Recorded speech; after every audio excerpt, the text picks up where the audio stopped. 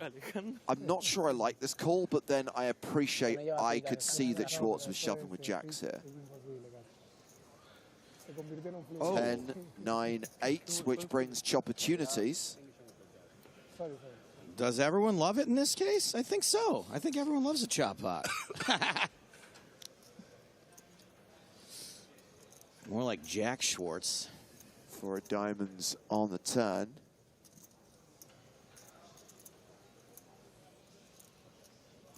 And a 10 on the river. So Jack's hold and Schwartz is good. Add 1 of each. Nice flop. Do you think it's... Jacks, you mean? See?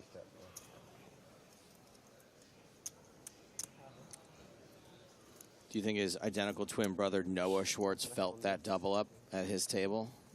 I'm sure they have a connection. Like I lost my whole roll, you know, like money. Sevens versus ace 10, and Nacho Barbero flops best. Top pair. Yeah, that's when the chest hurts. I'm loving Krug Bassa as the unknown quantity with a big stack on the bubble. Not a platinum pass player you can really push around right now. I think you can feel in your stomach all the bile or the acid. What do you think, James? Would you have folded jacks in that spot this close to the money? Lots of acid. Yeah. I don't know. Just got to feel it in the moment. I really don't know. Did I buy in or do I have a platinum pass? Ladies man in the chat saying, good fold, Jack. Well, yes and no. If he shoves, there's no chance ace 10's even going to get involved here at this close to the bubble. It's just not a thing, I don't think. I'm loving the note that I've been given on Quentin Krug Bassa. Yes. You leave your legacy that way. French spin and go player, won through the platinum grind. Is a self-confessed trash talker who loves winding up other players on Twitter, speaks good English, and has a very dry sense of humor. Well, then maybe he's wearing a Dennis Rodman jersey. Like, people don't really remember how good Michael Jordan. Like, people heard of him. Or if you want to go real deep for a trash talker, Bill Lambier. Yeah, especially in this game.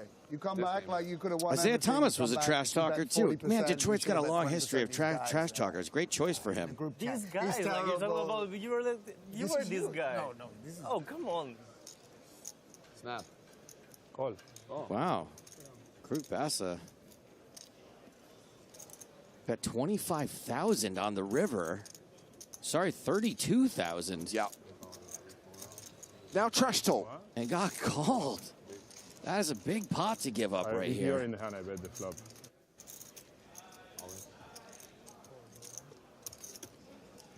We're 3 away from the money. You sure you don't care? How many diapers is that? This guy's great. What a setup here. Oh, wow. So Schwartz all in and at risk. Garignani considering the call with queens, and I kind of feel he has to.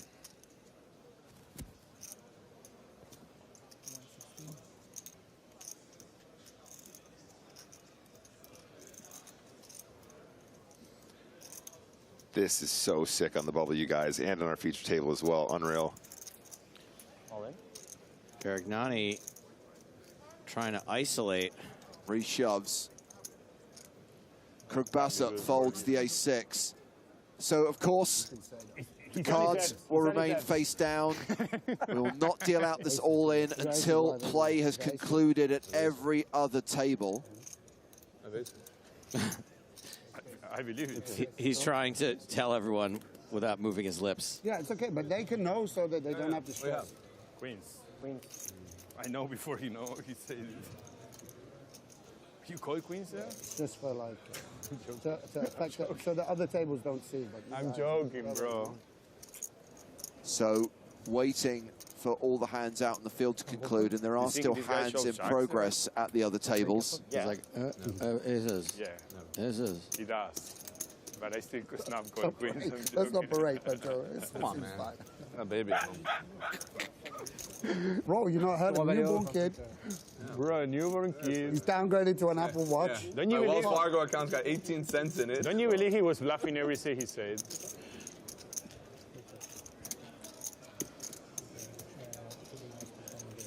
So, I know we're waiting for the other tables before we table the hands. But what does this mean if Schwartz gets unlucky? If he's out, we're down to 177. Correct. I had 2 times king. One away from the bubble. Yeah, you did. If that happens. Yeah, I got queens one time. I had deuces once.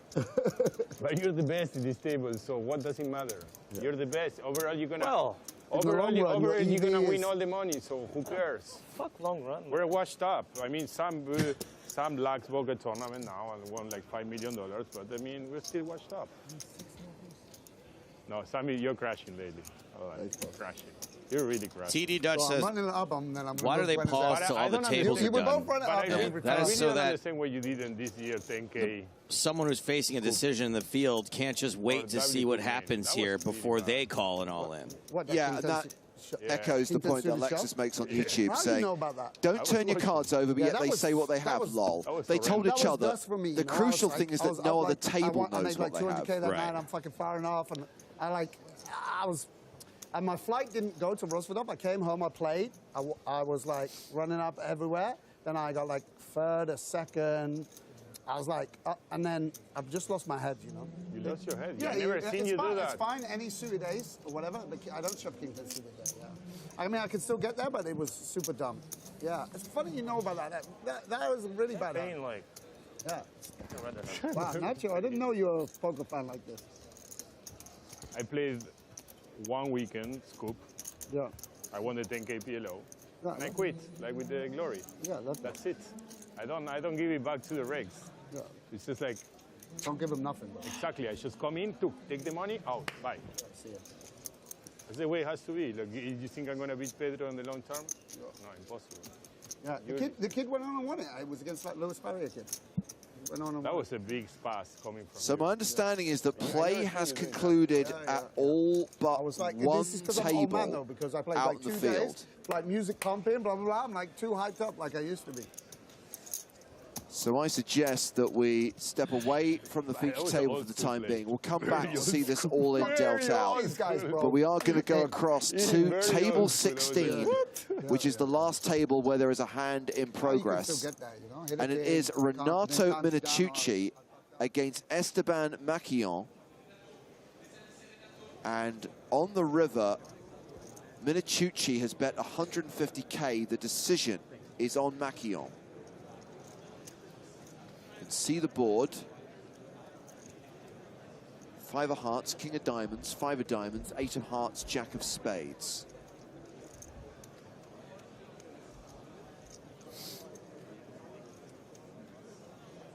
So we've got full house as possible. Yep. That's about it. No flush. Yep. No straight. Nope.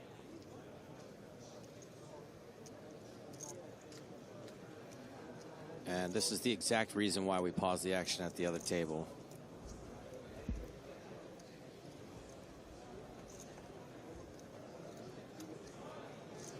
Renato Minicucci is a platinum pass winner. He is the player who has bet the 150,000. Esteban Maquillon is the player in the white hoodie who has a decision to make.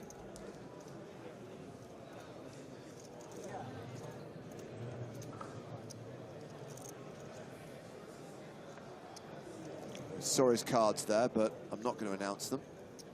I didn't see them. Based on what I saw, I think this will be a fold.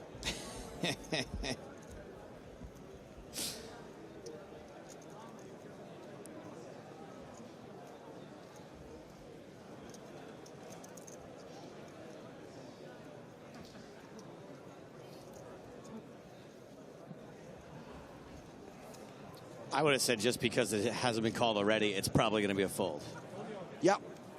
So play concludes at table 16 with Maquillon folding the river to Minicucci's bet. And that means we can now come back to the feature table and we can deal out the all-in. We have got Noah Schwartz at risk, but ahead, Schwartz with aces, Pedro Garignani with queens. Let's run it. Toby Stone on the steps, ready to come up to the main stage. He will announce to the room what is happening.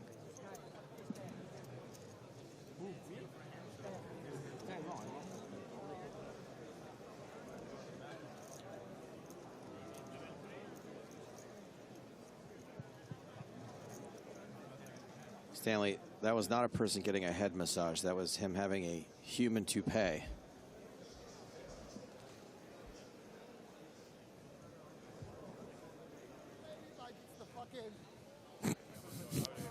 I mean, he's not even at the table and I can still hear Sam Grafton. You can always hear Sam if he's in the room. Dropping sometimes from 3 rooms away. F-bombs.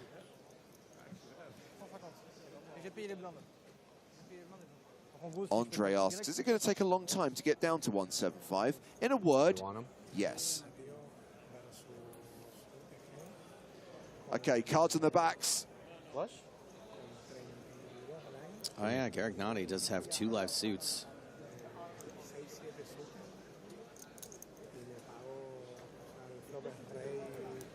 I guess Toby not announcing to the room, just as authorized the hand to be dealt out. Jack high flop, ace is looking good.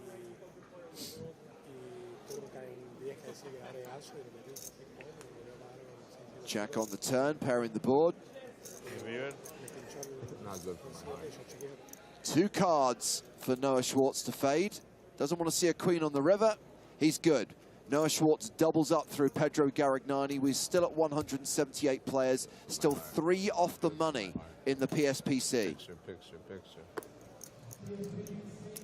That's a serious hold. I know he was a huge favorite, guys, 80% pre-flop, but you're still sweating those moments in a big way because, of course, tournament life at this stage, this close to the bubble, heartbreaking. Take a beat there.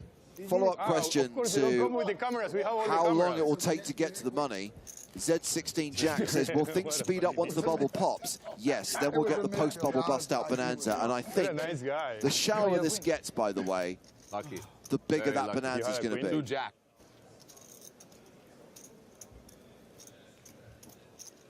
Barbero opens under the gun with kings. Sam Grafton, ace 3 of spades in the cutoff.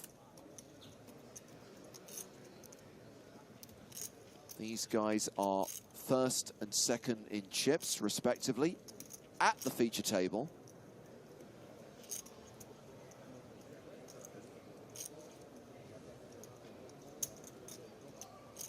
And Sam is going to 3-bet. Sam re-raises with the small suited ace, makes it 60,000. Lewis. You can't announce the chip leader from Poker News without spoiling something that's happened already in the future. That's an insta-ban, by the way, not a timeout, that's a ban. He gone. Really interested to see what the kings do here. I think probably conventionally you'd put in a 4-bet, but we're real close to the bubble, although these guys are omega deep, really. In the grand scheme of things, about 59 big blinds effective. I guess not mega deep, but obviously very deep for the stage of the tournament. Still might see it anyway. Kings obviously redonkulously strong. Also, the person who said until we get 30-second shot clocks, poker will continue to be unwatchable is banned. Because this is quite watchable, and we do have 30-second shot clocks. If this is 2 wrong statements in 1 sentence. Good enough for a ban. Yeah, we discussed yesterday the shot clock coming into play at the start of day 4 and all the reasons behind that. As we see Nacho Barbero put in another bet. Re-raises once again. A 4-bet to 160,000.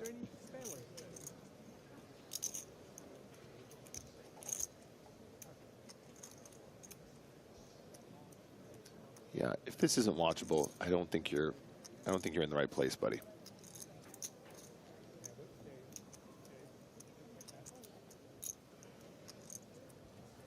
How much do you have exactly? You have me covered?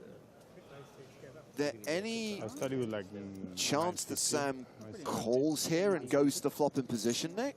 I'm not sure about that. I think this is a one and done scenario. Although I think No. I was going to be cheeky and say a 5-bet bluff. Oh.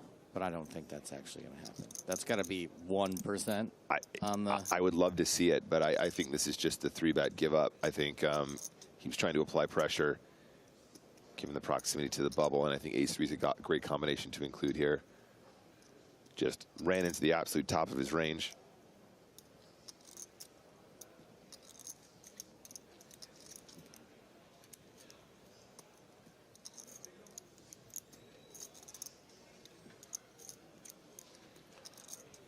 $360. Oh, he's done it. 5-bet with ace-3, 360,000. Barbero sitting there with the kings. This is unbelievable. I love Sam so much. I know he's running into kings here, guys, but kid's got heart, man. 5-bet bluff. This is such an unnecessary clash. 2 big stacks on the bubble. Kid's got alligator blood. A shove from Nacho Barbero and a snap call from Sam. Oh, what? You're a snap fold.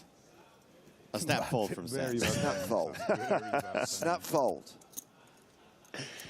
Oh, man. Can you imagine if he has queens there? He might actually get the fold. Very bad timing. Boken opened to 25,000. And Cowan has raised to around 200K. And looks like the action is back on Noah.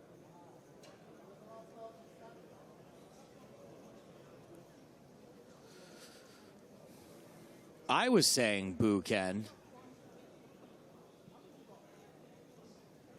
I don't think that is a raise to 200,000. That triangle, I think, is in play. I think that Cowan has shoved on Noah. Yeah, and just the green chips are out in front, I think. Correct. Yeah.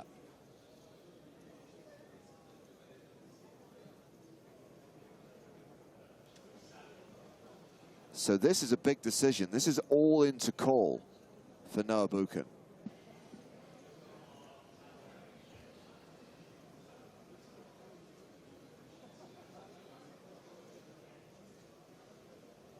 Noah hates this spot.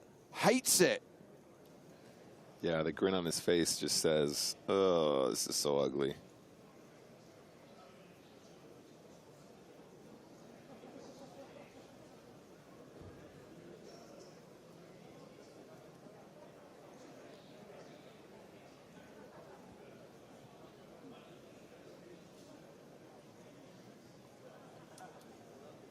Noah folds queens. Wow. Face up. Hachi machi. And Cowan shows nothing. Wait, what?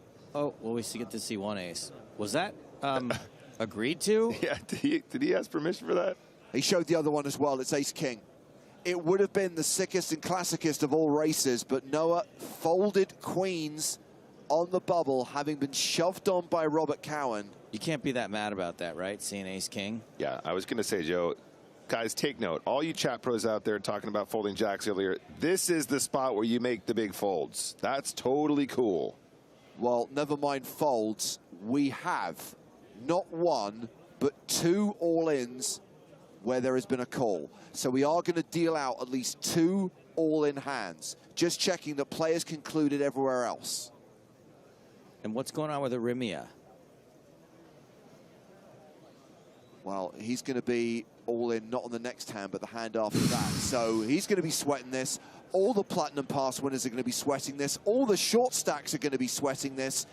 It is Maurizio Pais, who we saw make a deep run in the PCA main event, who is all in here against Omar Del Pino.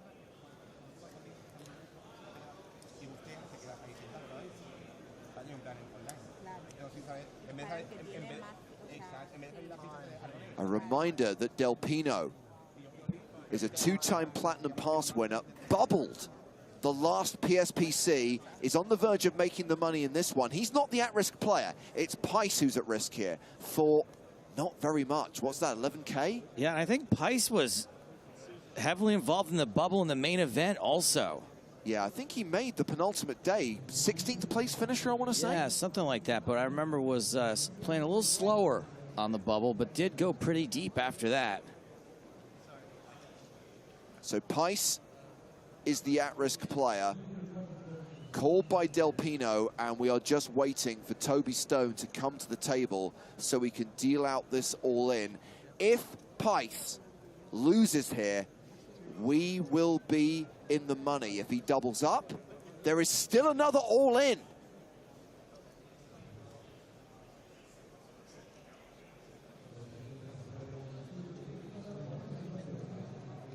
Who else is thinking, I'm sexy and I know it? Well, Lamafau. Lamafau.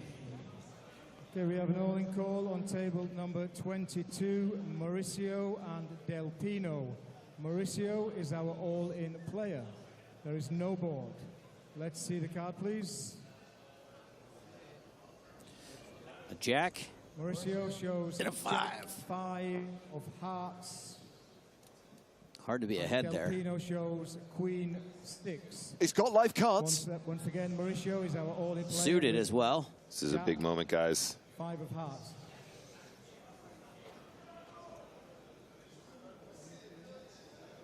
If Jack 5 doesn't connect, if Jack 5 doesn't hit, the bubble bursts.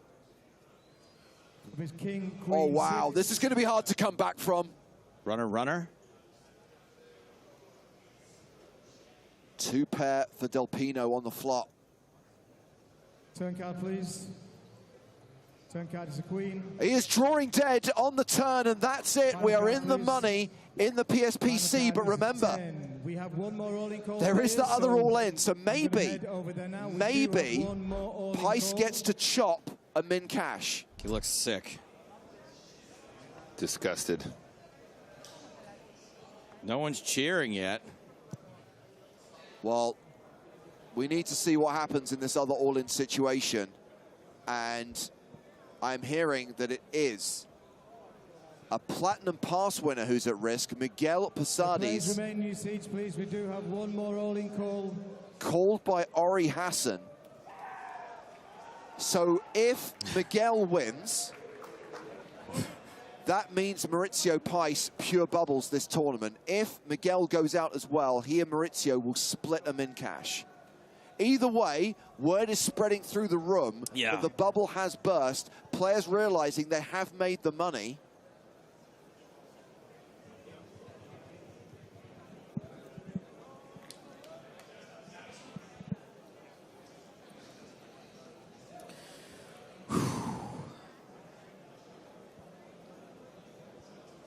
So this hand's just a bit of a formality now before the real celebration can begin. Semi-free rolling here, I guess, if you're the short stack. It's getting that run good massage.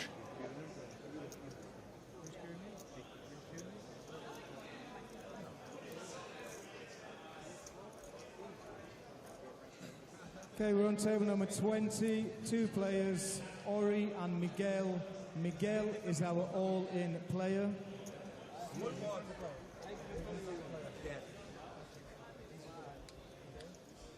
Ori has 3-4. Miguel has King 4 of clubs. Once again, Go Miguel. Is our all-in player.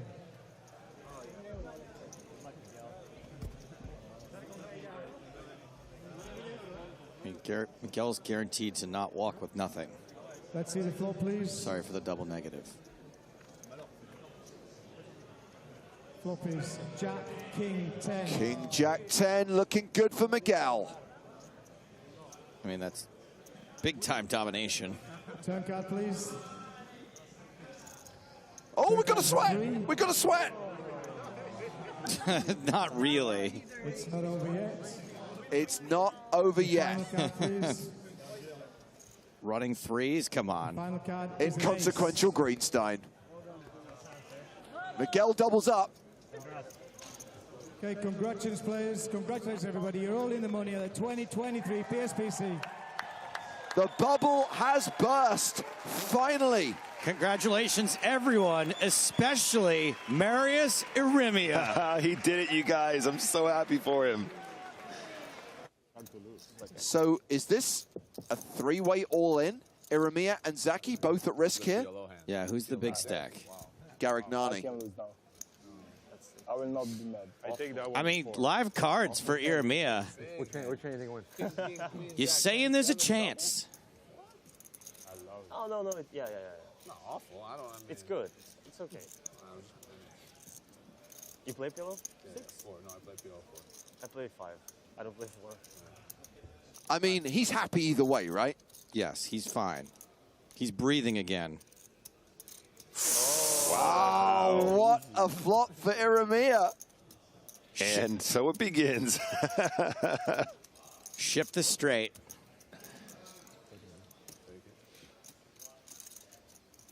Four, 5, 6. Yeah, that's good. That's a straight draw. Ooh. Queen on the turn gives Garignani the advantage. Zaki knows he's drawing dead. Oh, I thought it was 3 clubs. Good luck there. Iramia still open-ended. Oh, thank you. But the jack on the river Have a great one, buddy. Bye. ends proceedings for 2 players. Zaki cashes out, Iramia cashes out.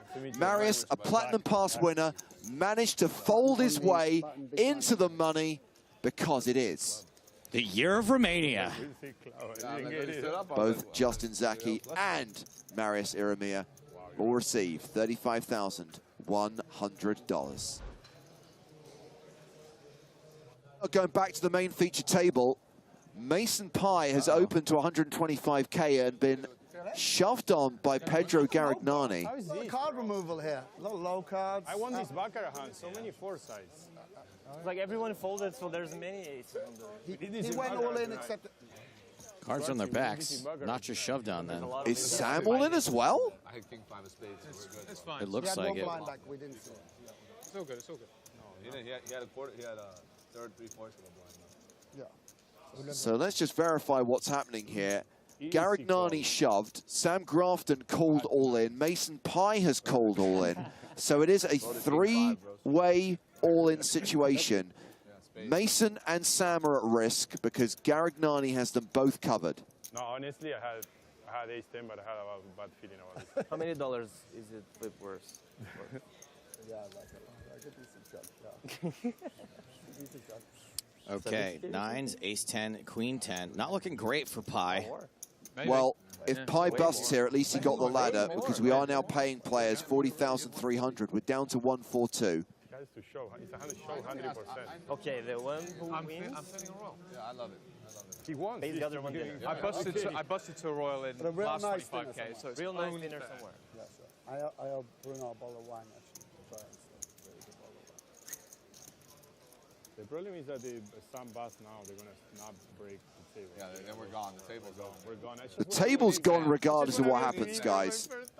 We do normally change the feature table at the midway point through the day. We have reached a reset point, as it were. No, don't do that. No, Like he always on the feature table. Imagine feeling like him every day. 9 hearts still card. Oh, it's a good start. King, deuce on the flop. 9s are holding. The jack of clubs. 2 is diamonds, live. 4 of clubs. That? You see where I caught that hand with that kid in? Calling for cards when he's ahead. Unbelievable. It's going to be on the river. 2 with diamonds. Looking good for Sam. Not looking so good for Mason Pie, who's drawing incredibly thin here. Hand of spades. Come on, Pie Face. The river is a 4, so Sam gets a near triple up, and Mason Pie is eliminated from the PSPC. You play great. You put it on a You play good, man. You play good. I mean, How can I dust off so much 4-betting wrong sides and then just fucking run it up again? It's not fair, is it? Very nice run for Mason. Yeah, well played, buddy. GG. Mason Pie eliminated $40,300 US going straight into his account. GG, bon chance.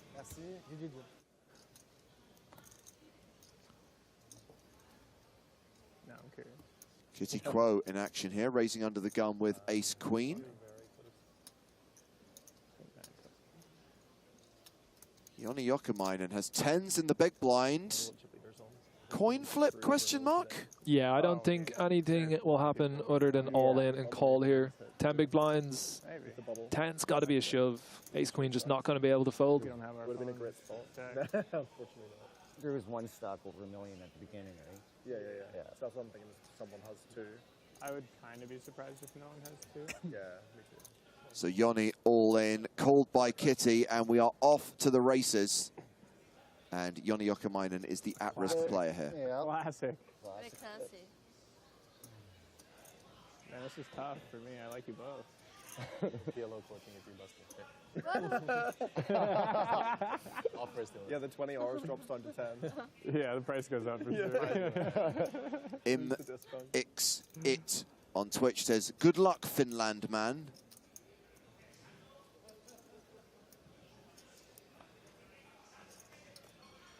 He's the player at risk, but he has flopped a set. However, Kitty's flopped a gut shot. Very easy. Trying to will that board pair, huh? Still 4 cards that Yoni Jokamainen has to fade. Spade's not a factor.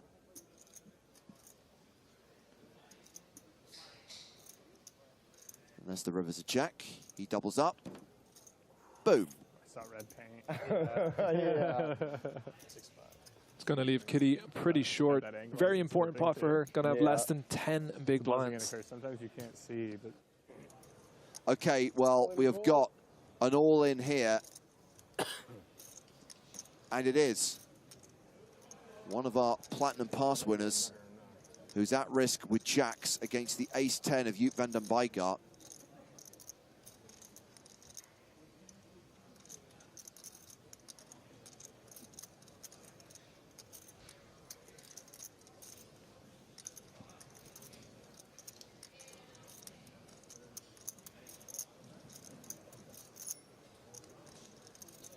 Ricardo de la Rosa.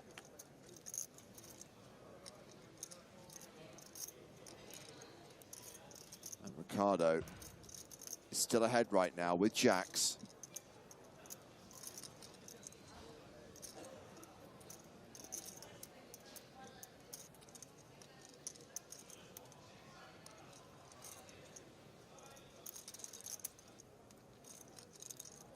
Looking good for the double up, unless Barry Greenstein makes an unwelcome appearance at this table. Too little too late for Joop van den Boogaard.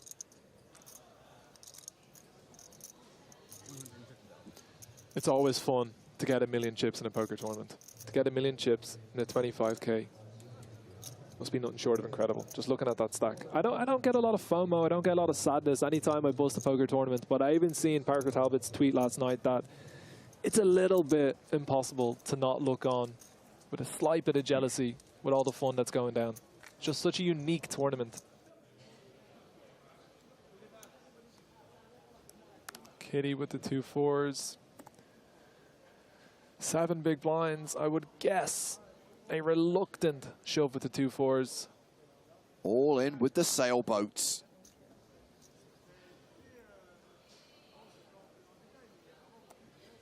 Let's see if anyone has a calling hand. Tom Parsons has jacks on the button.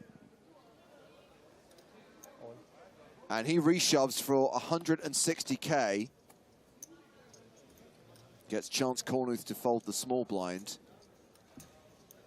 Big blind is out as well, so on their backs. I know you said you were rooting for Kitty in her next all-in, but like, you've helped me once. An absolute massive moment for Tom. And of course, Kitty all in with the 4s herself. Yeah, she's the at-risk player here, and she is behind.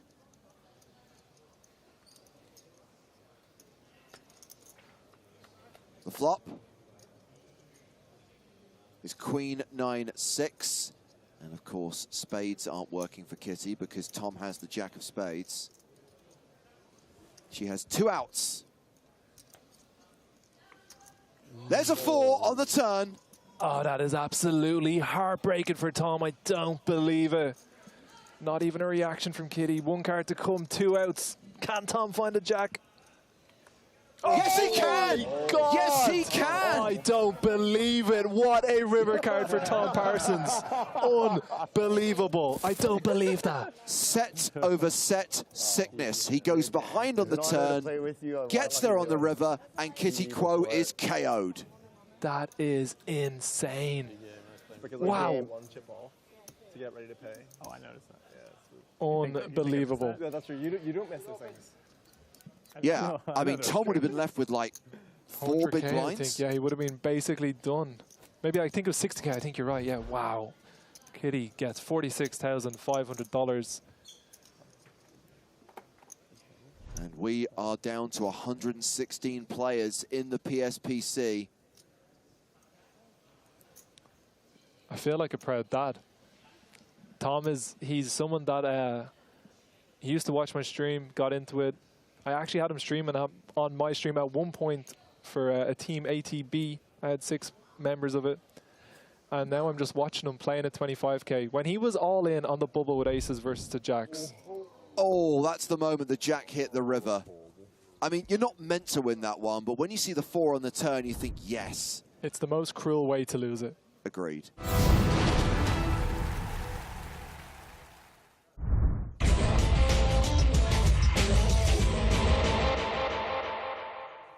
There's already not enough bickering in this hand. I hope something super dirty happens so they'll start flirting again.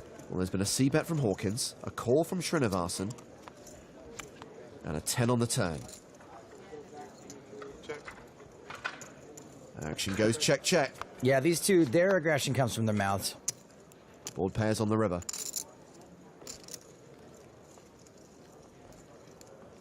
Srinivasan bets 110,000. Check, call, check. Oh boy, here we go. You played this hand real good, dude. Really, really good. Only thing I can hope for is I can hope that you have queens or kings or jacks. I can beat all 3 of those hands. Can't beat any aces. Sounds like a man is about to call. There's the call. Hawkins has an ace. Srinivasan has a boat. Oh my God. Didn't believe me, huh? What part? When I bet the flop. Can't just fold. It's really going to stick in Maurice's craw that Sham caught it on the turn. That was the gin card on the turn, wasn't it? Yes, gin. Great idea. Bring some. I don't think you can fold. Trying to give me chips. It's true. It's Hawkins versus Srinivasan again. Sham's opened with King Jack and been 3-bet by Maurice, who has aces. Oh boy, here we go. I'm turned up. Still a few players to act before the action's back on Sham. Uwe Ritter folds. Maya Roker's out. Jim Colopy has a decision with 10s in the big blind. He is stuck in the middle right now. With all the bebop and Scott and Hawkins does, I don't know how you take a 3-bet from him seriously. Well, with the benefit of whole card information, I'm going to say good fold. Sweet fold, dude. Now the decision's on Sham. Pretty standard fold, but it is against his arch nemesis. I'll show 2. 2. It's 2 good. 1 + 1. You went pausing there for a moment like you was about to jump off that ledge. I'm messing with you. All right. Apologies. I'm sorry. No, I was kind of serious, but I'm not really sure what's happening. Nor am I, and nor is he. I picked up aces. This is over a I look. I thought I was getting 4-bet for sure. It's hawk time, baby. Yeah, I thought Hawk time. I was getting 4-bet for sure. That guy must really like hawks. I want to sit back, sip on a Coca-Cola, call it a night. It's day 5, baby. Let's go. Pound time. Oh, what's Maurice drawing to? Like a straight flush? Good luck. Ventura bets the flop, 50,000. Quick call from Maurice. Super quick.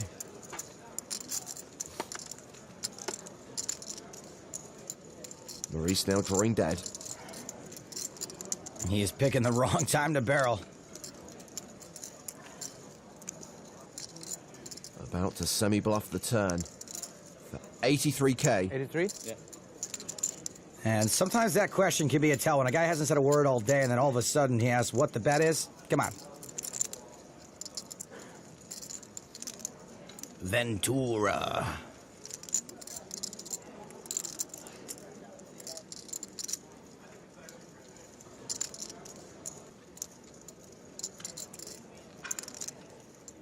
He calls. Looks like he's going to go for the river raise. It's a spade. Maurice Rivers a no good flush. And doesn't bet. Interesting. He might look brilliant if he manages to not check raise. But I'm not sure why you'd barrel the turn if you're not going to value bet when you hit your card on the river. 404,000 in the middle. For Maurice's sake, I really hope he's not banking on a check raise. Ventura bets 225,000, called by Hawkins. The one chip call. Ace-4. He saved himself a lot playing it that way. Oh my God. Oh my God.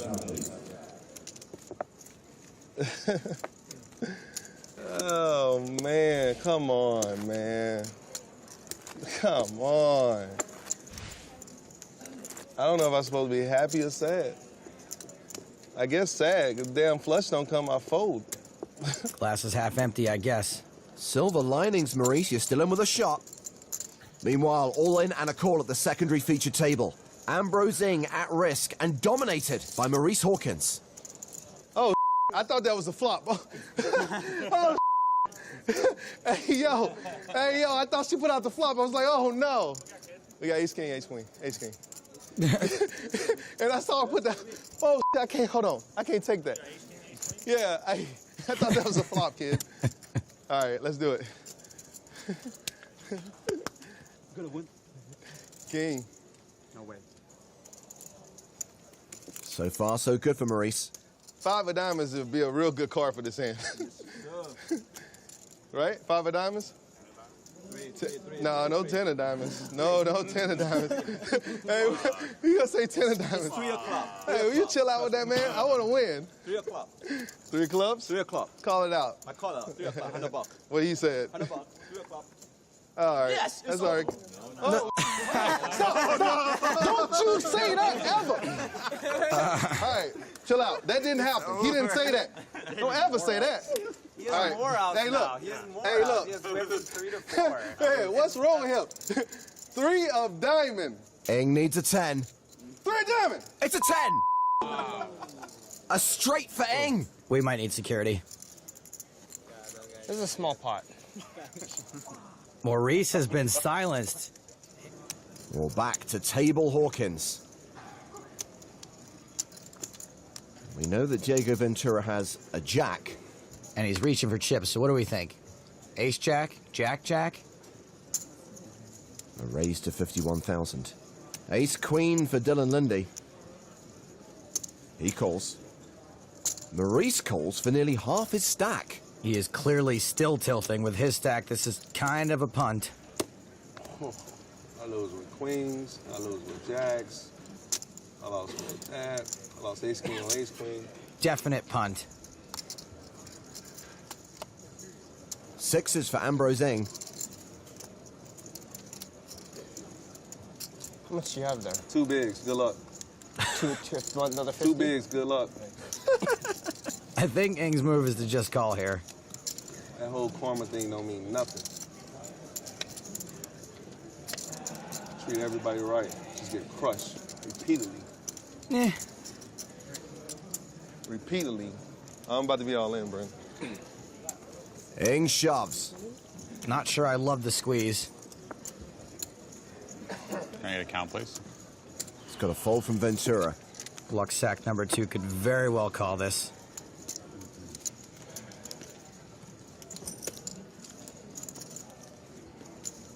He came up, said it's over. I mean, what keep these low-rate people away from you, dog.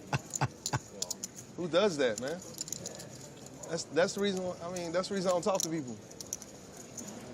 Biggest spot of my life, he says it's over.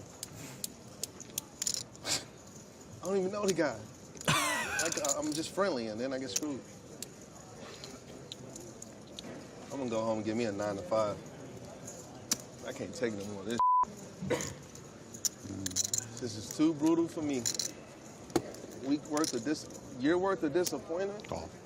Lindy calls. That might have been the coolest story, bro, of all time. So 2 players at risk here.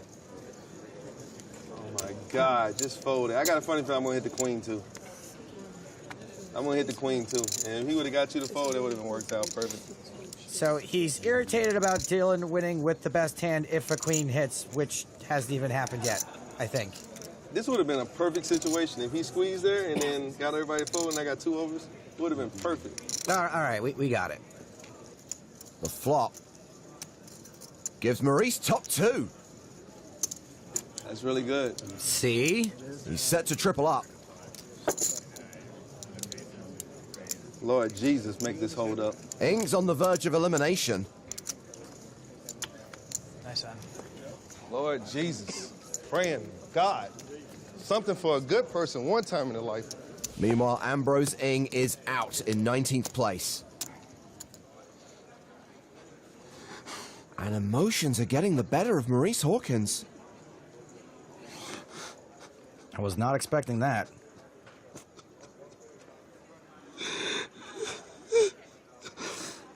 He's raised the button with ace deuce. Action's now on Nicholas Hambitzer, who's got king 10 suited in the small blind. Doesn't look like he's planning on folding.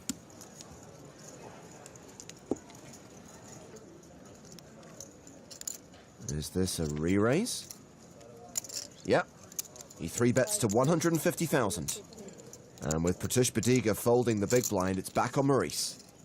Like the band Fish in church, this would be a bad spot to jam. Hambitzer is pretty much committed to calling, and ace-deuce is doing pretty poorly against a 3-bet calling range.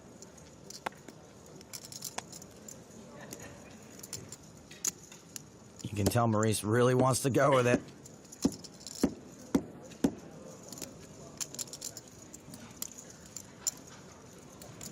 Is it go time, dog? Is it go time? We'll see. You like the Dolphins? I don't know the Dolphins. I can ask him if you like the Dolphins. It's not against the rules. You like the Dolphins? You don't like the Dolphins? How you interrupt our conversation? We were having a conversation about the Dolphins. All right, you can talk. It's not against the rule to talk about the Dolphins. Do you like the Dolphins? That's all I want to know. You can't say yes or no to the Dolphins. You got serious now all of a sudden. All right, I fold. He just scared the hell out of me with that. I show one, you show one? I fold. Hambitzer. I like the Dolphins. Owned. I don't know how to take that. Nah, I'm sure you'll figure it out, and then tell us all about it. At the other table, Badiga has raised, Ventura has 3-bet. Now, Maurice Hawkins is facing a decision for all his chips. So many, hold on.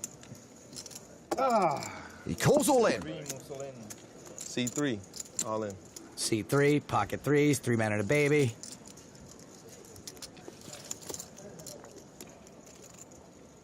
Action back on Pratush. He ain't folding.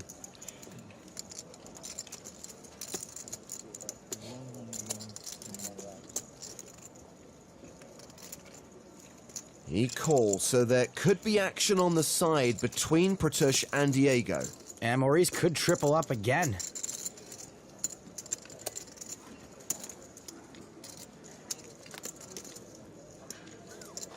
Highly unlikely because it's an ace-high flop.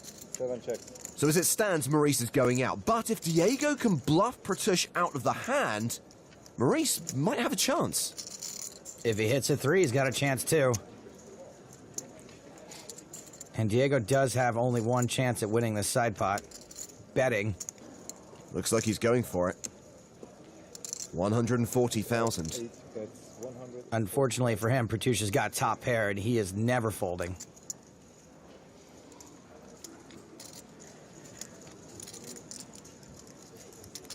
Maurice really shouldn't be standing up. It could influence the action.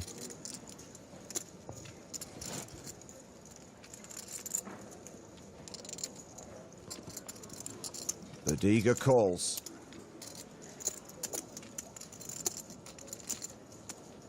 turn card is another 7. Ventura is now drawing dead. 7-6. Action goes check, check. And that could be the end for Hawkins. It is the end for Maurice. He's going out here. And check, check takes us to showdown. Why you bluff him out the pot? Let me win. You tried. He tried, right? He didn't try his biggest effort though. It would be nice if he did shit. Big game. Big game. Yeah, it's been fun. I'll see your boys in another lifetime.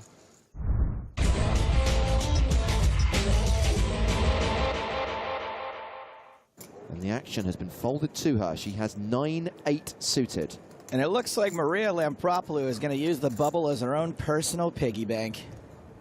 That is a raise to 7,500. Apologies to any vegans out there.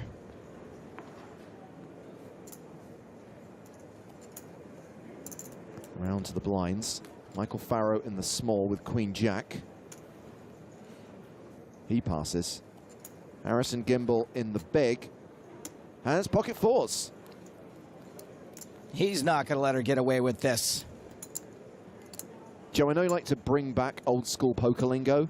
Gimbel's got the sailboats. Oh man, that's from before there were motors and boats. He defends, heads up to the flop, which gives Maria an open-ended straight draw. Gimbel has checked to her.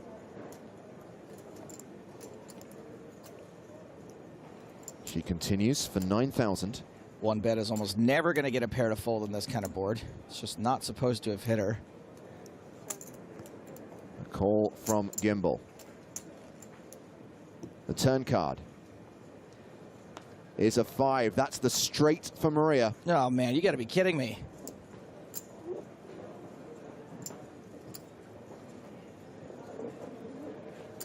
The worst part is that Gimbel's up and down now too. Second barrel, 24,000.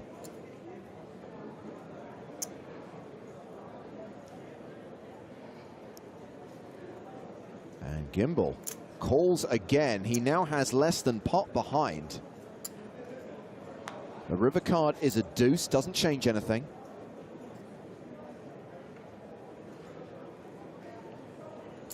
Gimbel checks for a third time.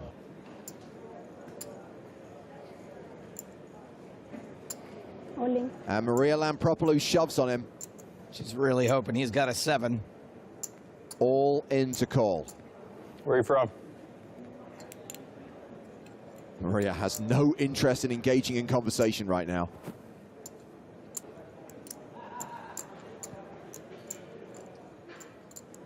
He calls, he is out.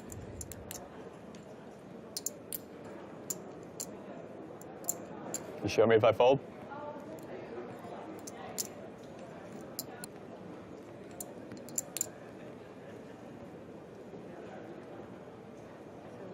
That's it. He lets it go. If I show you, you show me? You will see. Oh, like on TV? All right. And now you know, Harrison. You're welcome. Main event players, thank you for waiting. Please take your seats. We're now ready to start the hand-for-hand process. So dealers, please, may you deal one hand now. One hand, please. This is the sound of one-hand dealing. Blind still 2-4. Action at the main feature table will be on Clement Tarmakov.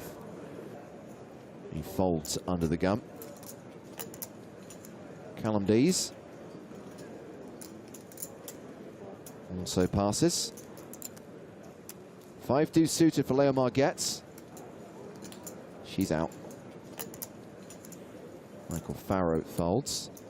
Queen 9 in the cutoff for Harrison Gimbel. And the 2010 PCA main event winner raises to 8,000. Wow, he's going for it. 10-8 suited for Kevin McPhee, who's one of the short stacks. Clock. Just kidding. He folds.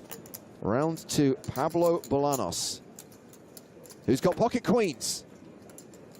These are two very similar stacks. Bolanos, the effective stack with 14 bigs behind. He could conceivably fold his way into the money. Well, we know he's not expecting Gimbal to be raised folding very often. Don't look out there. No one's going to save you. I mean, they might, but you won't know about it. If another player loses, so the player with the least chips bubbles. If you're on separate tables, you split it. If you're on the same table, the one with the smaller chips. So if two people are eliminated the same hand on the same table, then the smaller stack is 0. But if it's different tables, you split. Okay. That's what he said at the beginning. I'm pretty sure that's right. Yeah. That is correct. Guys got lucky. He folds the queens.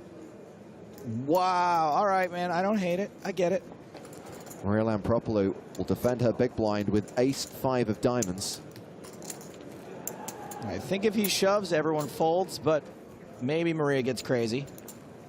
It's an ace-high flop. Bolanos is going to like the looks of that. Gimbal with queen high continues for 10K. And Maria calls as a 92% favorite. The turn. Sees Gimbal pair his 9 and pick up a flush draw. Pretty big for him. Maria checks. He checks behind. Takes a free card. King of diamonds, he bricks the river. Total whiff. Check, check. Takes the showdown value with the 9s. They are no good. Pablo's back. Wow. Folded queens there. What? Folded queens. It's one thing to fold queens on the bubble. It's another to tell everyone that you're doing that. Meanwhile, Maria Lampropoulou wins another hand. Action folded to Maria Lampropoulou, who has been a big stack bully throughout. And she's keeping up the aggression, raising with 3-2. Tarmakov is in, though, with 7s on the button. Callum Dees with pocket 4s in the small blind. We got people folding queens up in this piece. We can't have you get involved with 4s. Yeah, he lets it go. And Leo Margetts folds the big blind, heads up to the flop. Is this going to be the hand where somebody finally stands up to this monster? 10-8-6. Tarmakov, a 98% favorite with 7s. Maria checks. Tarmakov checks behind. Board pairs on the turn. Maria is now drawing dead. And here comes a delayed continuation bet. She is a maniac. Near enough full pot, 28,000. Well, this doesn't really change the board very much. 6 on the turn. Goodbye. Tarmakov lets it go. Oh, man. Oh, man. Maria Lampropoulou wins yet another pot at the feature table. Back to the main feature table where the action's on Harrison Gimbal.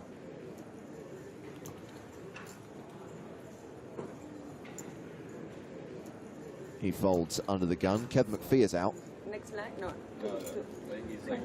And here comes Maria Lampropoulou, raising from the hijack with King Deuce. Unbelievable. Well, it's actually pretty believable. She's been doing it for a while. Round to Leo Margetts. She folds the small blind. Michael Farrow is in the big blind. He has queens. Surely this is going to be the one where she gets got.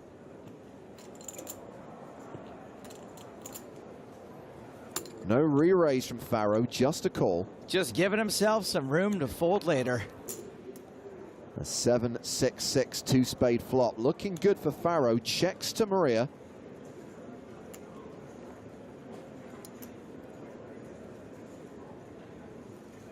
A continuation bet of 9,000.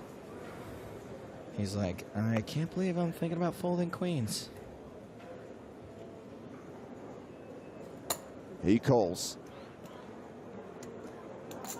The turn card is the 10 of spades. Maria picks up a flush draw. I do not expect her to stop betting anytime soon. I think she's probably still firing on the brakes.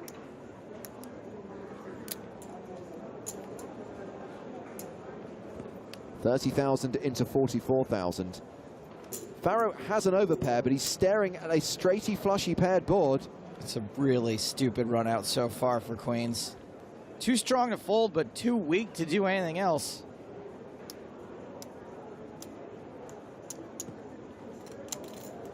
There's the call, this hand going to the river. Which is the ace of hearts. Oh, no. We can see that Faro is 100%, but trust me, he hates this board. And he's going to hate this. Maria has just shoved on him. It's all into call. This girl is such a maniac, she could have an entire horror movie franchise.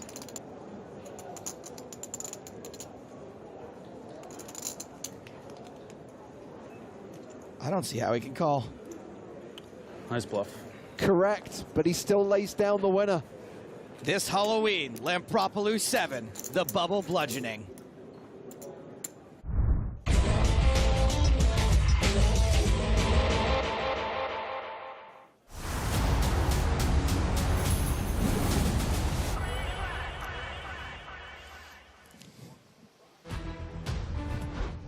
I know I'm not supposed to love the line that I just did there, Lampropoulos 7, the bubble bludgeoning, but I'm proud of it. Welcome back to the PokerStars Players No Limit Hold'em Championship at the PokerStars Caribbean Adventure, live from Baha Mar in the Bahamas. Joe Stapleton, Scott Baumstein.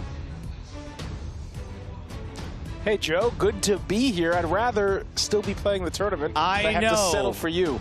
We'll talk about that in a second. Those were the overall chip counts. Here comes the feature table chip counts.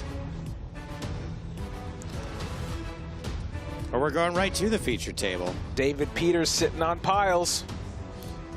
David Peters with another D. Peters with another D. Peter. That's what I like to say. But not piles, though. Just 3 big blinds for David Peters. Here's our second feature tables chip counts. Joop van de Bijgaard, that's the name that stands out to me the most. An EPT reg has been a lot. I wouldn't even say reg. One of the blasts from the past that have shown up here. Old school Dutch players. I think he was part of Team PokerStars for a while there. I remember him from years ago. Good to see him back here and up at the top of the chip counts.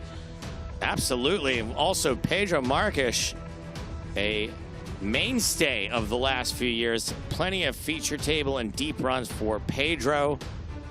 Tony Tran, becoming a bit of a legend in his own right. In his own mind or his own right? In his own right on the American circuit. Very, very good. Tommy Wynn also at this table. Lucas Rocha. Philippe Pizzari, the chip leader. John Kirpin, seems like there might be a vowel missing from that name, but there's certainly some chips missing from that stack. That is the shortest stack at the table at 14 big blinds. Here are the feature table chip stacks. Omar Del Pino. What? Hold on, that's not an Enye. It's not a Pino, it's a Pinot. Platinum Pass holder, 78 big blinds. We did mention David Peters with heaps. That was sarcasm. David Peters pretty short in this event. Oscar Gironella and Jerome Moreau, Platinum Pass holders, and Jerome is a dealer, a poker dealer who won a Platinum Pass to this event and is really sort of the people's champion at the moment. How cool would it be if it can't be you, Scott Baumstein? How about a dealer winning the PSPC? Absolutely. Give a shout out to the staff, French dealer at that. European dealers definitely know what they're doing with that whole face down deal the cards thing, and they got to bring that to the States. What's pretty cool is the European dealers all have their own distinct style. They don't all deal that way, but they run a tight ship, the European dealers. They're like American dealers, but, you know, fancy. Like American dealers, but, you know, just better. No offense to any American dealers that you may know. We are deep into the money at this point.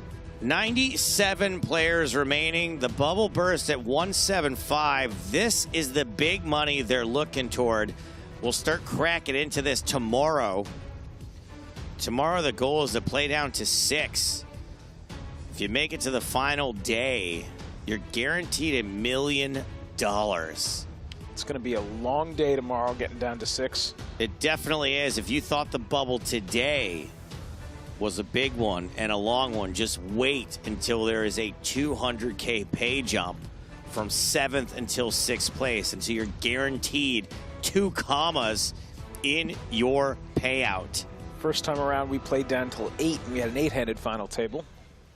Yeah, now what we realize is sometimes an 8-handed final table is tough to do in a single day. It can be a very long day. So we try to play down to 6 now and make sure that the 6-handed final table finishes in a reasonable amount of time, because the last thing you want to do is have a winner take it down and win $4.2 million at 5 o'clock in the morning. Nobody's watching. Nobody's hanging out. There's like a guy in the back room with a vacuum. It'll be morning in London when Exactly. a lot of your base is watching live. So we try to play down to 6 and then go from 6 to the winner on the final day henceforward. Can't skip over Kenny Hilaire. Thank you very much. Also Yes. on our feature table over here. Another EPT reg, former dealer and floor staff himself, I believe. He's a tournament director. TD, but a lot of them started off as dealers. Who knows? But for sure was a TD. Yeah, former tournament director as well as main event final tableist. World Series of Poker, main event final tableist. Absolutely. We try to specify because there's a lot of main events out there, but. Action back underway. Joe Stapleton, Scott Baumstein, blinds 10,000, 20,000 with a 20,000 big blind ante. Twitch in the house, YouTube in the house. If you're watching on Twitch, write YouTube in the chat. If you're watching on YouTube, write Twitch in the chat. So we're at this final table now. The stacks are varying in size from 3 to 76 big blinds, but the second biggest stack being 52 big blinds. But a lot of short stacks, a 3 big blind stack, an 8 big blind stack, a couple in the 20-ish big blind ranges, which means it's playing pretty shallow. So we're going to see, a lot of these pre-flop kind of poker right now. Some flips, probably. Yeah, some flips and some 3-bets. There isn't so much depth to them to be getting into complicated river spots, for example, right now. You don't mean personally, right? There's plenty of depth personally to these people. Not a lot of depth to the chip stacks. We're not trying to make a statement on how deep these... Speaking of deep heaters, on another deep heater. And Deep Peter starts the hand with 3 big blinds, ace-9 suited. The raise from Gong. We are very close to a pay jump. Thank you, Hayden. I think that's why we don't see Deep Peter's cards there. So little guess is because we're close to a pay jump. And I don't believe he had a hand worth playing. Probably not. He's not going to mess with us that much. Gong. Man, I wish my last name was also a noise. Gong, ding. Ping.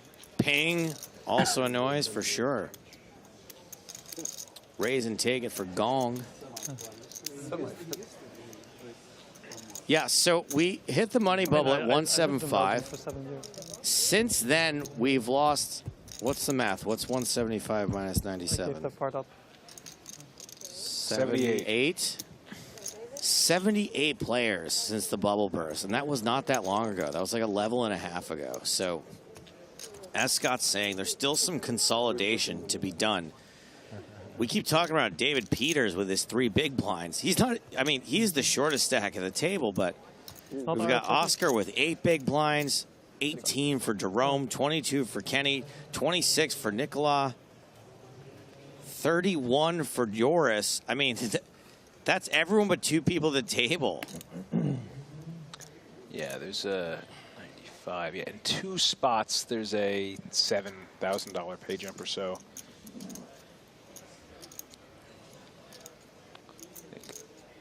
And yeah, he's going to play this one.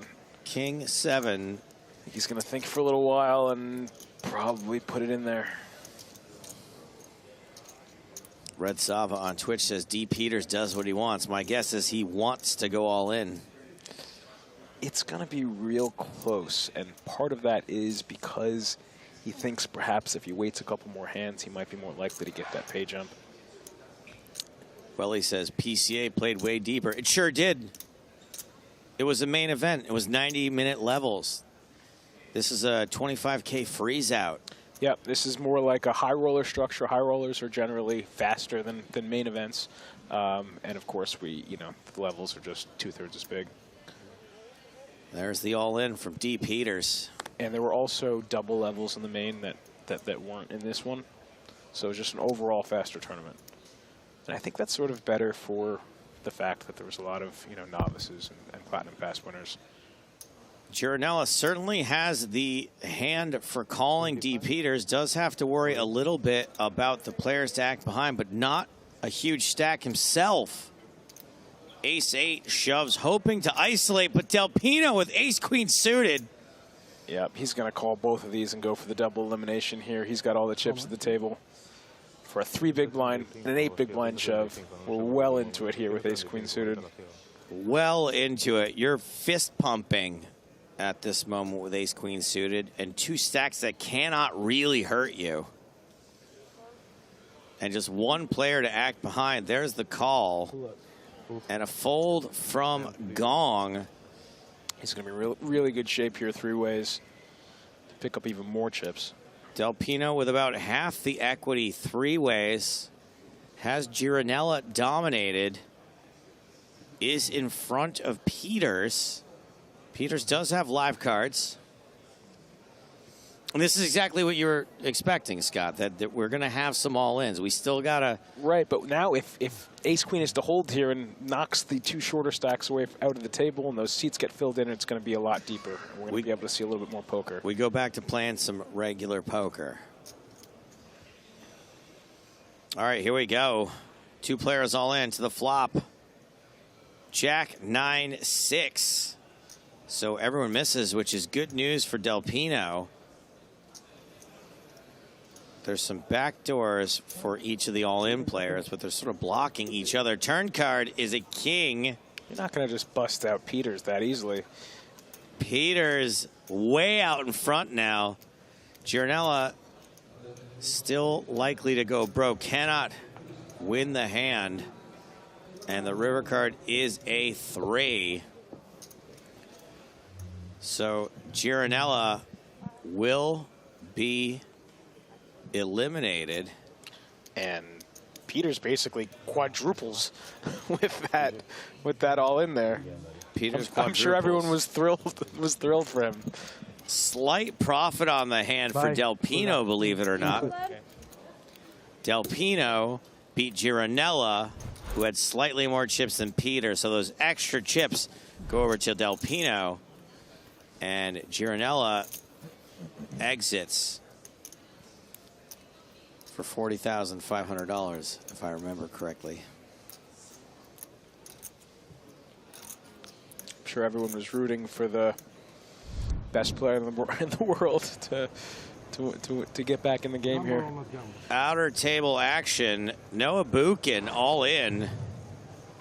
Renato Minicucci with a little speech and then eventually makes the call despite having Buchan well covered. Kings for Buchan, ace 10 for Minicucci. Buchan the favorite, queen high flop. Queen deuce 5, 2 hearts turn card. 9 of hearts. River card. 4 of diamonds. That's a double up for Buchan. Buchan.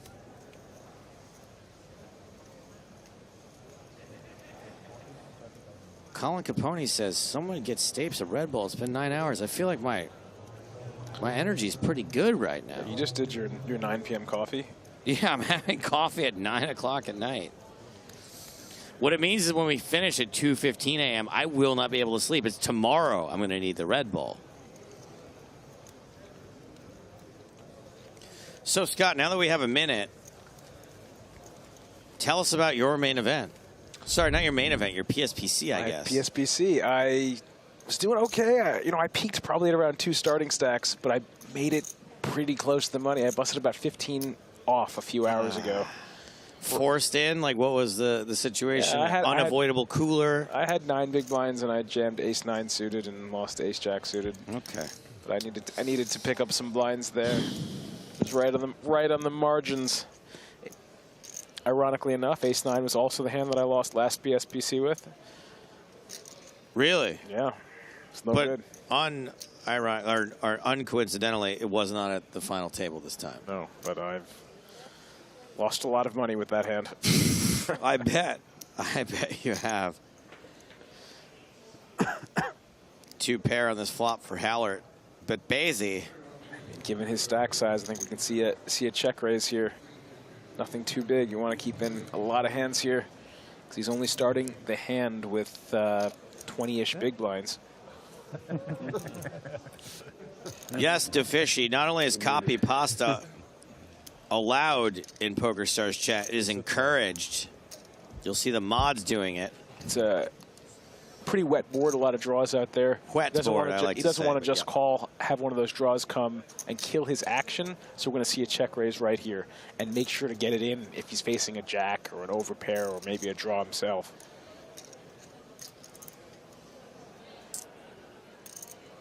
Went pretty big. 4x the bet. If you went smaller, I think ace-queen can continue. Certainly beating all of Kenny's possible draws that he could have. But for this sizing, it's going to be a little dicey here with ace-queen of diamonds. You do want ace-queen to stay in here, right? So maybe, in general, this raise is a little too big? Well, I guess not. If he's getting ace-queen to call. Wow, never mind. Jeez, excuse me. Some smaller sizings there. I assumed that ace-queen of diamonds was going to fold. That is not a good card for the ace-queen. So a lot of the draws now hit there. A lot of the straight draws that he could have had, like 8-9 made a straight, 9 or 9-8 or 10-8 or 10-9 made a pair of tens. His ace-queen really isn't beating much anymore.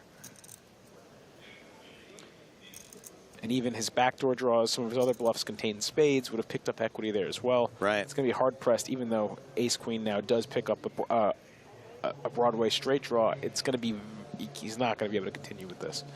I mean, that's one of the oldest pieces of poker advice on the books. Don't draw to any inside straights. And ace-queen lays it down. But we are going to use those inside straights as our bluff hands in Kenny's position. He could have had 10-8 or 10-9. You don't really want to be calling with inside straights. You want to use those as your check raises, as your bluffs.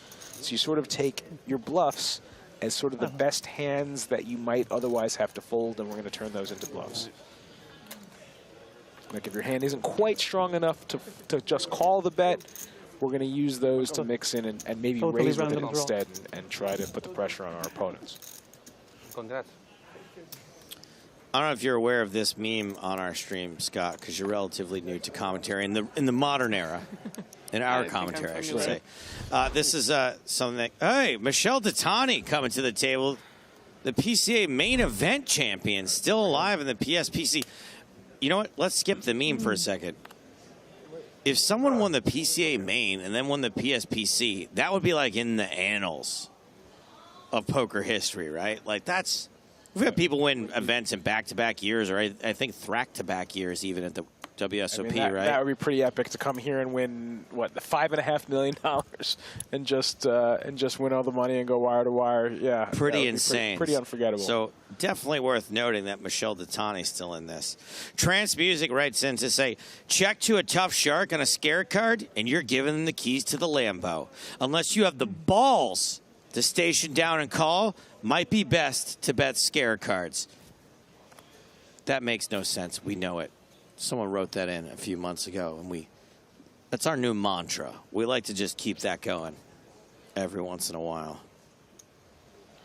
We have D. Peters going for it for 13 big blinds under the gun with Jack-10 suited.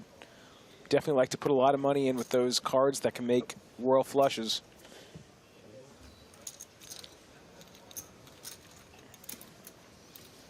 And D. Peters gets that one through.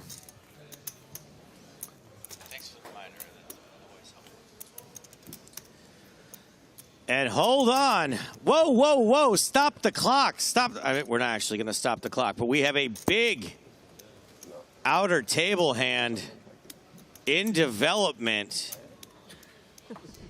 We've got Franco Spitali against Fedor Holtz. Franco is a Platinum Pass winner. This was a 3-bet pot pre-flop, and Fedor is betting what looks like 425. Looks like just on a enough river. To put them all in here. It's very close stacks. Yeah, you're right about that, Scott. Spitali shoves. It's a 4-card board. Why do I have a hard time counting 4 and 5? You went through that too, right? Spitali shoves, but it's not for much more.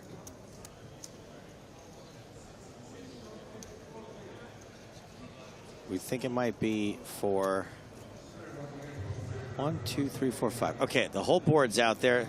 Fedor calls. Spitali shows aces. Fedor has 9, 7 for trip 7s, and that's it for Spitali. Platinum Pass holder Franco Spitali says vale, which is Latin for goodbye. Read a book. Fedor's up to 1.75 million now. We're down to 90 players, and there's a lot of monsters still left in the field. Frankenstein, Dracula, Wolfman, all still alive.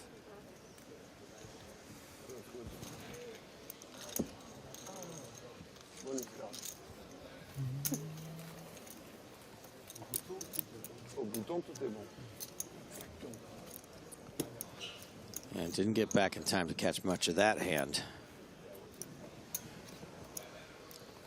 Getting word from Hayden I don't have a nickname for Hayden yet. Hayden the Graydon? Hayden the... Hold on. Hayden is waiting. He's yelling no from the background. Sam Grafton was a top 10 stack coming back from break. Good to know. You don't like Hayden has weighed in. No, he's still yelling no. It might not get better than that, he says, along with Chance Cornuth and Daniel DeVoris.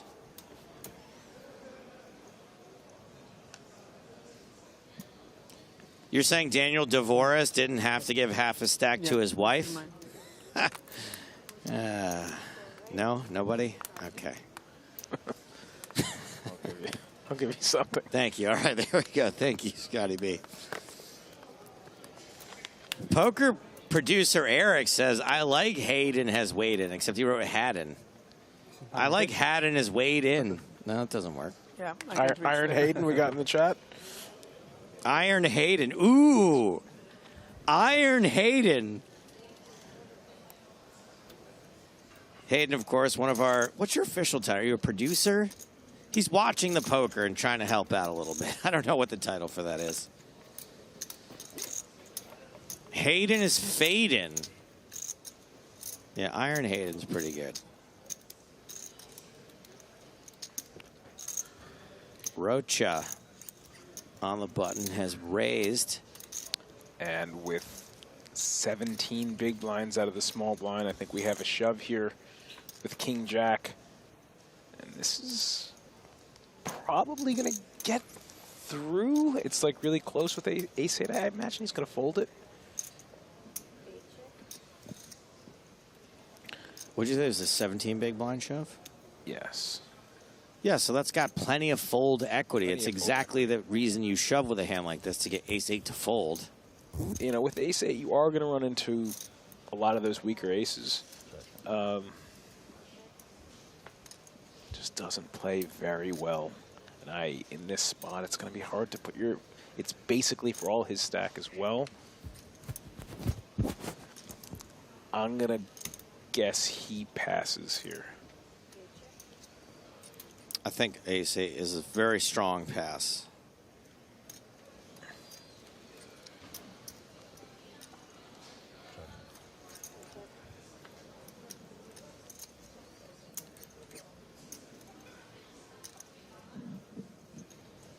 You guys like that one? You like that? This would be a pretty loosey-goosey call with ace-8 off. It's the kind of hand you might be calling off with in some other tournaments and some other spots. You know, maybe earlier on in some other thing. But I just don't see it here in the money in this 25K. I think he's going to think for a little while and think better of it. Have we hit that new pay jump yet? We have. We have, okay. Yeah. So we're not pay jump tanking here. I think he's folding.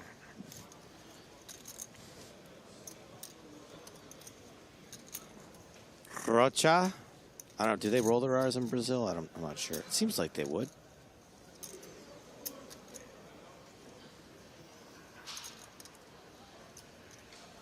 Win, trying to give off nothing. It's hard to stare at that spot on the table. What do you do, Scott?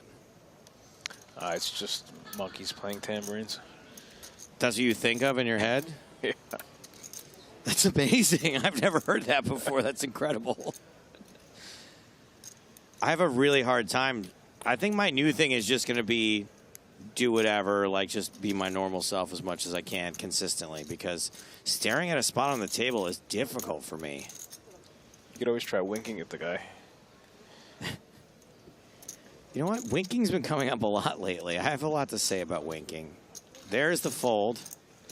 But yeah, I mean, I think that's pretty much right on the borderline. I think we probably are calling with ace-9 there.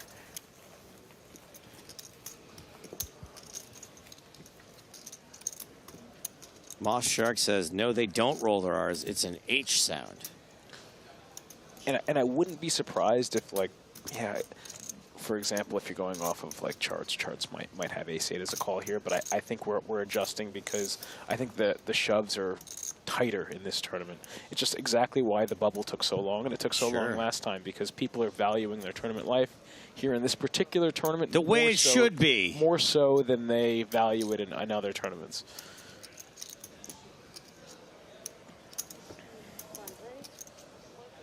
So I think that means we would be tightening up our calling ranges, because I think the shoving ranges are also going to be tighter. Pedro Marques under the gun. Got our raise fold here with ace-10 off under the gun.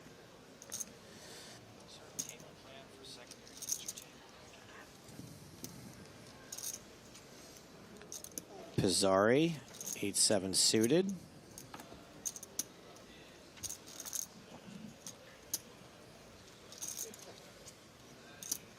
Makes the call, and Rocha is going to fold Jack-4 suited. There goes win. John Kerpen. Are we sure there's not a vowel missing there? Kreppen? Kerp. What vowel do I jam in there? Okay, he folds. We'll figure it out. There goes Yoop. This is a pretty loose call here with 8-7 suited. From that early position. Even though he does have 100 big blinds, the opener only had 30 big blinds from under the gun, so you're playing 30 big blinds effective. And then you have a whole table behind you. You get squeezed versus shallower stacks behind you. You wouldn't be able to continue, but he's got a lot of chips. All of this seems to be rather fortunate so far for Pizzari, that there was no re-raise, that they didn't catch any piece of this board. I've actually been playing quite a bit of cash with Pizzari in Florida. Last couple of months he's been down there splashing around, playing some big hold'em. And we cut back to the main featured table because it looks like we might be flipping. David Peters all in against Ditani. Yes, we are flipping. No time for a pithy flip joke. 7, 8, 9, an overpair for Ditani. PCA main event champ. Peters needs to hit an ace or a jack. Against most people, I would say Peters win this, but Ditani's got the run good right now. Yeah, right? Like, who traditionally runs good versus who's running good right this second. It's an ace on the turn. You can't doubt D. Peters. Peters, he just knows. Look at the knowing smile.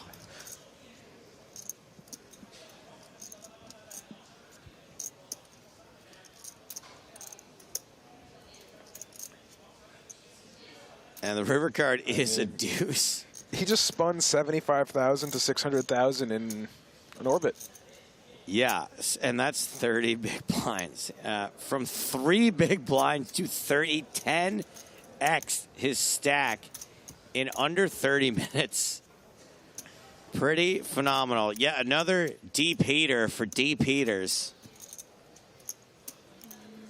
I don't know if this is a joke or not. Help me out here, Scott. So back to the other table. But Disna says, Kirpan is Slav surname. It's readed as it's written, simply Kirpan. Now I'm, of course, guessing, but they wrote K-R-P-A-N. I don't. It's like. I don't. It's like share. Yeah, except their share was just C-H-R. It's like, it's simple. C-H-R is C-H-R. What?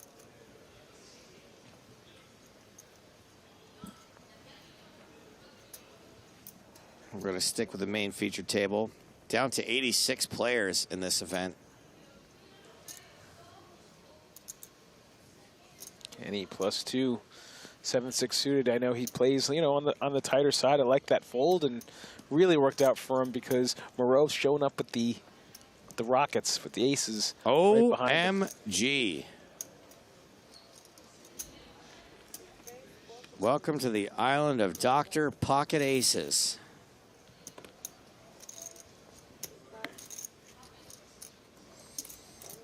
Come on, let's get some action here. Let's get some action for this. Oh, no, you don't. Yeah, you're not standing a chance against Datani. And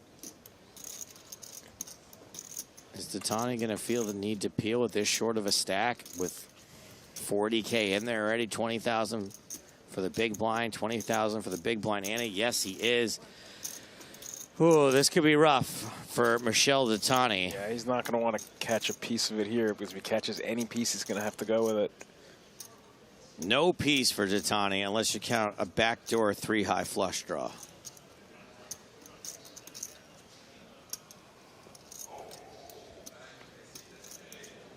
Goes check, check, and still no pair, no draw for Datani. No way to win the hand either. I'd imagine he's going to be putting in a bet now.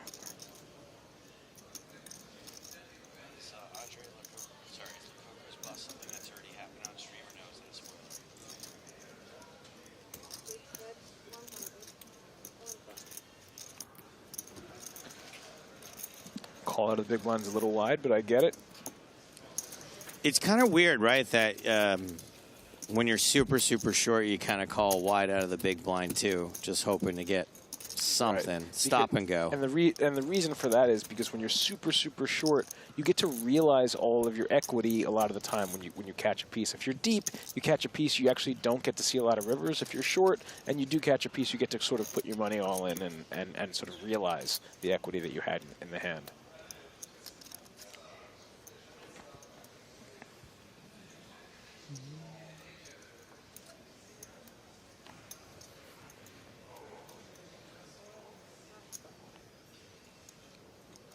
Michel Datani now the shortest stack of the table, just 3 big blinds. Hard to feel bad for him this week. Those of you who don't know, he won the PCA main event here last week. I think he made a heads-up deal for about $1.3 million, if I remember correctly. Yep, after the deal, sure. So he's having a nice trip to the Bahamas. Found a good, really good hand on the small blind with King-Queen. It folds to him. And Del Pino has called with ace-9 out of the big blind. Yeah, it was. Relatively fair fight, as they say here, although Del Pino is the slight favorite. Ace-9 blind.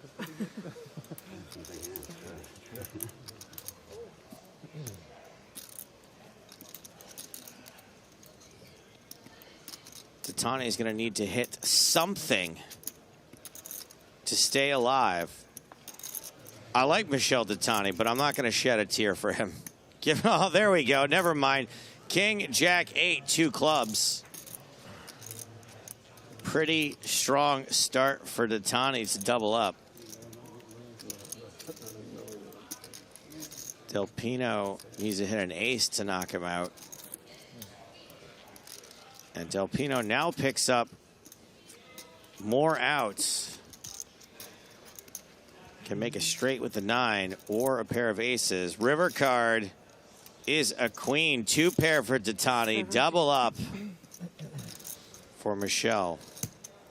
Kevin Zeff writes in on YouTube to say, so we don't speak of Lococo's bust. I don't like your tone, but Papo MC did go out in 89th place for $53,400. There are 80 some odd players left in this event. It's hard to cover them all. I'm sorry if we missed the exit of your favorite player. But what was it? He went out in 89th place. How many tables is that? At least 5. About 11 or 12 tables. 11 or 12 tables. That's even harder. That's crazy. 13 tables. 13 tables even. So calm down.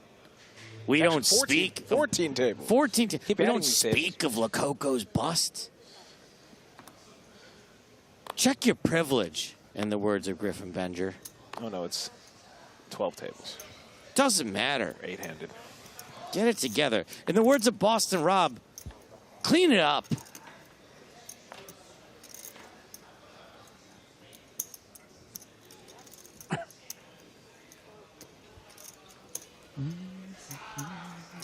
Kenna Hallett, raise and take it, pocket 10s.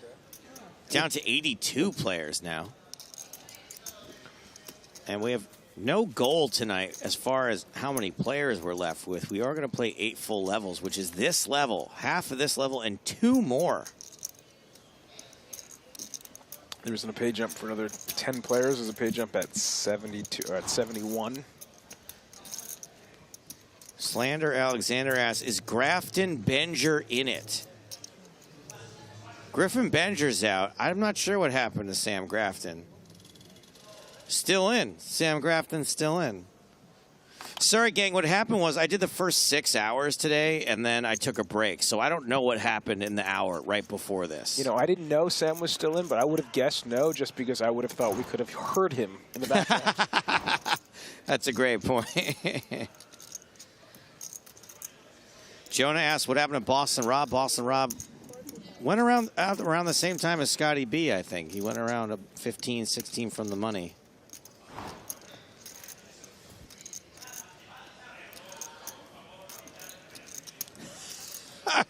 This guy's in his bed. His bend overs. Is Ben Dover still in? Oh, guys, please, my sides. You're killing me.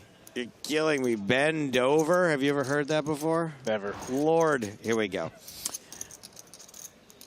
Ruiz? Where's the Dutch? Yeah, we're going to have a defend here from the big blind with the 10-8-0. Ooh, Dutch on Belgium. This could get ugly. Decent stacks for each of them. Not decent, but middling. 27 big blinds.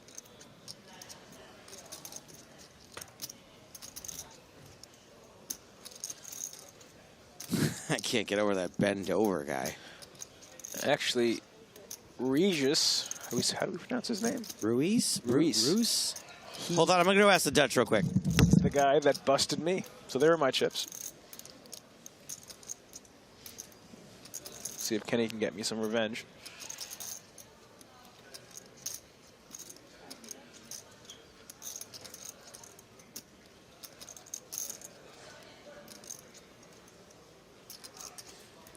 Like his check back on the flop with Queen Jack.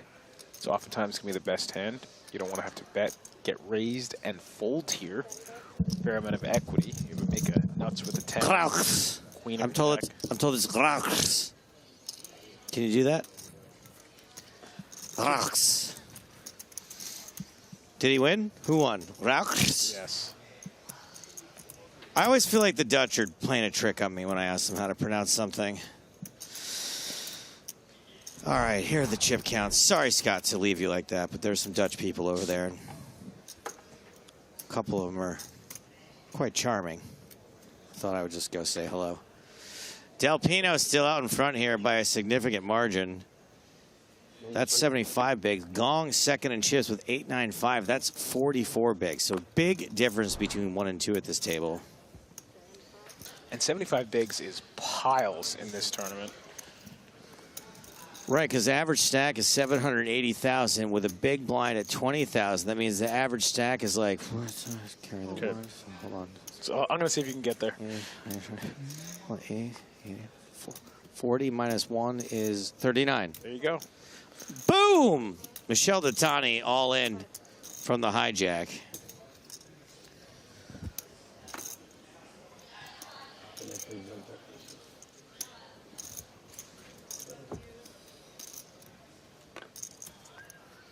Raise and take it. All right, Michel Datani has clawed his way back to 10 big blinds. Tripled up. Pretty great. How many Brazilians are on this table? Brazilian? Stapleton, say the name of the third place guy at the table. Portuguese? You're Brazilian? You're not Portuguese? What do you think I've been doing? What, I just threw my headset on the table and left Scott by himself. Okay, no Brazilian. It's a very irritating bit. What do you want? Nice try, though. I thought you were Brazilian. So nobody. Nobody. What a bad icebreaker.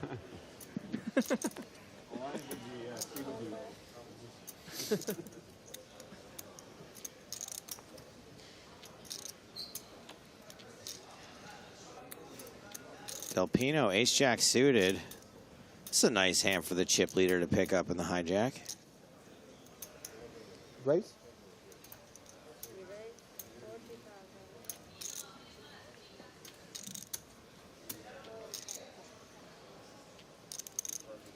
This is actually the best pronunciation guide anyone's ever given me about how to say that fella's name. Stapes, say Rolls Royce and just the Royce. That makes sense to me. Royce. Got it. Thank you. But the Dutch want me to go Royce.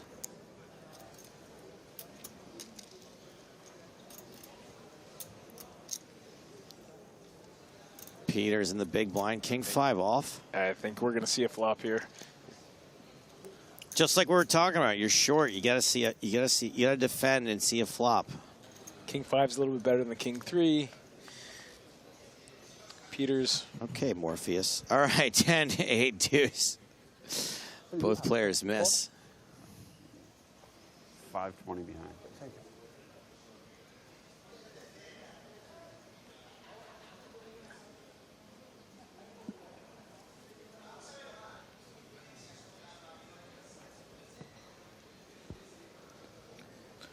Peters just misses completely here. There's no way he can continue to a bet.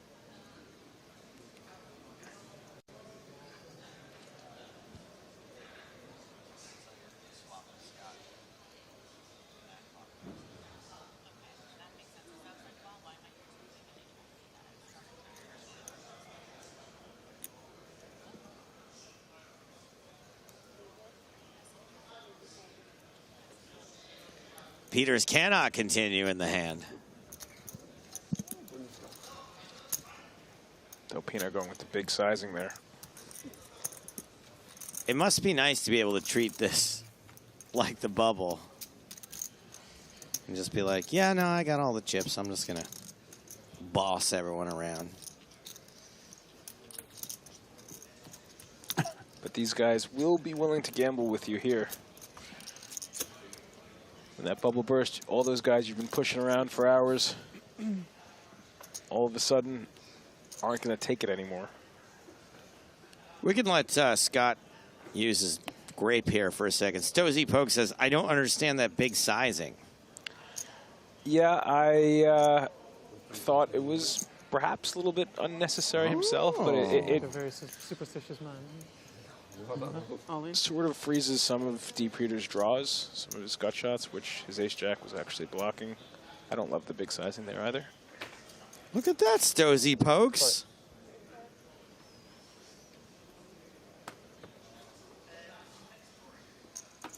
Tatani all in again. Pocket fours this time.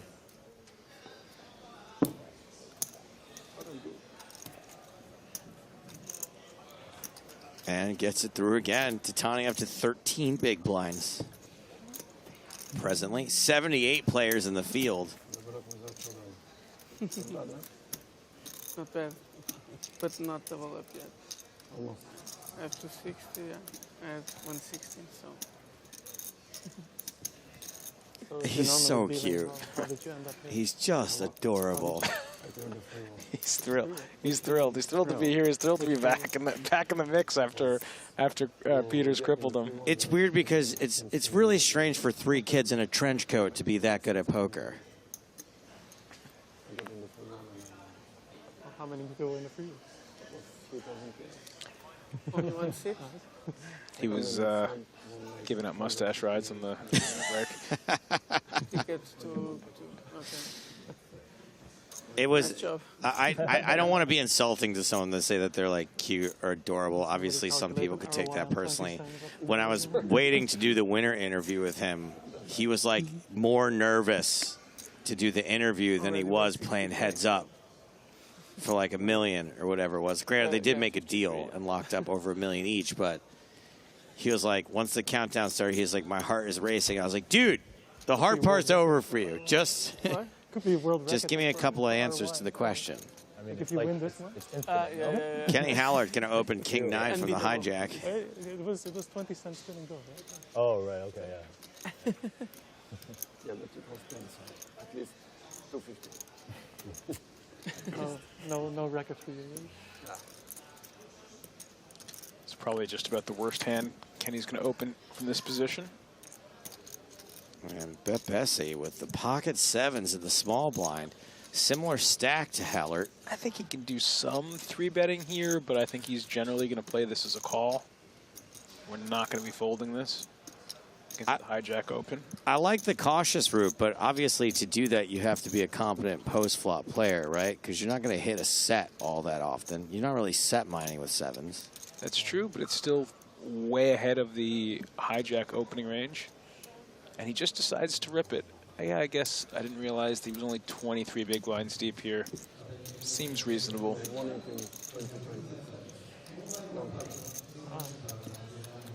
And you got super rich in the meantime, and you don't care anymore. You don't love when you get called there because Kenny's probably not calling with a pair of 6s. So when he gets called there, he's gonna be up against over pairs and some flips. Yeah, there's a lot of those. How many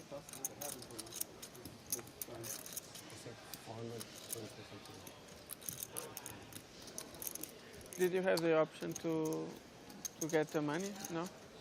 So if you couldn't come to Bahamas, you just lose.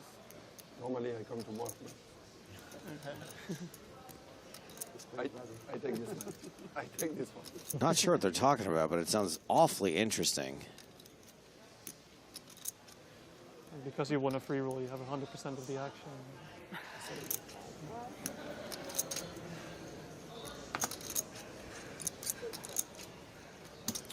Julian and Julian and Benjamin both asking similar questions. Where is Maria? Maria's out. Unfortunately, Maria is out, and you will never hear from her ever again. Don't you worry, she's going to replace me shortly. I wanted to make them sweat a little bit. Pocket 5s for Peters. 8-7 for Datani, and yep, we're still in the mode. You care deeply, and you believe. We got to see the flop with 8-7. Again, recent run good versus permanent run good. Who is going to end up? And it's permanent run good. There's no beating deep Peters. David Peters flopping a set.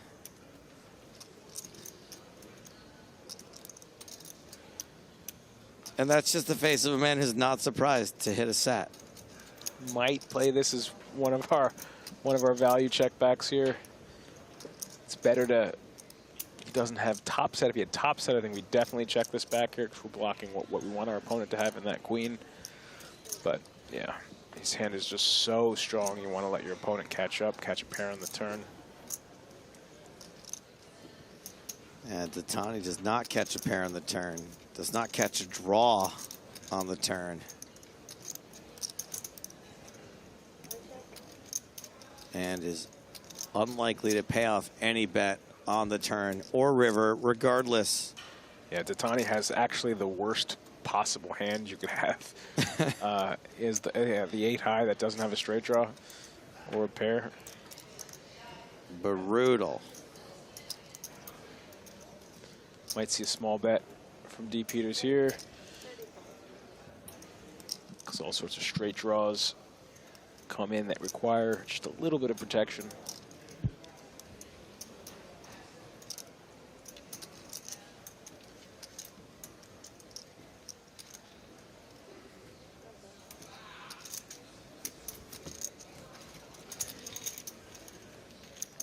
And Peters does take it down.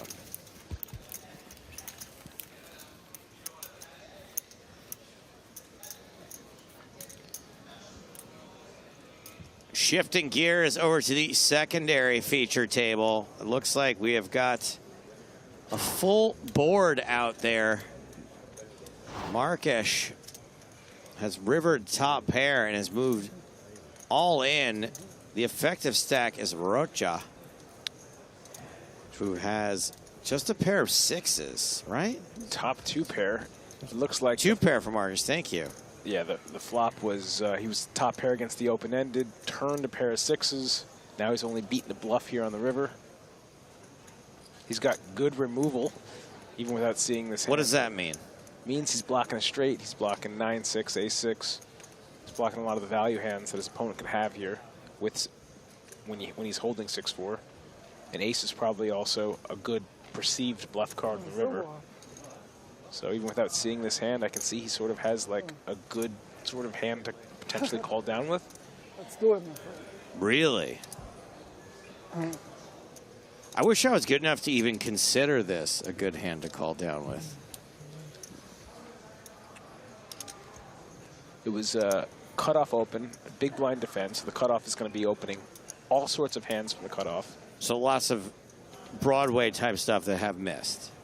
Correct, but he has, yes, all sorts of hands all along the spectrum. Definitely a lot of Broadway cards. So we obviously saw a turn after he flopped the open-ended straight draw, turned a pair of 6s, he's not going anywhere. Then he can face a triple barrel on that ace in the river because oftentimes the pre-flop raiser is going to use that as a card to bluff.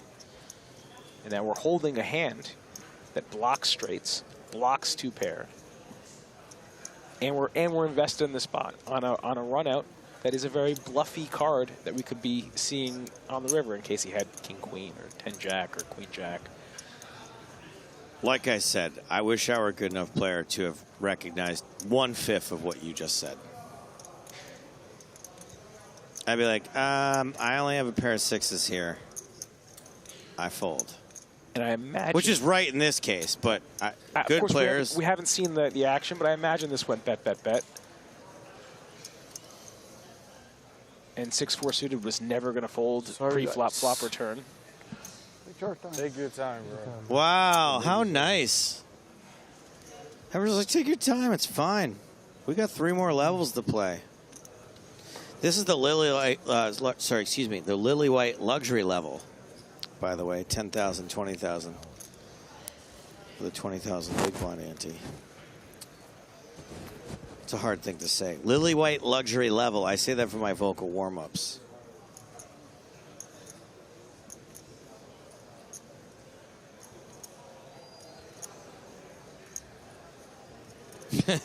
All day 80K says, take your time, bro. Find a call. Lamau. Sure, they'd be very happy if Rocha did find a call here. One less player to worry about. So I think before the jam, there's about 360 in the pot. It's 270 all in to call. Yeah, that pot size is a little overinflated given that it's accounting for the chips that Markish has that Rocha doesn't. Dealer, who's the So he's calling all in for like 70% pot. Thank you. Someone just asked who the action is on, which leads me to believe that maybe they're starting to tire of this tank.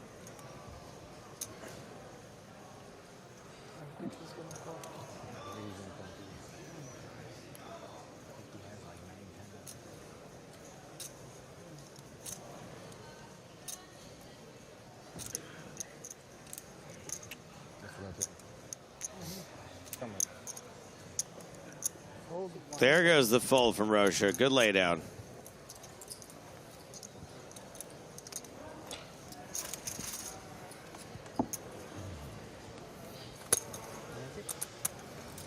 Some really stellar comments here from the Gov, who says, this is taking far too long for this hand. Either he thinks it's a bluff or not. Really astute analysis there from Twitch chat. Sort of how... That's almost exactly what you said, Scott. Yeah, that's what poker boils down to, really, at the end of the day. After Scott took all of that time to explain all of the reasons why a 6 might be a call there, you just boil it on down to it's either a bluff or it's not. Fantastic. I like this comment also here from Raw on YouTube that says, Maria is out with whom? Not with you, Stabes. Boom. Unlucky. GG. It's only unlucky because I had to pay for my own dinner. I'm just kidding. I didn't pay for my own dinner. I found another lady to do it. Wow, we have the hand, the 3-bet bluff hand. It's going to be hard for him to pass on this spot to rip it all in here with ace-5 suited. I think he's going to put these 20.5 big blinds in the pot here against this hijack open. This is our hand that we use at our sort of quote-unquote bluff hand. Artisanal sourdough, as we call it. Yeah. The ASD. Hey, wait, hold on. Yeah, ASD, sure, got it. Sorry to work out the math in my head real quick. I think there's no way he's not putting it in here. Ace-5 suited, 2 in vogue.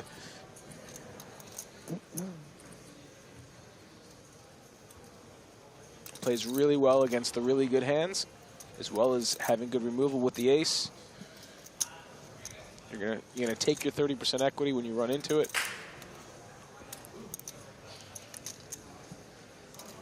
Yeah, look, even for someone like me that has a very hard time 3 or 4-bet bluffing pre-flop, I can do it with ace-5.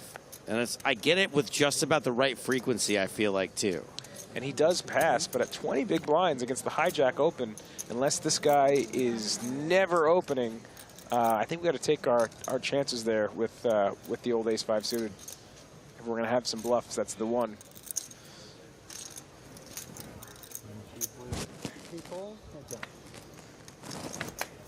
And we are all ready to a flop on the next hand. Win versus Markish.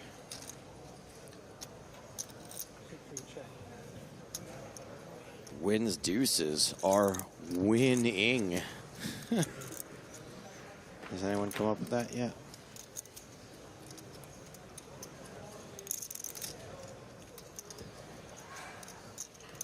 Taylor Swifting says there is no ace-5 suited against the hijack. Sorry, wrong. I don't even know what you're saying, but it sounds rude, so you're banned. Thank you for your comment. Expect the bans to come hard and fast for the last couple hours. I'm in no mood. I don't think Hardigan's going to be in any mood.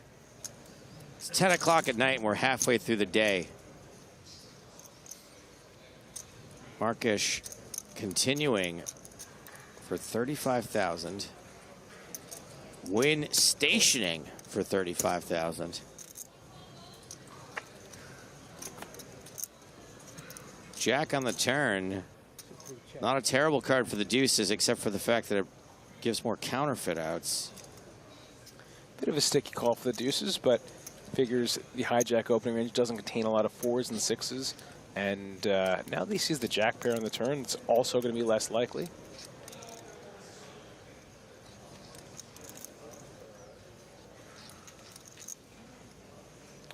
I would actually sort of like to see a lead here with 2 deuces, because you don't want to get checked back, and then you have all sorts of hands where your hand get cards where your hand get counterfeited like a force. Like that one. Yikes. Like that. And now he has sort of a mandatory bluff here. Yeah. Because he has his worst possible hand. I think it was a good spot to take a turn lead, because he can have a jack there. He could have a lot of hands, but because there were so many bad rivers for him and he didn't know where he was at, it would have been a really good spot to lead turn. But now it is a must-bluff spot when you show up playing the board. Because he can have a jack, he can have a 6 here.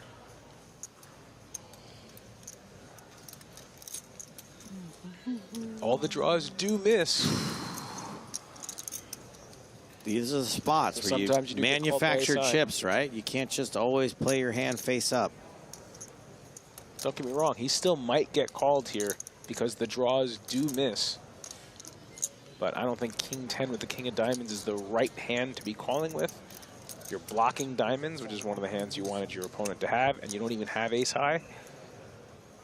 Right, because you're losing to the ace high busted diamond draw also, right? Is that kind of what you're saying? And you're blocking the King high diamond draw. Not the right hand to be calling with here. This is supposed to work.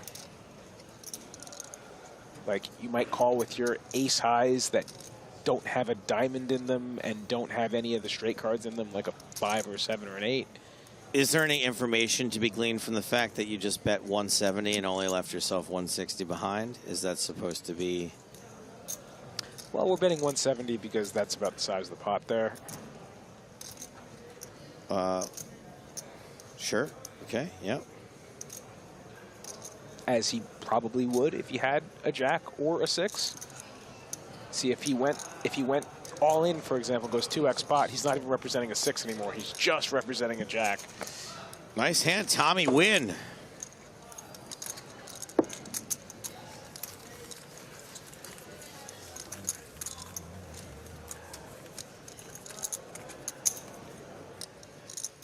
Thomas Martinez says pot size is a mistake. Turns out that comment was a mistake. You have to ask yourself, what is he going to do when he has the jacks full? And I think he probably is also going to be going near the pot as well. You don't want to bet half pot there and get called by all those ace highs and king highs if you make it too cheap. I think that a mistake that I made for a long time and that we're starting to realize here is that you can't just bet what you would be betting if you had a value hand. You can't give a good price. You have to give a worse price than you would with some value hands, right? Right, and I do think he's going to go big as well when he has that full house. Pizzari raising king-queen. Tran with another suited ace, another wheelie hand. I think he's more like... His ace-4 suited is slightly worse than the ace-5 suited. His cutoff is slightly worse than his button. But he's over Pizzari's open, who's the big chip leader here, who I imagine is opening all the time. So he might be more inclined to take this spot, even though the hand and position aren't quite as good. Because I'd imagine Pizzari's opening way more frequently than the other guy. He's passing again. Looks like, yeah, he's about to give this hand up again.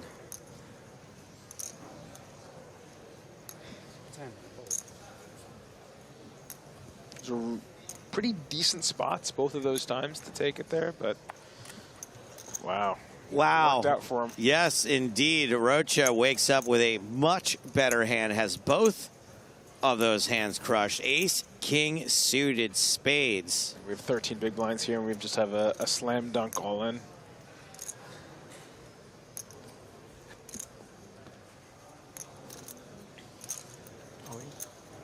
C1 announces all in.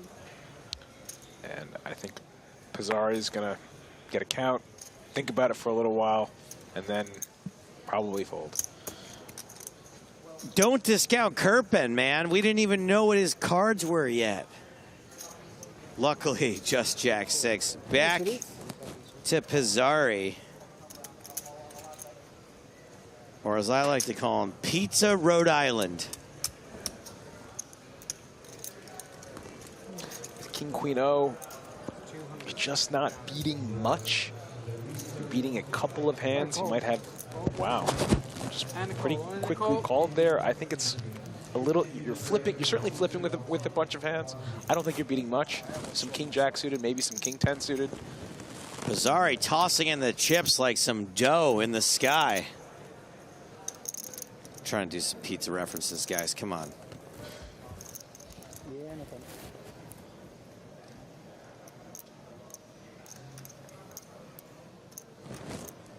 13 big blinds there. He should have had just enough fold equity. I mean, you're not upset to be called by this hand. Oh, you're so thrilled to get the spot. Domination situation. Ace high flop. Which flop? Flop's virtually dead here. Don't do it to He's going to need a running 10 jack or running queens. Ace 4 clubs. And that's Easy. it. 30 minutes or less, or your Pizzari is free. 2 pair, aces and nines, king kicker. Double up Rocha. Just a minute left on the level, which means we've probably got just time for one more hand with Scotty B. Let's make it a good one. Who was having dinner with a Griffin Bender lookalike. I stomped over to go say hello to both of you and realized I didn't know the other guy. And I was like, I'm not going to bother them.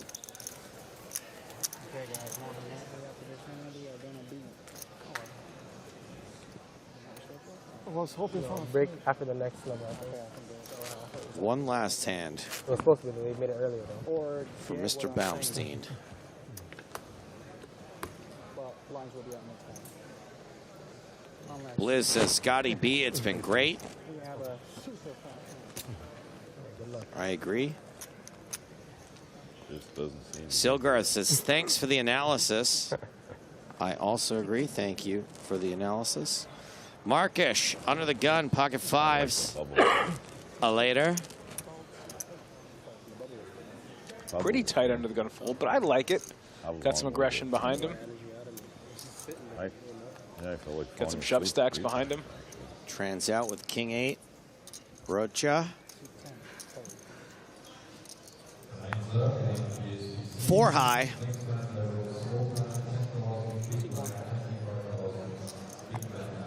Ten high for win. Suited. A good buddy hand.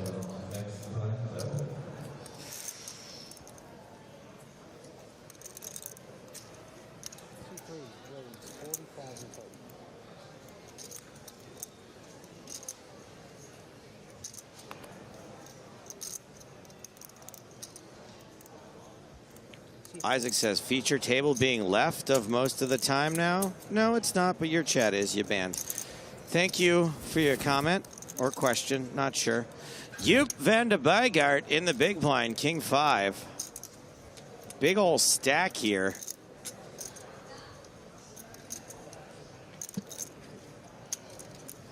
He's going to have some calls here and some 3-bet folds.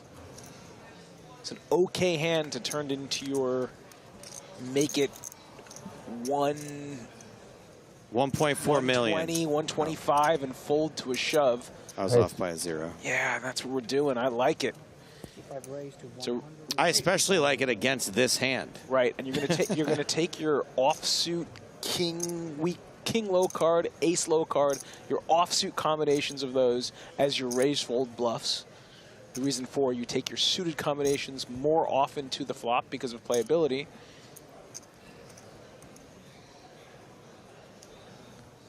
And I like how even on this last hand, that's probably going to go raise, re-raise, fold. Scott still drops some fantastic analysis and knowledge. Thank you, Scott. Sorry your PSPC didn't go quite as well as the last time. Couldn't do the repeat. Thanks for having me. I'll be back on tomorrow, hopefully, with you guys. Always a pleasure. Very good. Thank you, Scotty. Okay, gentlemen, you have yourself a new dealer as well. Thank you. Scott's going to hop out. And guess who's hopping in? Oh, Captain, my captain. James Hardigan. Hello, Joey. Back in the booth. I've just been sat here for the last few minutes, Joe, and obviously listening to the fine work of yourself, Mr. Baumstein. How good is Scott? Awesome. Great to have a former PSPC finalist as part of the team. I've come to the realization that the PSPC has broken the widget. Like, this is such an unpredictable tournament that has been playing deep stacked, short stacked, shallow stacked. I cannot keep track of it. I cannot keep pace of it. I have no idea how many players we're going to have at the end of the day.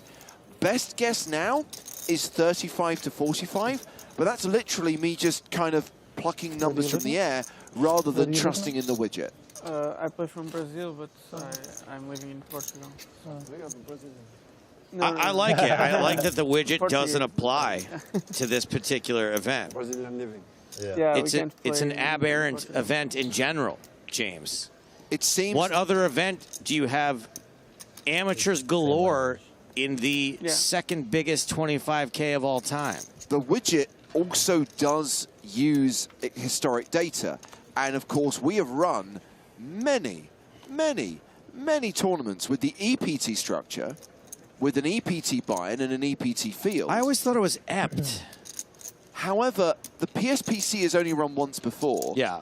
And the structure was slightly different. So this is literally uncharted waters. It's a brand new tournament, really. I brought him a widget. Or it could be that the widget doesn't really work and it was very accurate for the last tournament because it's the first time we ever talked about it. Let's see if the widget gains any credibility in the last 2 days of the tournament, because that's really where the widget came into its own during the PCA main event, was during the late stages. So tomorrow is the penultimate day, day 4 of 5, and tomorrow we are due to play down to the final 6. And that's why I kind of want to end around 35 to 40 players tonight, because I don't really want to do another day till midnight. I think we're in for that no matter what. But what do you say we pit the widget against ChatGPT and ask ChatGPT to tell us how many players are going to be left at the end of the day tomorrow? 6.5? Based on all the information. I don't even know what I'm talking about. Does anyone know what ChatGPT is? I've just read a lot about it. I think it kind of hoovers the internet for historic data, but it's more a writing tool than it is a knowledge tool. Okay, I'll ask it to write the answer. Maria Ho is with us right now. Hi, Maria, Maria, can you shed any light on what Joe's trying to do, or at least justify what he's trying to do? I don't have any justifications for what Stapes is ever trying to do, really. But I will say that I still all hail the widget and trust in the widget, and I believe it will redeem itself. 45? Okay, so basically, what we're playing right now, we just started level 21. Blinds are now 10,000, 25,000. So the widget had us starting the level with 81 players. I believe we started with 75. Maria, you do know that one day James is going to be too good for the stream and it's going to be me in charge here. Okay? So don't put all your eggs in that basket. Just think about it. Be smart for a second. Because I'll do this till I die. He's going to be like a VP or a president or C-level at some point, and it's going to be me here still. And then you're stuck. You know, the truth is, Stapes, I don't mind being stuck with you. All right, what's happening with the widget? Widget me. So the widget had us starting this level with 81. We're actually starting it with 75. It had us finishing the level, or has us rather finishing the level, around kind of 60-odd. Well, the start of the level's very accurate, because we're at 76. Still 5 off. That was a bigger margin of error than I thought you said 75, sorry. No, I said 81. Oh. Finishing the level with around 60. That's what I have now, based on the latest calculations. But if they could come up with a consistent average stack, that would help. Because sometimes it's 40 big blind average, sometimes it's 30 big blind average. We went as low as 25 earlier on. I think that's great. I love the fact that this tournament cannot be figured out. All I would say is I'm getting the impression, and this is not dissimilar narrative to the first PSPC, that as time goes on, we're seeing more of the accomplished players like PCA main event champions go deep. And the more that's the case, the more it plays like a traditional 25K, in which case I think things will start to conform to the pattern we would expect. Once we get rid of these dag-nabbit Platinum Pass winners. I don't want to get rid of them. It's just, unfortunately, it's the reality. I just wanted to say dag-nabbit. I mean, how much money really can Tatani win in 1 week? I was saying that if Tatani wins the PCA main event and the PSPC in the same festival, that's right up there with the greatest achievements in poker ever. Who's the guy that won the same thing 3 years in a row at the World Series of Poker? Adam Friedman. Adam Friedman. That is this. I think that is slightly above this, but this is going to be an incredible feat. All right, I'll give you that. Okay. Yeah, no offense to Adam Friedman. That is pretty incredible. Is there anything better than that, by the way, than Adam Friedman doing that 3 years in a row? Do we all agree that that is the pinnacle? I think it definitely has to be up there, and I don't Jungle know Man winning the other. 50K 2 years in a row is pretty impressive. Yeah, that is pretty impressive as well. He still has a shot to go back to back to back. Right. Yeah, we don't know. Well, David Peters has done a decent job of chipping up. Okay, he's still hovering around the 20 big blind mark, but things were worse. I don't know if you saw, James, David Peters was at 3 big blinds and chipped up to 30 big blinds in an orbit. That's how David Peters rolls. D. Peters with another D. Peter. Por acá, por esta posición.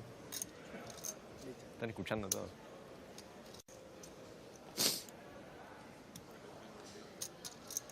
Pretty looking hand in the big blind, especially against the late position open. Certainly considering putting him What if all I in. told you you don't have to be all in here? And, you know, look at this. David Peters getting it in good with a chance to get up to, what, 40-some-odd big blinds if he is able to hold here. Against Morpheus? If he is able to hold. Yeah, Such a but big word for 2 small letters. Not for D. Peters. Well, he has got 60% equity here. This is more like 90% for David Peters. Also, this is the most Like dressed up I've mandatory, ever or seen is it him. just purely aesthetic for you? He won't be collecting.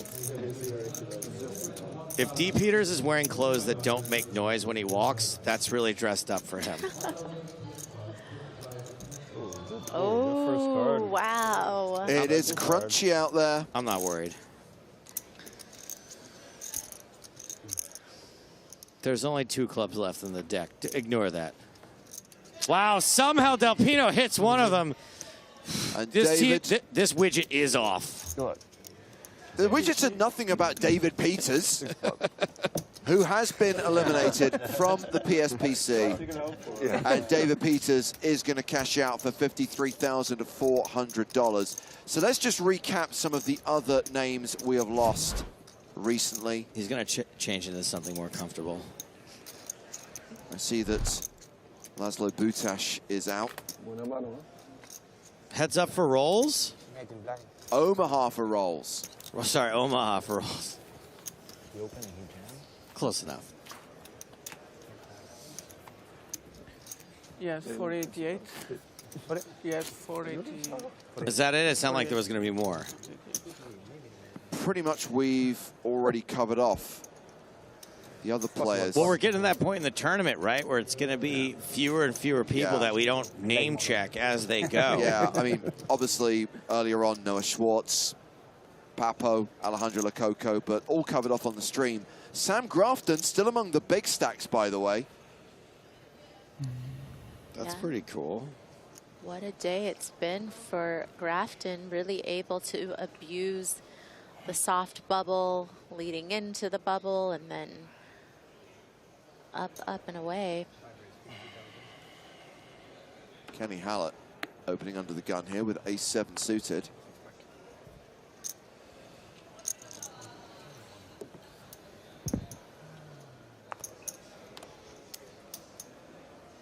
Kenny Hallett trying to find a get-through with the light open from under the gun off that stack. Certainly not planning to go with it should he face any resistance, but luckily for him, he doesn't.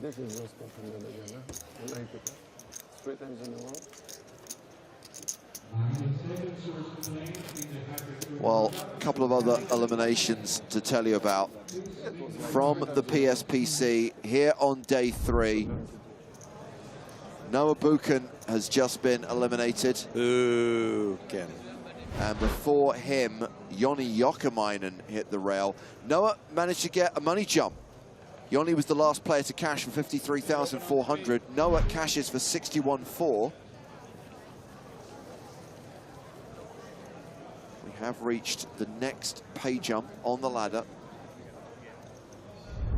We are down to 70 in the PSPC. We are down to 70 in the PSPC.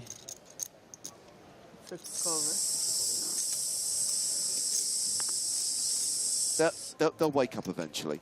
I'm loving the fact that we have Nicola Betbisi at the table. You know I'm a big fan of Sparks. This guy looks like both Run and Russell Mail crossed together.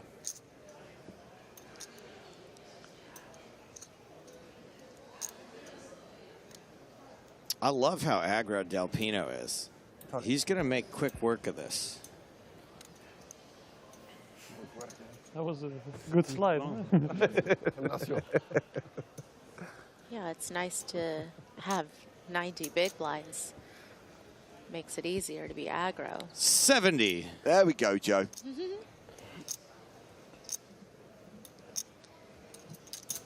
That's right, Philip, the Razor. 70-handed is when the real poker starts. King Jack for Kenny Hallett in the big blind. Yeah, more than enough to defend with in this spot. But it looks like, I'm sorry, but Beasy just limped pre, so happy to just check the option then.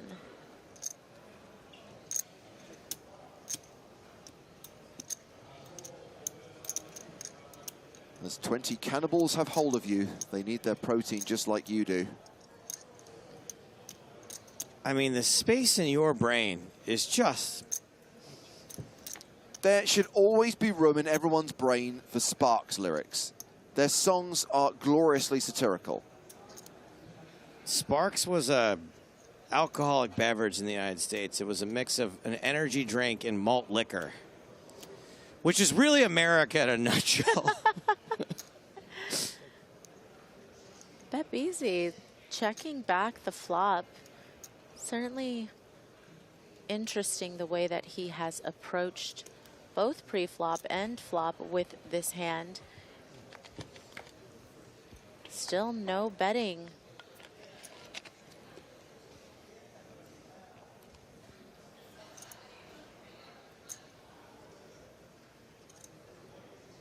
Kind of a weird spot for Haller because it almost feels like there's some type of showdown value. Maybe just a little too good to turn into a bluff, but not that it would work in this scenario, but just not going to be expecting that Beasy's going to show up with jacks here as played.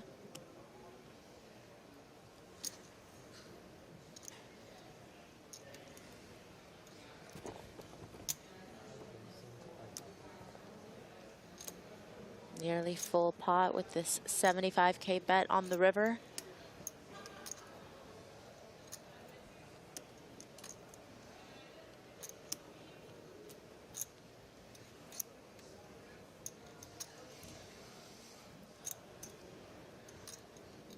Haller also a little confused and maybe a little sus by this line, understandably so.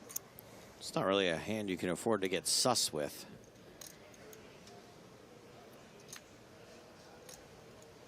Like, can you win a poker tournament without ever calling down with king high? Sure. Probably, right? Yeah. Yeah. But when you are in this situation where you've got about a sub 20 big blind stack, winning pots, big, small, medium size, calling down with king high, having it be good is crucial.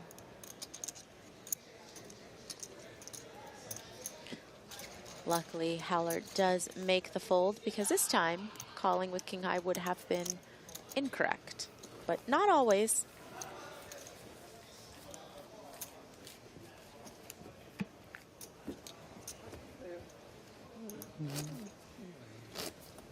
What's up, boys? Hi.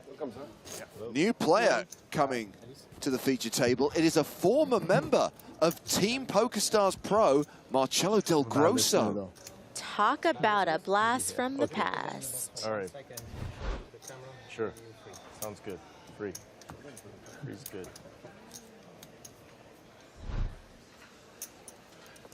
There's Team Pro for what, 8, 9 months?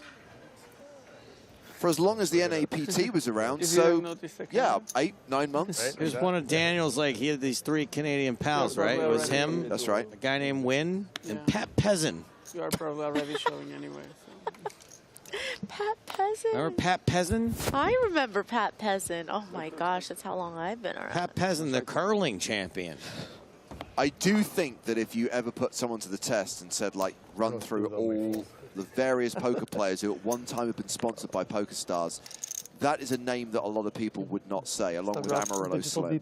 So the name, remember the see, Maria didn't know about Amarillo Slim either. Amarillo Slim, you don't say. Do you remember the time I was accused of stealing the television from the hotel room on the NAPT? I do. I was out partying with Daniel and Marcelo Del Grosso and his wife when I came home and forgot to notice that the TV had been stolen from my room. And when I reported it in the morning, they were like, you did it. We're calling the cops. You are the worst criminal ever. Yeah. Literally, the lady at the front desk was like, wait, what happened? I was like, yeah, like, someone stole the TV out of my room. And she's like, and where were you? And I was like, I was out. And she's like, okay, wait right here, while she called the cops. And then the cops dragged me into this conference room at the hotel, and they're like, and where were you last night? And I was like, I was at the casino party with my friends. And they go, all right, well, what kind of car did you drive here? Because they thought I took the TV and put it in my car. And I go, I came here in a limo. And the cop just closed his notebook. He goes, all right, you can go.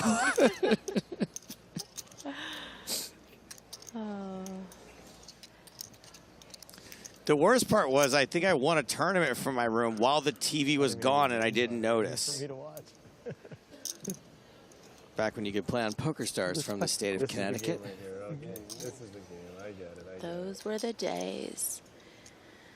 Moreau outflops BetBeasy here, but flop went check, check, and probably, I mean, if I come in first, probably not going to see BetBeasy get too crazy with this hand. Probably just going to be a one and done if Moreau decides to come along. I don't know, that sizing kind of on the chunky side, though. Does a little chonker. Yeah, does put a pair of eights in a bit of a pickle. It's everything. Basketball in general.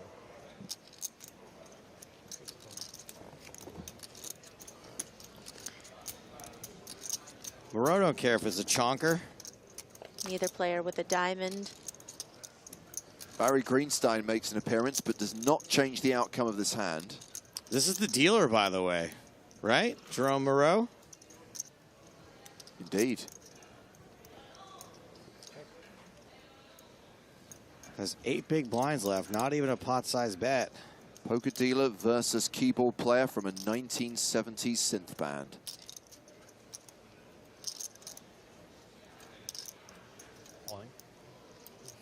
And BetBeasy is going to shove river. I mean, shoving on a pair of eights. Wow, I mean, this would be an awesome hero call for Moreau. Would get the full double up, but max pressure. It's a tough call to make. Yeah, but it does feel like, I'm not all about the live reads, but BetBeasy went all shifty-eyed on the river when he said all in, just looking to see if Moreau was going to snap call, but no. Moreau does make the call. What an amazing call by Moreau. Calls for his tournament life and is right and gets the full double up. Wow. Color me impressed. The island of Dr. Me. I wasn't paying attention. I wasn't even looking at any games. Wow. Double up. Didn't even take a lot of time. I was still just talking about the live read that Moreau could have potentially made if he wanted to make the call. And before I knew it, the chips were in the middle. Everyone at this feature table pretty shallow. apart from Omar Del Pino, of course, a player who won a platinum pass to the first PSPC in 2019, bubbled it, won a second platinum pass, and is now going deep in this event among the chip leaders, close to 90 bigs. Yes. Moreau came to play. Just to follow up on the TV story, what had happened was I didn't also notice that the comforter off my bed was gone. And whoever stole it came in, wrapped the TV in the comforter, and left with it. And so they tried to do me for the TV and the comforter. It was an inside job for someone who worked at the hotel, obviously. It was like a brand new hotel. I do feel your lack of observation and how late it definitely hurt me. Does definitely kind of make it hard to believe your innocence. The best part was it was like the first time I was hired to do live commentary. So I came in late for work and I had to go to my boss and he was like, "Why are you late?" And I was like, "I was being questioned by the police for stealing the TV in my hotel room." The thing is I just feel like the people who did steal it were just casing, like, who's an idiot? Exactly. Like, who's the perfect patsy? Notice. They decided out of all the people in there that it was you. This guy's a chump. I mean, maybe that's why Marcello Del Grosso kept me out so late. Maybe he was in on it. Unreal.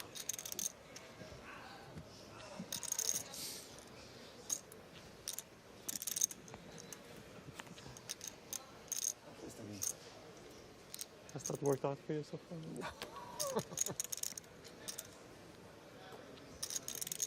All right, Jeff, you don't have to kiss Maria's butt so much. As a dealer, would you find yourself Thank you, annoyed Jeff. if somebody did?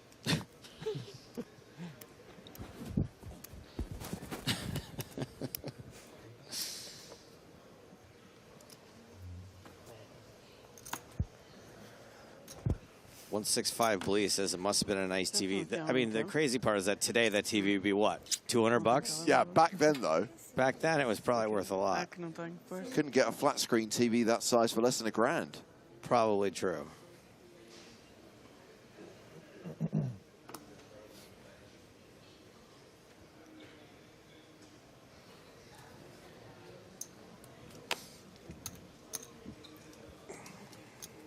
I haven't told that story in a while. I'm glad it came up. It's one of my favorite stories. One of the first times I worked with you. It's like, who is this guy?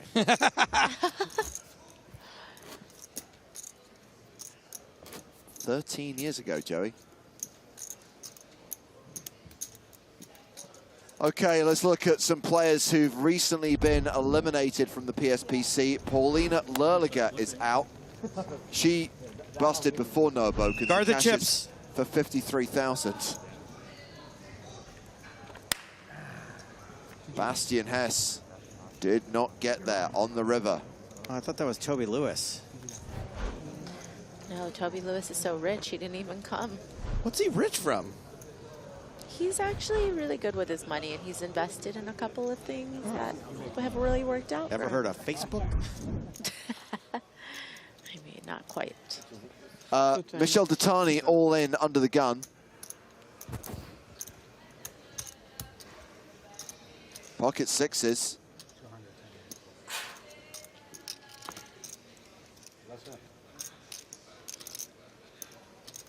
$67 players remaining now.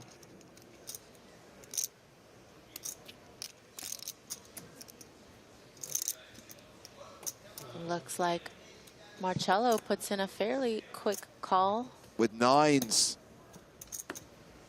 Not looking good for Detani to do the double. And we did see one of his sixes is dead as Moreau had a six. But again, Detani probably on a bit of a heater. We will do a heat check now and see just how long it lasts. If all else fails, he's still got the PCA trophy, 1.3 million, and the Detani Daytona. King 9-8. This is going to be nigh on impossible to recover from. He's got the club. He's got the straight. Isn't it technically better than the one outer? Okay. Well, wow. Jeez. Ladies and gentlemen, we have just witnessed hashtag death by quads. Michel Datani eliminated by Marcelo Del Grosso. He's also still got what appears to be a very fine relationship. You're saying Pretty much everything. you're supposed to make quads like Thank you. every 10 hands or so. Like, I'm joking. It's the first time I get ace king. And then nearly gets taken out by the boom. That would be a bad beat. Sometime it would have to happen here. It's a very reasonable summation. Most poker players are like, I deserve that, and I deserve the next one, and I deserve all of them throughout history. He's like, that's bound to happen. Marcelo Del Grosso now playing 36 bigs. That is the second biggest stack at the feature table. Shortest stack is Yachin Gong, who's got 9 bigs. Casual Fitzy say he's probably pumped he doesn't have to speak. So I did share how nervous he was to do the interview. That made 2 of us.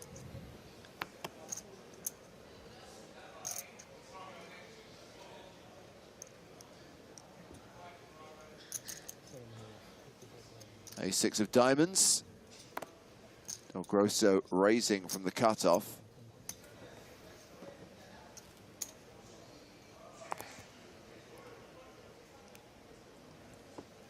Emilio.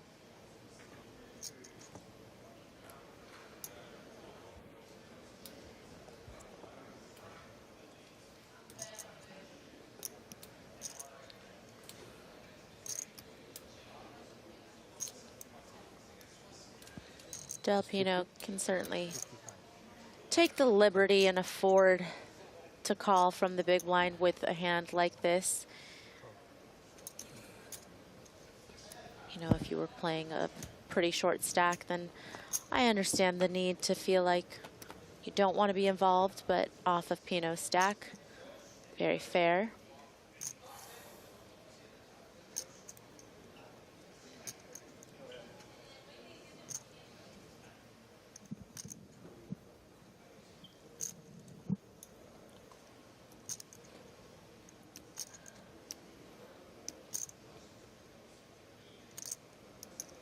This is where Del Pino realizes there is no spoon. It's a battle of the Dells. Of the Pino and of the Grosso.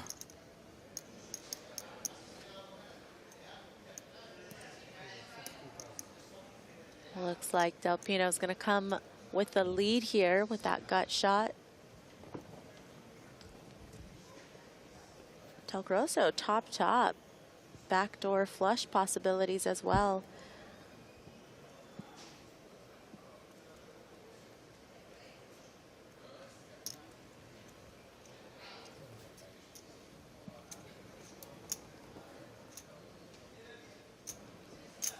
$60,000 apiece. King of diamonds on the turn. Del Grosso near enough a 9-1 favorite.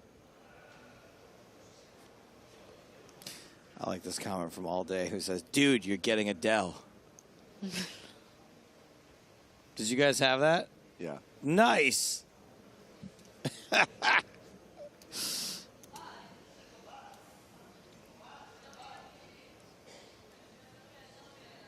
Really nice turn card for a few reasons. Obviously, it makes it easier for Del Grosso to continue if Del Pino wants to continue to bet with this gut shot equity.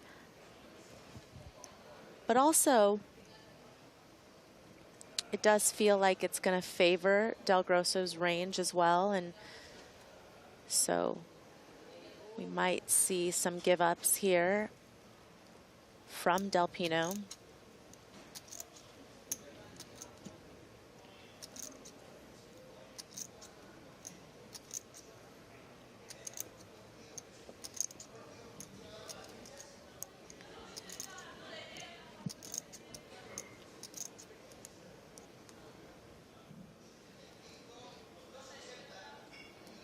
Looks like that's going to be more than pot. I'm not obsessed with Pinot size. 280,000.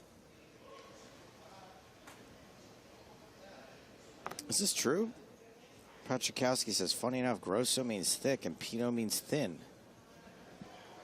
I think that might be true.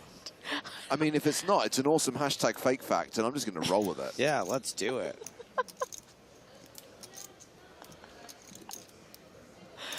Oh, I mean, you know it's late in the night when Hardigan's like, yeah, let's just roll. Yeah, I'm down. I mean, he's in. You see Del Grosso raise the eyebrow to the sizing because he feels like naturally he has the type of hand that he wants to continue with. But of course, you have to think about how much of your stack you're going to have to put in to try to realize this equity. Doesn't feel very comfortable to Del Grosso, but again, you know, we have to consider the fact that Del Pino did lead. There we go. That's how we do it. Go Del Grosso. That surely will elicit a fold. Yeah, Del Pino letting it go. By the way, a lot of people who have just tuned into the stream, missed our coverage earlier on, maybe haven't watched the first few days.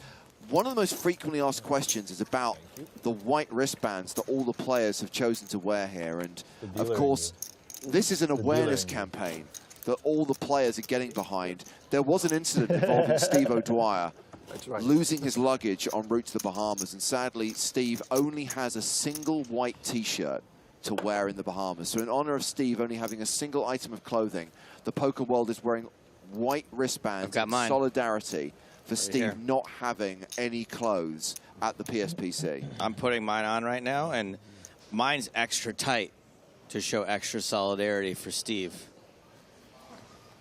They actually all light up. You know, it's like lighters in the sky for... Also been pouring one out for Steve's luggage as well.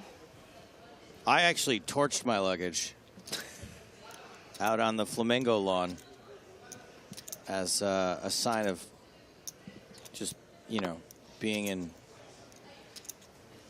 I mean, I think you could have waited for the Flamingo to get out of the case, but...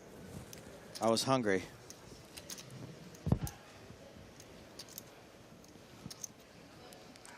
Hashtag close for Steve.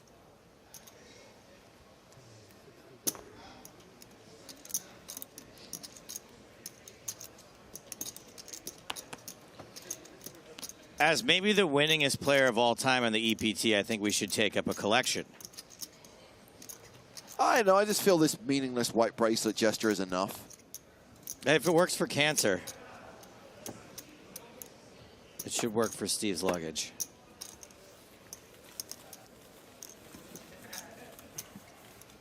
We have got 23 minutes left on the clock, 23 minutes to play on this level.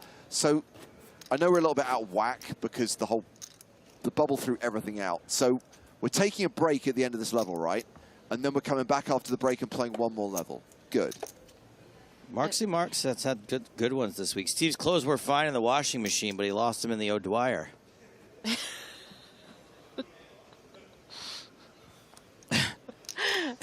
Oh, I like it. Clever.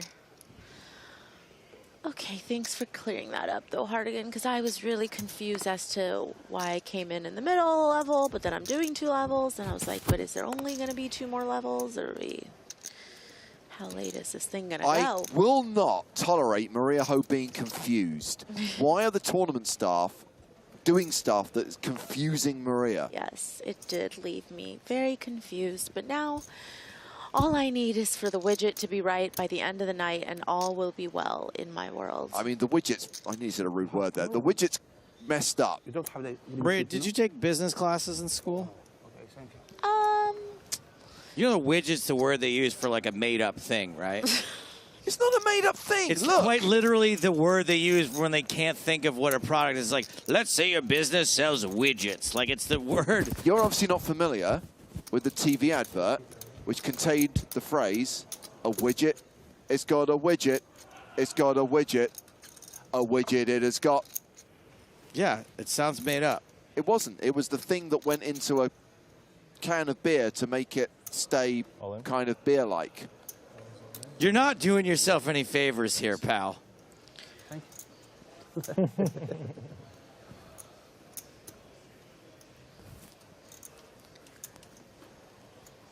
I just think widget sounds sexier than algorithm, which sounds really boring. Formula. Oh, that's even worse. Me, man. Yeah, that is worse. Wow, you guys are anti-baby. Unbelievable. Gong. Flip. All in. Flash flop for me. With queen. Okay. You double pair. Fair fight here, and Gong has waited quite a while for a hand that they could go with. No. Delpino single-handedly trying to take out every player in this tournament. Okay, that's a sweat. You are so incredibly It's greedy. not the biggest sweat. Yikes. You're gonna get a shot pot. Yeah, I'll take 5-6. Ooh. 5 and 6. Maybe I'm happy to don't sing. call for the 5.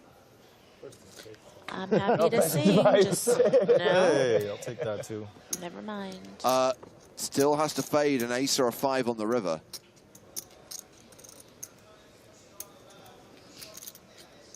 Don't make it painful. The river card is an 8. And Gong gets a double up. Now playing around 17 big blinds. Sweat. It's okay.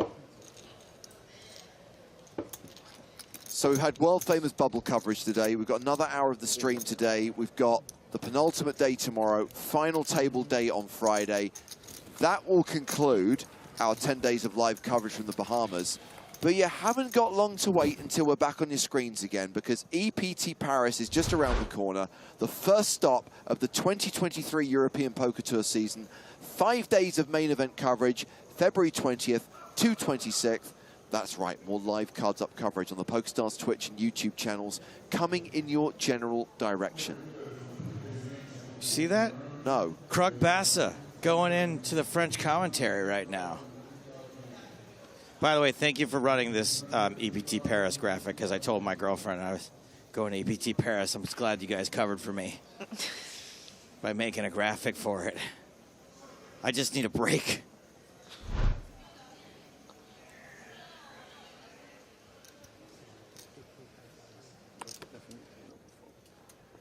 She thinks I was here in the Bahamas for 22 days.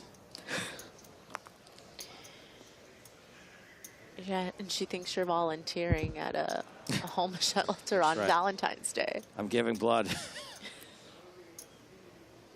And serving soup simultaneously. No, I made real cool plans for us on Valentine's Day. I think she's listening right now, so I'm not going to say what they are, but I planned a really dope night for us. That's nice. I've never taken us out for Valentine's Day before. We've been together 5 years.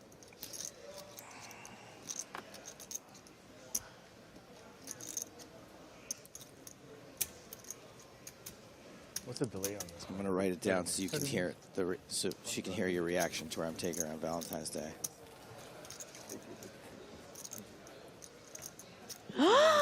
Applebee's? Yeah. Very cool. Yeah. There wasn't going to be much that I would be impressed by, but I'm like, that's actually a That's really pretty good cool, choice. right? Yeah. Me and her and her hottest friend. Just kidding.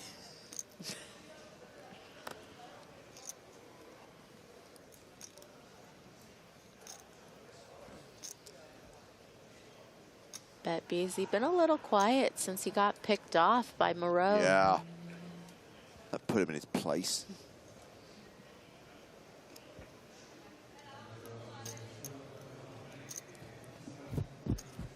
Race?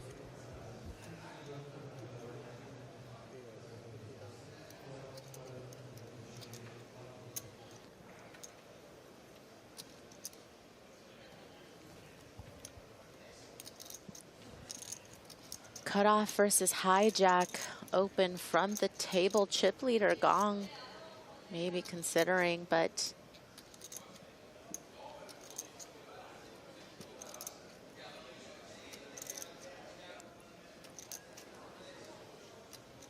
Viz. Oh, watch out, Joe. According to GJE on YouTube, Paris has gone woke. Very unscientific.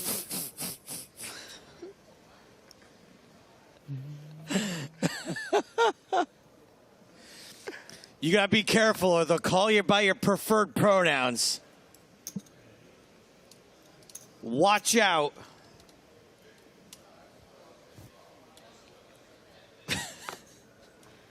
Gong leaving 40K behind here.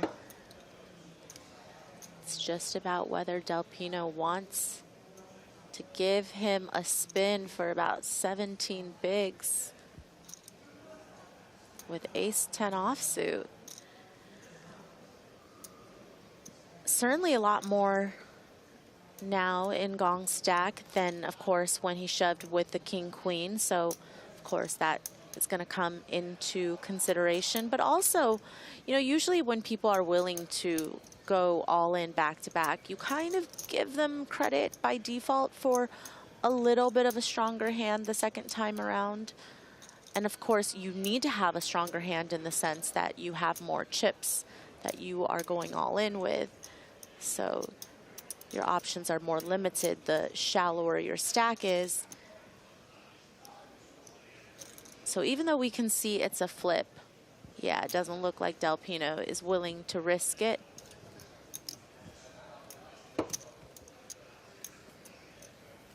Gong feeling himself a little bit. You know, The Gong Show. Yeah, not everybody would take the 3 spot.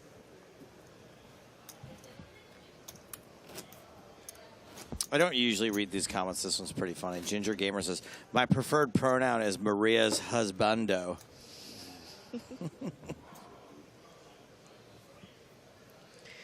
You got that one through, pal. Just once.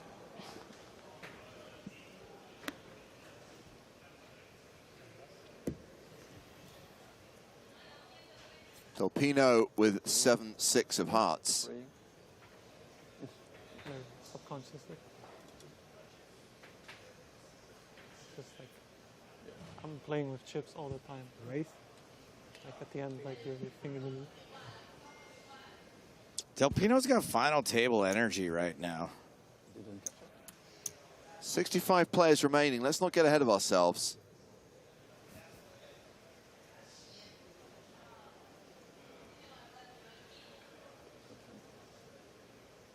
Kenny Hallett. Ace-8 off, folds. Jerome Moreau folds the button. Marcello Del Grosso in the small blind, 8-6.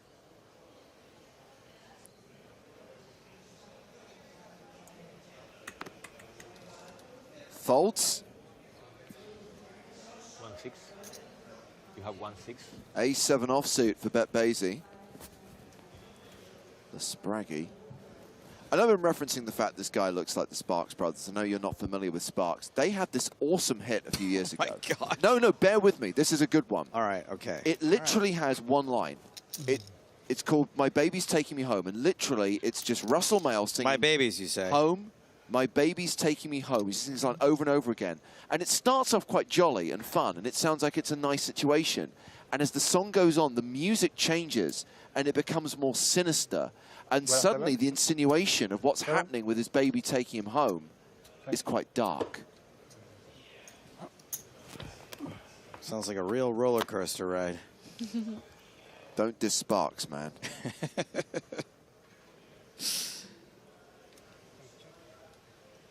No, the images that you showed me from Google, James, really burned its way into my brain. So I know exactly who you're talking about right now, and that's all I see when I look at Basie.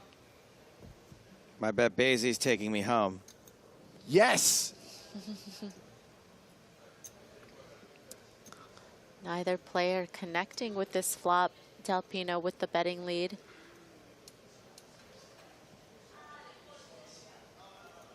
$45.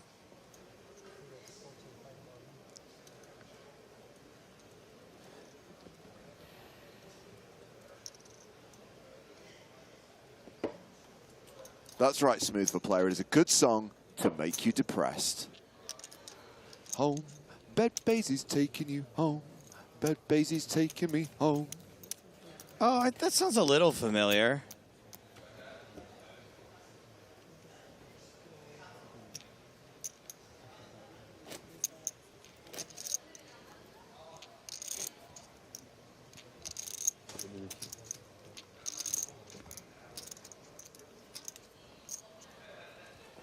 Just over 10 minutes remaining on this level with still another 60-minute level to play after this.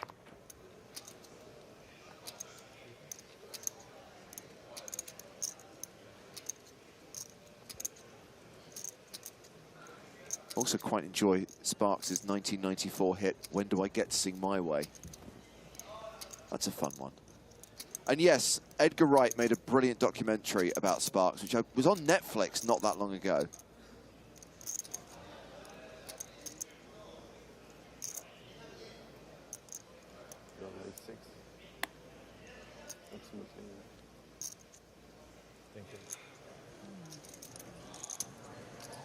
Wow. This is so sick. A horrible situation for Joop van den Boogaard. Puke van den Boogaard.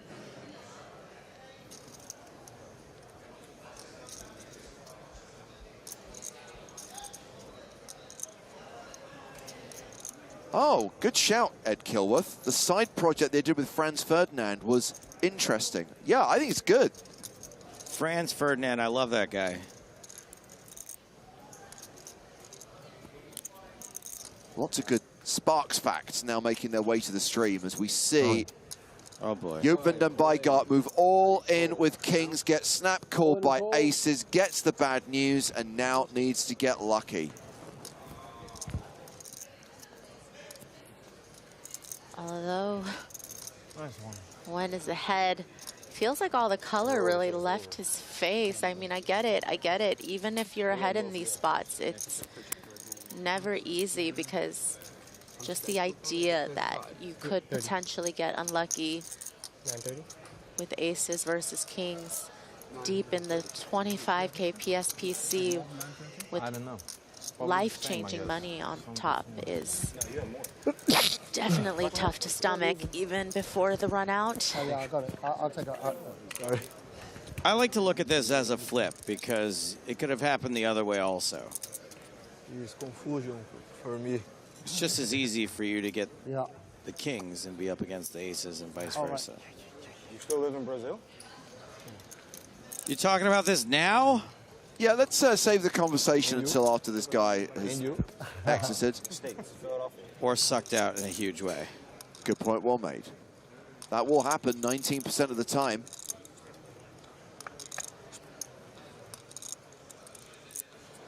Queen, 9, deuce. Well, it's a tough table. Running clubs would work.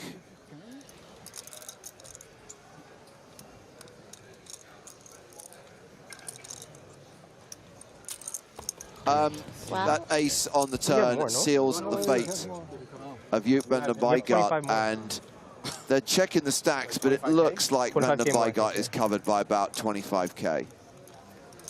No, he's got 25 left. He's got a big blind left. Oh, the indignity of having to sit around and go broke on the next hand. Look, I don't know if you guys have ever heard my world famous phrase. Joe, have you ever heard this one? This is one by me here. It's called, all it takes is a chip and a chair.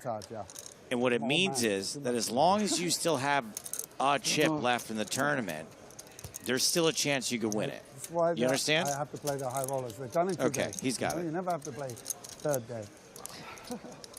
Talking to Joe, though. What's your title, Joe? Runner? What is it? Joe the Runner? Okay. Thank you, Joe. I wasn't done with that drink yet. I didn't know he was under the table all this time. What was he doing down there? Quiet. Thanks. Anyway, I know it's an amazing phrase. If you haven't heard it before, you can use it virtually any time, any poker tournament. It comes up at some point. It's kind of a catch-all. I don't need credit for it. Right, it's royalty-free. Royalty-free. Well, My we gift. heard the voice of the man who was coming to the secondary feature table, Sam Grafton. What? Squid Poker. Hey. Creating conversation as someone was running kings into aces. We match, me and Grafton. Twinsies. You guys want to play the stand-up game? So now even the Bygart is all in. Oh yeah, you are wearing the same hoodie. So you took care of that whole hoodie problem yourself, huh? I did. I know people. 10 raised, 50,000. It's just the middle of like a 4-hour commentary stint the other day. Maria's like, I'm cold. Can you give me a hoodie? No. I asked you for the hoodie before you went into the booth. And Sorry to take care of it before work. And I just thought maybe 4 hours later you would have had it by that time. So am I right in thinking that Jovan de Bygart is forced all in here? Is he in the big blind? Yes. But it's ante first, right? No, it is not. And I still can't believe that there are some poker tournaments that play that nonsense. I'm 100% on your side on this one. Which is also my side. I didn't need you to tell me. It's just what it should be. Matt Savage seems like such a reasonable person. And I don't understand how he can look at it a different way. I think it's his hold cards.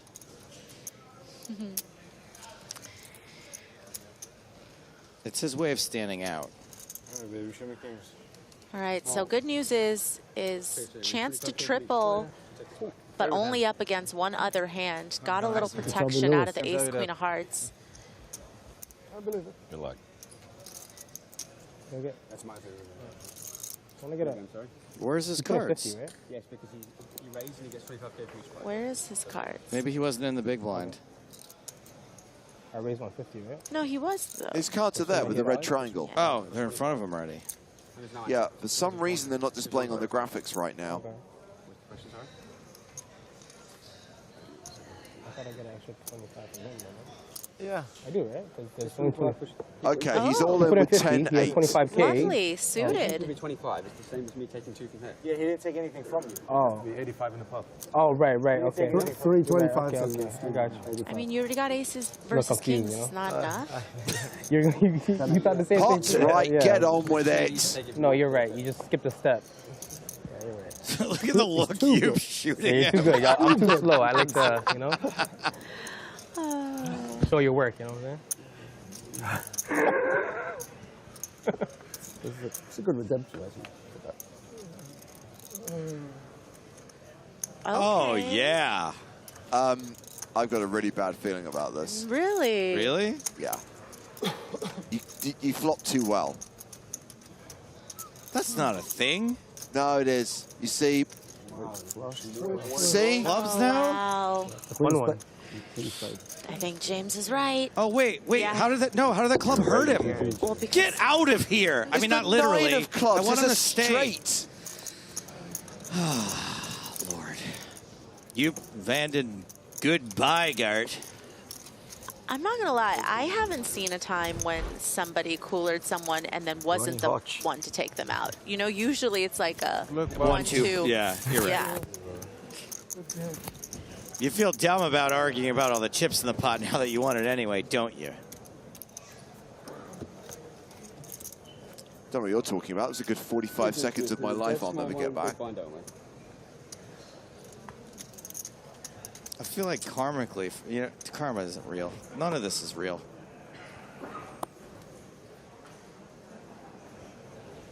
Sevenfold. Eightfold. Tenfold.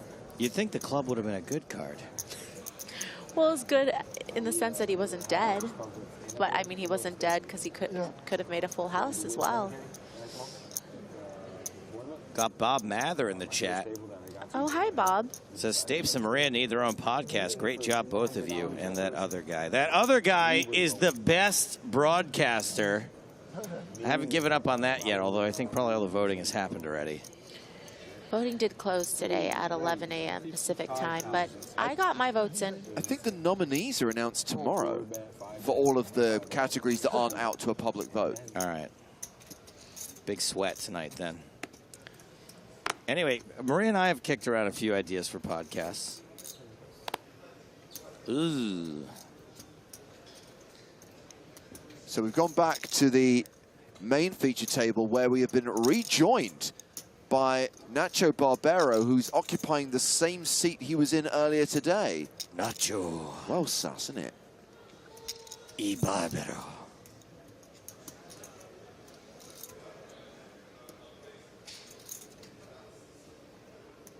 Pretty sneaky for Moreau here to just flat Hallert's open from under the gun +1 with aces. Hallert opening off of about 14 bigs. Just what you want, going 4 ways.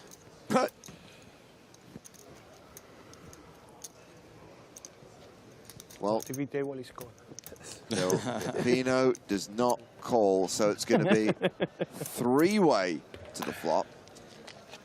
I mean, I'll say this could save Hallert Nacho. from losing his whole stack. Might have played. Okay, well, I don't know about this flop. Everybody's got an overpair. How could overpairs not be good? Everybody Take a picture of me? wants some. But there's one in the system, no? No, I know, but it's for the, like they create a profile for. It's for the FBI.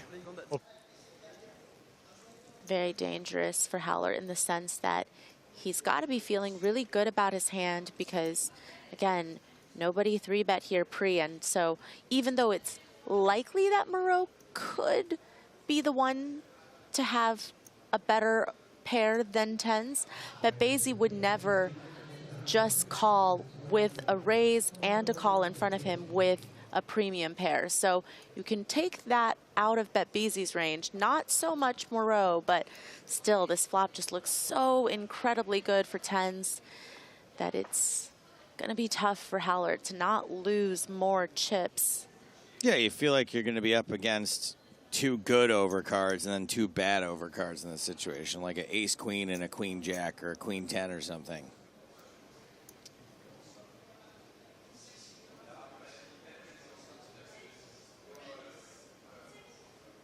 Moreau's still playing it slow, more slow. Yeah, pretty incredible. I like it. Wow, good fold. I would be incredibly suspicious as BetBasie as well. Cool fold there. I'd be like, 6 and I'm good. Queen on the turn. Hallett down to 5%. Has about 10 bigs behind. Hallert's range already incredibly strong, opening off of a 15 big blind stack in early position. Yeah. And then to have Moreau flat, pre, just call the flop as well.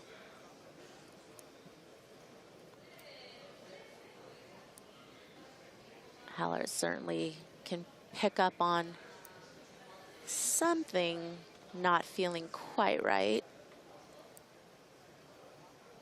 Down to 62 players. Other participants who we've lost recently include Andrew Marino and Martin Zamani. Sami Kellepero also out.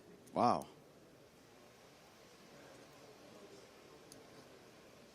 Strong eliminations.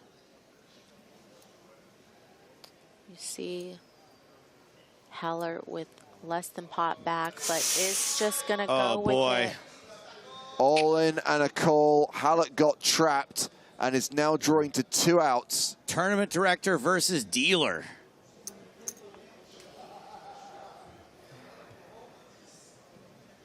I feel for Kenny, but it's hard not to root for the dealer. How many chat pros are getting ready to do the South Park line as Kenny Hallett is eliminated and departs the arena? Oh my God. They killed Kenny. Joe beat you to it.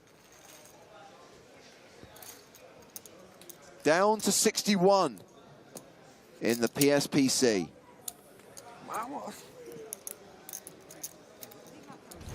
And that was the last hand of the session. Can he get $61,400?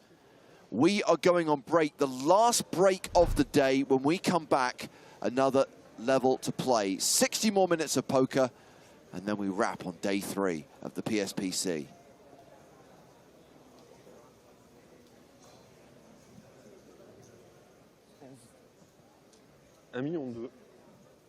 But don't go anywhere, because we've got something fun for you to enjoy. What do we got? Well, I like fun. First of all, let's check on the stacks of the players that we have been watching at the feature table for the last couple of hours. Omar Del Pino will have a 55 big blind stack at the new level, 1530. Gong is the shorty with 16 bigs. Now, yesterday, there was a huge line inside the venue. People queuing up to go swimming with pigs. Aww. And I'm pleased to say we were there too. So here is some video from that excursion.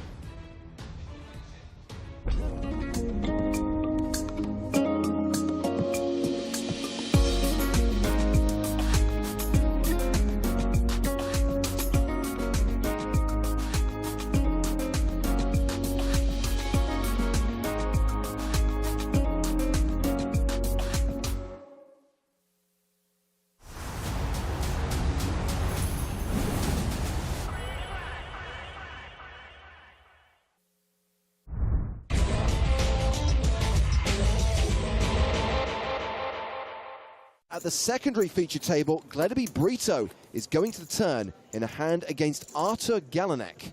Glad to be here, everybody. Glad to be here. Brito with a straight draw, Galanek with a flush draw, and currently the best hand, king high. The turn card is an 8, giving Brito the straight. He checks to Galanek.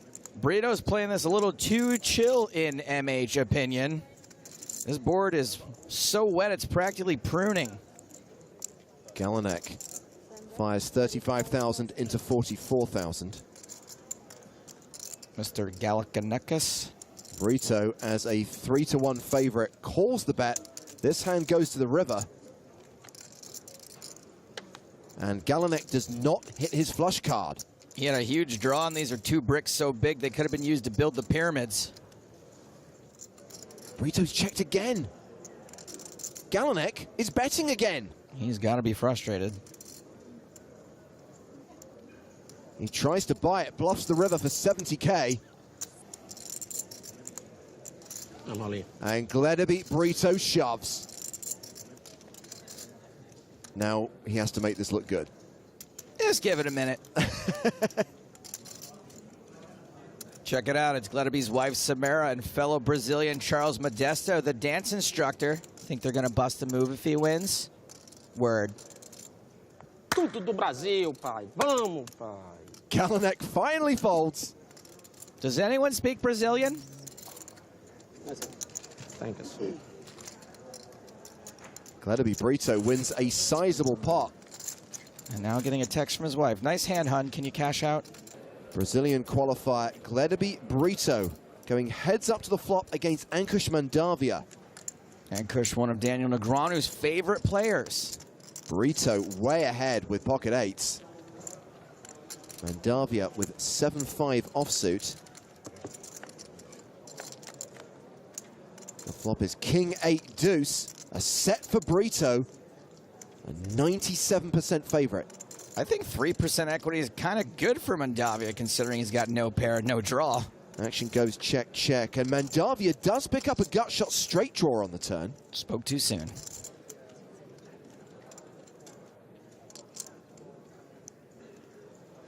Here comes the delayed continuation bet from Brito.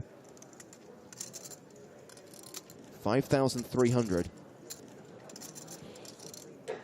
That's Brito's. I really hope you have a king face. Just a draw. 9% equity.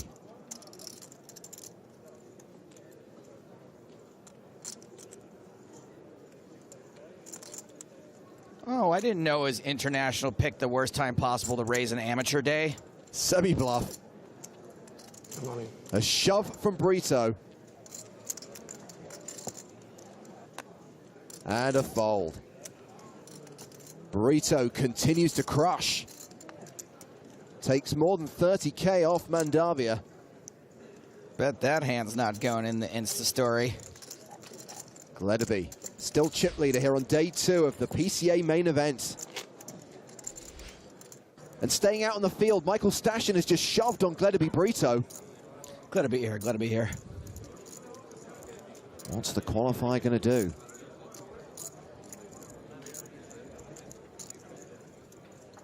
An ace, queen, 5-3 board.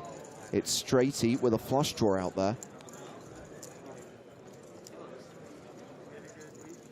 Brito calls all in. Stashin has 2 pair. Brito's got a set. It's practically the nuts. Just has to fade an ace on the river to survive. Double up. Absolutely huge on the bubble. Gledeby Brito takes a decent chunk of Michael Stashin's stack. The Brazilian qualifier now has 562,000. Action on Barry Greenstein. He's under the gun. Pocket kings.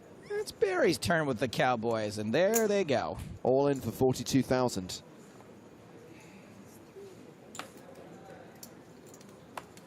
Action now on David Peters, who's got ace king.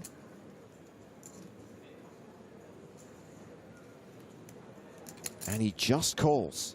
Playing cautiously, he's super deep, and so is Brito.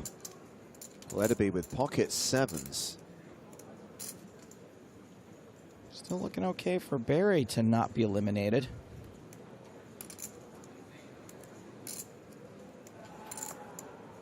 Looks like Brito wants to get involved.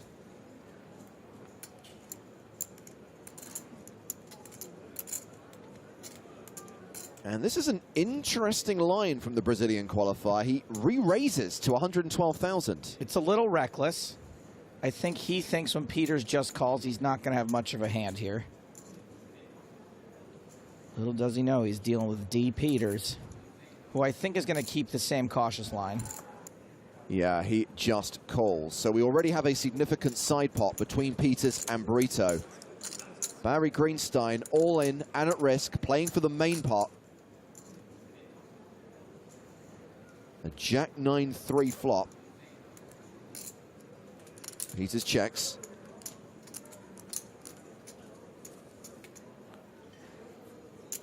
Brito bets pretty small, 65,000.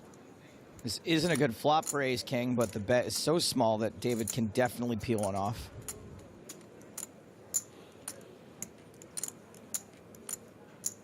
He does call.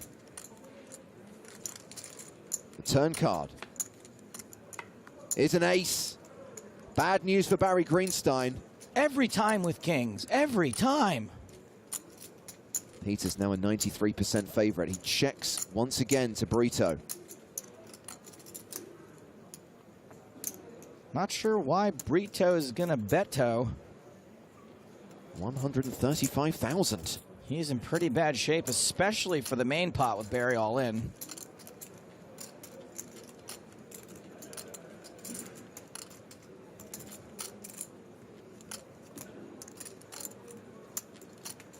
Peters calls.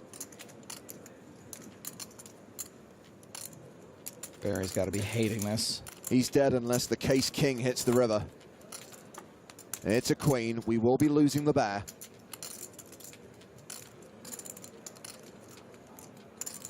A check from Peters. And Brito's going to have to bluff this super hard if he wants to win the side pot. No, he checks it back. So David Peters wins the main pot and the side pot and eliminates Barry Greenstein, while Brito's just lost a third of his stack. Greenstein, Gonstein. Barry, our 47th place finisher, cashing for $22,020. And D. Peters on yet another D. Peter.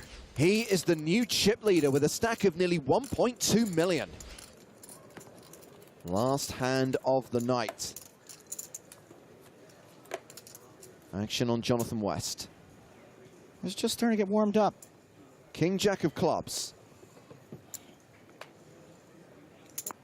West raises under the gun to 12,000. Ace Jack for David Peters. Too strong to fold, not strong enough to 3-bet an under the gun raiser.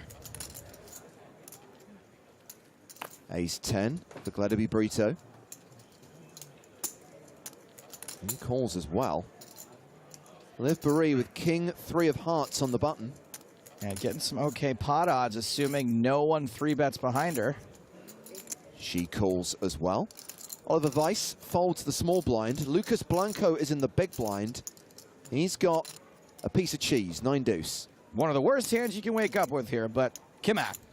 6,000 wins 64,000, come on. Come on. Come on. He calls, and we have 5-way action at the feature table. I love it 5 ways. Nice. The flop is 10-4 deuce. Top for Brito. How does he do it? Action check to West, who was the pre-flop aggressor. He continues for 20,000. He's got a lot of backdoor possibilities. David Peters has folded. Brito calls. Yes, much like the term influencer, top is going nowhere. Barry and Blanco have both folded. Heads up to the turn. 7 of clubs, and West picks up a flush draw. That is one of those good backdoors I was talking about.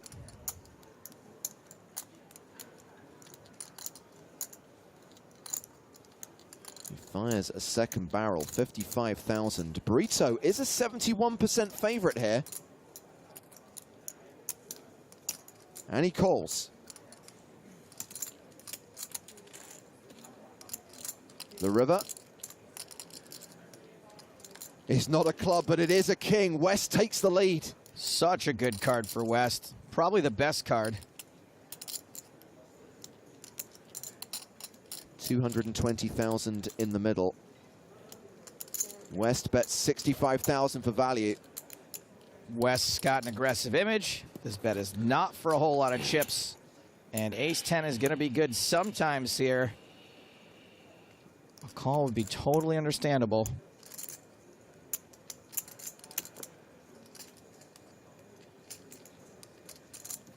Brito does call and loses another sizable pot. I hear you, buddy. That is annoying. If it's a club, maybe you get away. Random king, tough to know your beat. This has been a great session for Jonathan West. And Gledaby Brito ends day 3 an above average stack, but he is not the powerhouse that he once was. And we're heading back to the main stage, where Corey Aldemir is in the big blind and facing a raise from Brazilian qualifier Gledaby Brito. Glad to be here, everybody. Glad to be here. We know Aldemir is dominated, but that is a tough fold to make in the big blind. He calls the raise. These two go to the flop.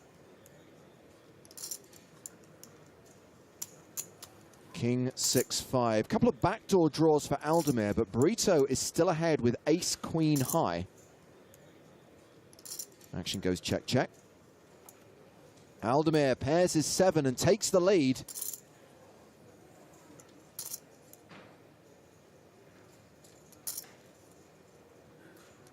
And once again, the action goes check, check. Oh, the river is a queen, and Brito now has a lock on this hand.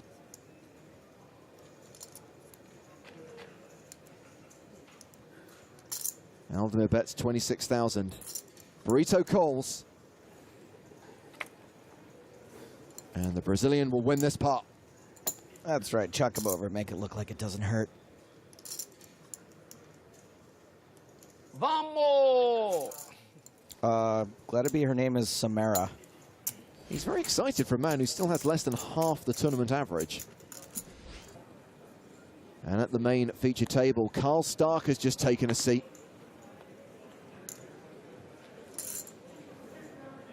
Action folded to Florian Maurer, who's got queens. Queens for witness protection over here. He raises under the gun +1 to 22K. Stark folds queen 10. Aldemir's out. Round to Brito in the small blind. He's got ace-9 of hearts. Oh. He calls. Liv Barry has king-7 of spades in the big blind. She calls as well. We've got three-way action. Not a huge fan of the Brito call out of position against an early raiser.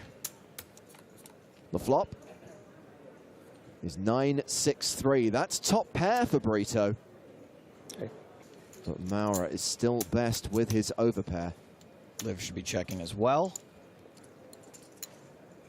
Let's see if Maurer continues. Pretty good flop here for 2 queens.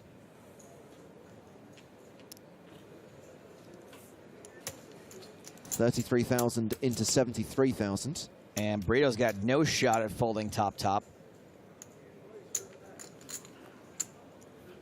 Oh. He calls. Liv folds. Heads up to the turn. Maurer currently a 3-1 favorite over Brito. It's the 6 of diamonds pairing the board. My money. What? Okay. Brito shoves? How much, Chris? This would be a very weird way to play a flop set or a bigger overpair or even a 6. So I think queens are going to have to find a call here. There's the call.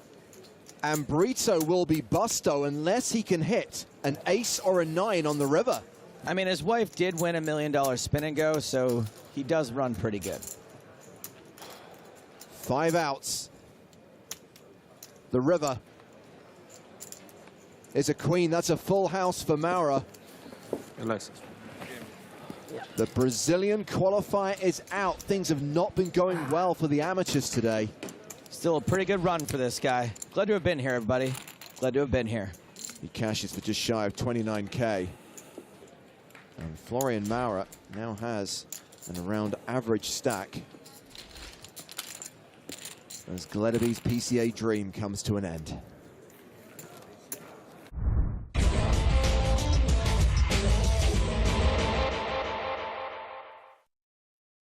All right, so here at the PCA, the big question on everybody's lips is, what is flamingo yoga? I believe, Joe, that it is yoga with flamingos. Yes, I gathered that much, but I think it's time we actually found out exactly what it is. And to do that, we're going to talk to flamingo expert Alexia. Now, I know you don't handle the yoga portion of this, but you are an avian cultural specialist? Yes. Nailed it. So what's the deal with these particular birds? Well, Caribbean flamingos, they are our national birds, and we hand raise them on property, so they're a lot more comfortable around people, so they can actually participate in the flamingo yoga. When you say participate, what do they actually do? Are they taking part in the session? Are they doing the poses? Some poses they will do, they may take a bow, they'll raise one leg up, or while you're doing your poses, they'll play with your clothes, play in your hair, or give you a flamingo hug. I mean, there's probably only one real way to understand the experience of flamingo yoga, and that's to actually do it. One last question. Yes. Is this shirt insensitive? Maybe. Yeah. Kind of regretting my wardrobe choice today. Sorry about the shirt. A little insensitive.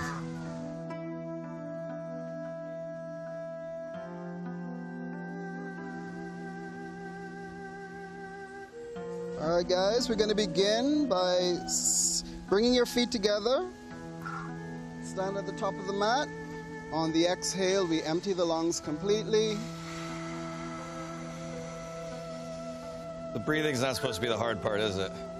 It should not be. It should come naturally, actually. Inhale, bring the arms up, frame the ears, reach up, your elbows are straight, and we breathe. Even inhalation, even exhalation through the nostrils. And on the exhale, we bring the arms down. Good. We okay? What's your definition of okay? You're breathing, so you're Yeah. good. Yeah, good. All right, let's go. Relax your shoulders and open the heart by looking between the hands. We're gonna pull on the right foot, and we're gonna roll over onto the left side. No. You got it. Pull on the left, and roll onto the right. Pull on the legs, Relax your shoulders, bring the forehead down to the ground. On the exhale, release the arms, blink the eyes open. How was that for you? Surprise. I ache everywhere, by the way. Like, literally every single muscle in my body aches. At least I'm kind of adjusting to these guys now. I don't know whether they're meant to be relaxing, but it kind of feels like we just did yoga in Jurassic Park. I think we should thank all of our co-hosts. Thank you very much. Appreciate it. Thank you. And quit while we're ahead. Yeah, let's go.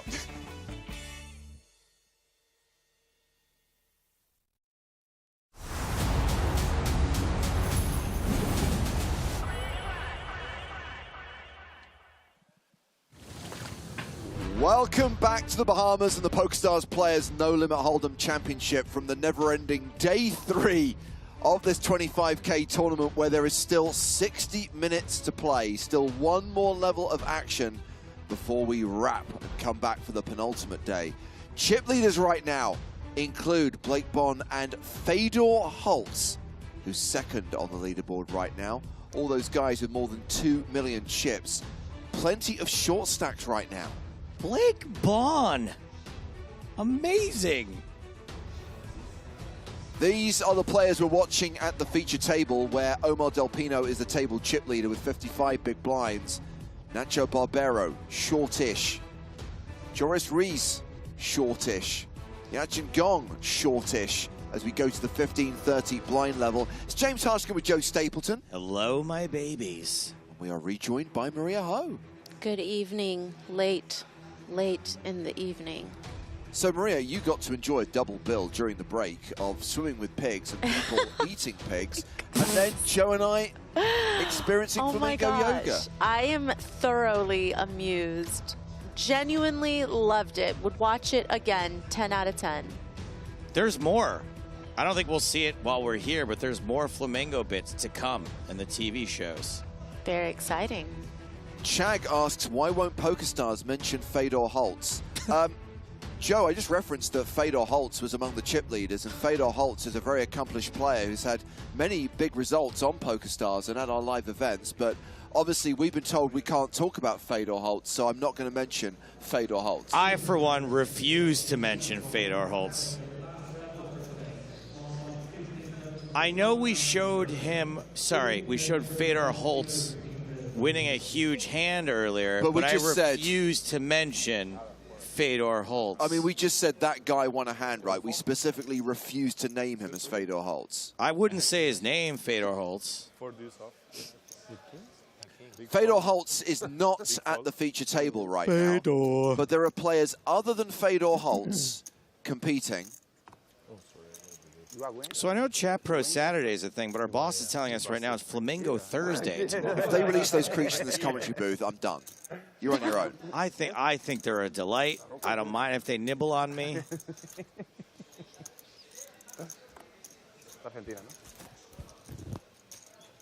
Sorry, just thinking about it for a second.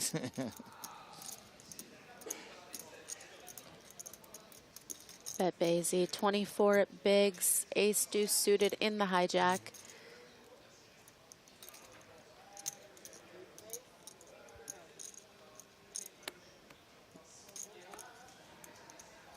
I can't believe it's the last level of the night. I don't want it to end. You want to keep going, knock yourself out. Well, the tournament won't be going. What am I going to talk about? We know I can only stick to the poker. You are renowned for never going off-piste and off-topic.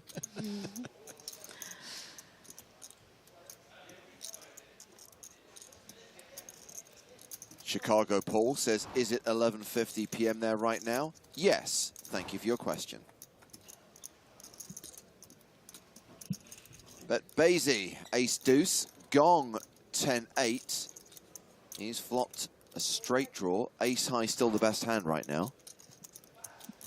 Action tomorrow, Stacky, will kick off at 12:30 Eastern, which is 6:30 p.m. Central European time.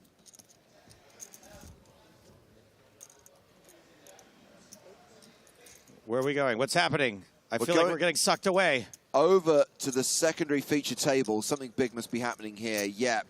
Trans all in with ace-4 against Pizzari's queen-jack.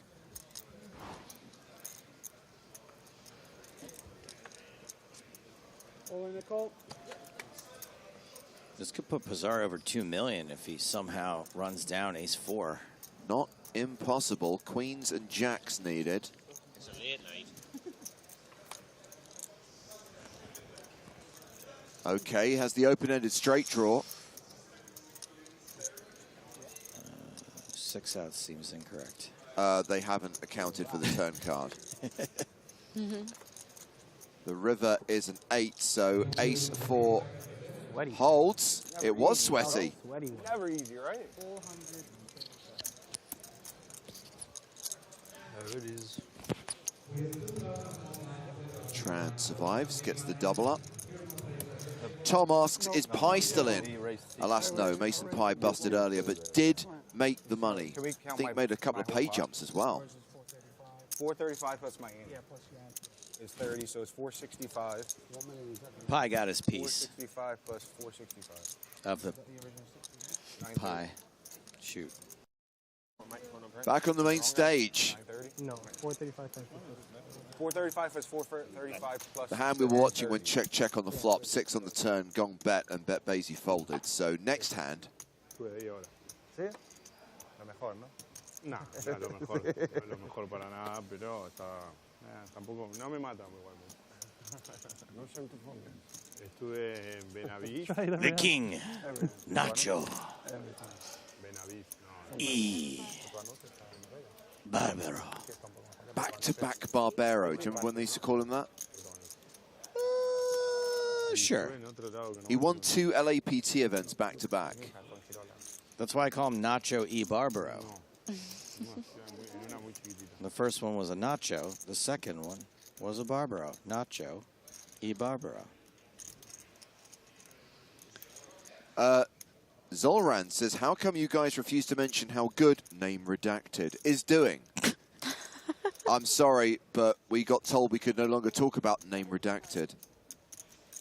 I will neither confirm nor deny that we've been told not to mention Name Redacted. But I thank you for your question about Name Redacted. Started with 550. 550. Moreau in the big blind. Nacho. With King 10 offsuit. E. Barbaro. Aw, poker needs to come up with better announcers. Jeff Halcomb needs to come up with better chat because he's banned. Thank you for your comment, Jeff. Interesting flop. Couple of straight draws for both of these gentlemen.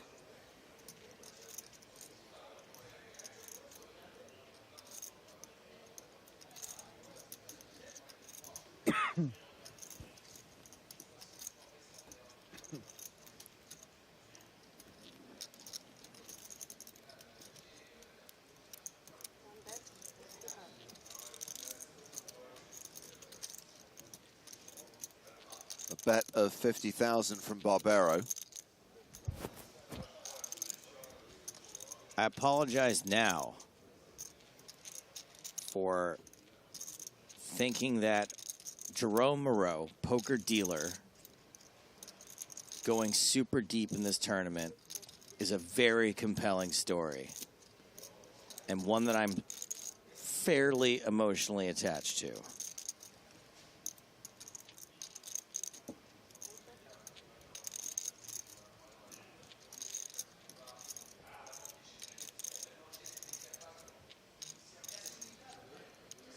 Moreau misses the open-ender and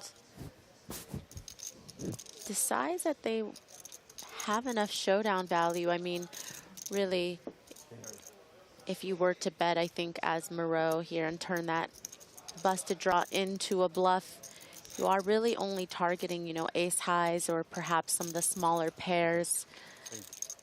Maybe he just thought it's too thin. To have the kings of spades. Maybe I fold the river at the time. Maybe, not sure. Maybe not. Maybe I shove the flop actually. 520. Lo di 3 all-in seguido, boludo, me quiero morir. Pero estoy contento. Does that sound appealing to you? Does that sound appealing? Los 3 con par de 7 encima. Are you Qué hungry? pomo, boludo. Dos contra el mismo. Excuse me, sir, English at the table only? Yeah,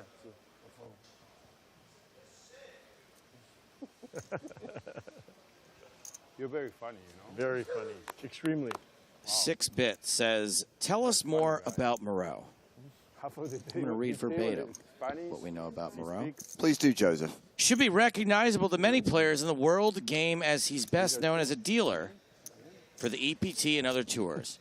During the pandemic, he worked for PokerStars in support, a scheme set up to help dealers whose income all but vanished because of lockdowns. Won a Platinum Pass and a Spin and Go promotion on PokerStars.fr. That's a great story. It is a good story. Sounds like it was written by ChatGPT, but still a good story. Howard Swains wrote this. Oh, sorry, Howard. Look, he wrote about 55 of these, so can't blame him for a couple of typos.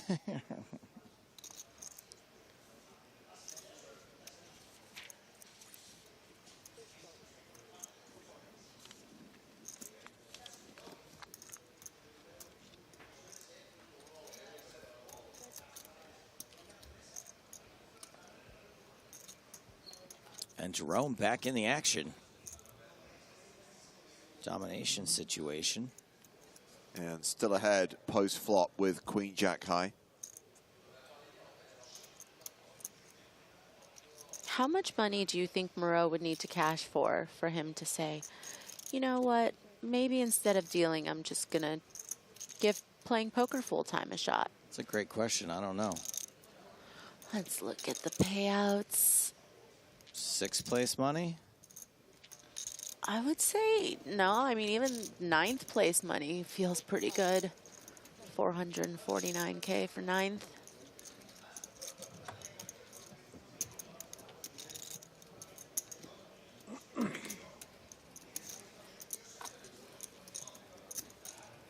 Well, we are going to go over to the secondary feature table. Está muy border, al pedo.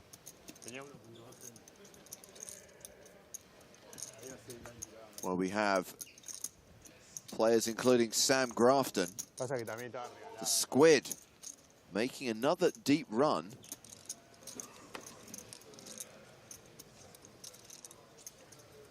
It's an all-in for Adela Dazeem.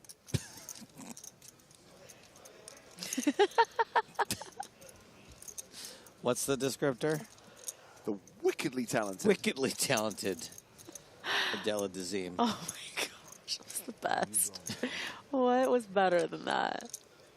Well, Menzel ahead post-flop with jacks. Pizzari looking for an ace. Jack on the turn. Well, technically ace-jack improves. Menzel was only in for 25,000. That's less than a big blind. Wickedly short-stacked. But Menzel has survived. Chip in a chair. As I say, and no one else ever before me ever did.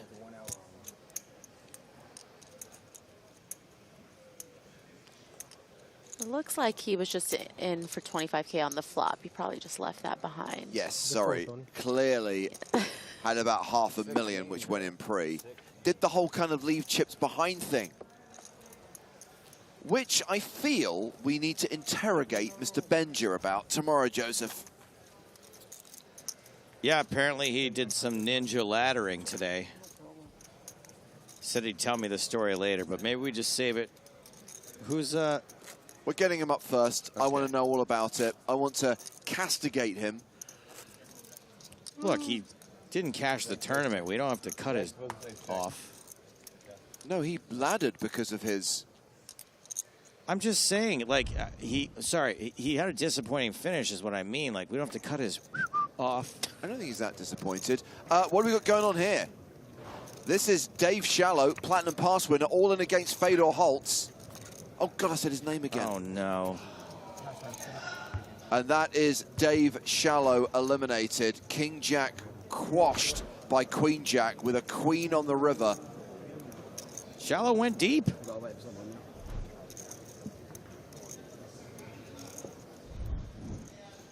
Fedor Holtz continues to chip up. Apparently, Fedor's now got more than 3 million.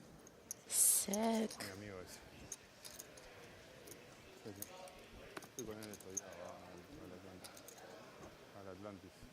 And that means Fedor likely to be chip leader right now.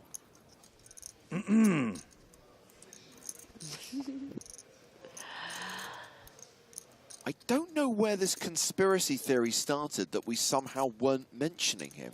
I know where it started. Idiots. Like most conspiracy theories. Looks like Del Grosso limped from the small blind and Bebezi shoved with ace-7 from the big blind. Just over 20 bigs.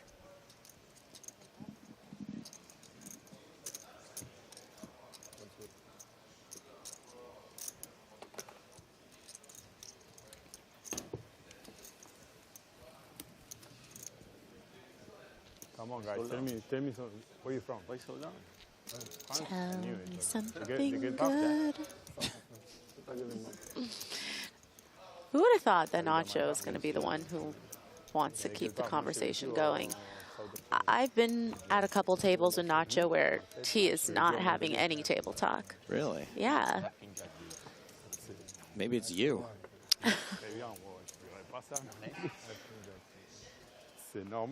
Wow, you know they're getting to hard again when he's in the chat.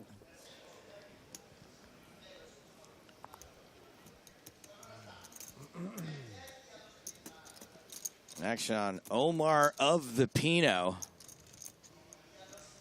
You know who's fun when she's of the Pinot? Maria Ho.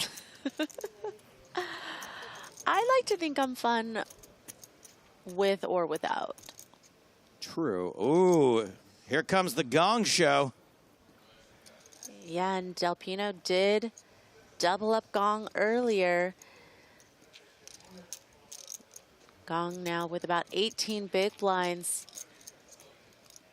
I think that's going to be too much for Del Pino to look up. We'll see if anybody wakes up with anything behind gong after the chips inevitably go in the middle.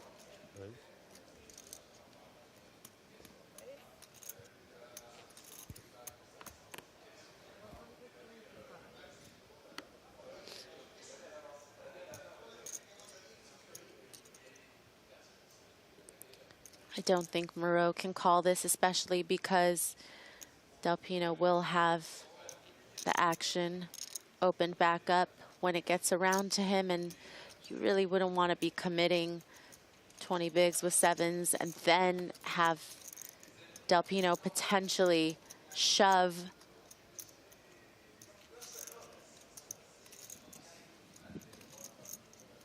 What about Jack's? Okay, never mind.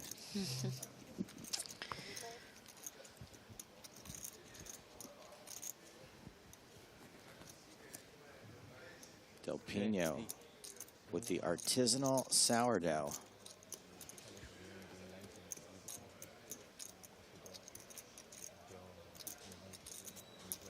That looked like a fold. Indeed it was.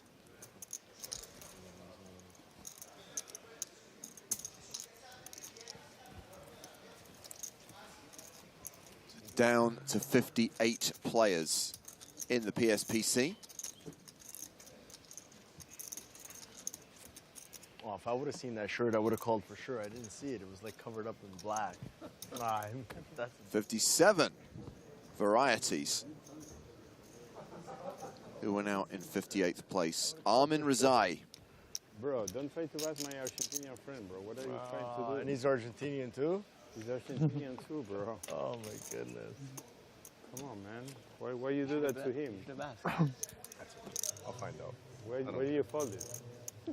Pardon me? Why do you fold it? My phone? What do you fold it? What do you fold? Why you guys want to know so much? You're Argentinians. I want to know. You'll find out in 27 We're your friends, minutes. bro. Come on, tell us. You'll find out. You're talking about that. You're talking about the hand.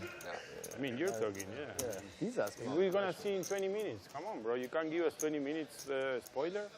Who cares? Buffalo. Buffalo. Now I'm listening. So I just heard PokerStars inviting me to the next LAPT with everything paid. Thanks, PokerStars. Nice. I appreciate it. No, they didn't, but... I mean, everyone's invited. I mean, I can't believe they're putting you in the high roller also. It's incredible. Wow, it's crazy. It's I can't believe it. They are amazing. They are amazing. They gave me the platinum pass for the next one already. That's incredible. It's incredible. They're so nice. I really love this brand. It was I've been with them for like 5 years. It was the best 5 years of my life.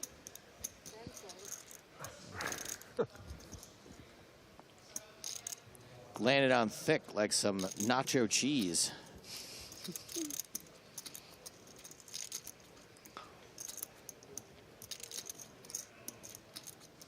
So the limp on the button from BetBazy.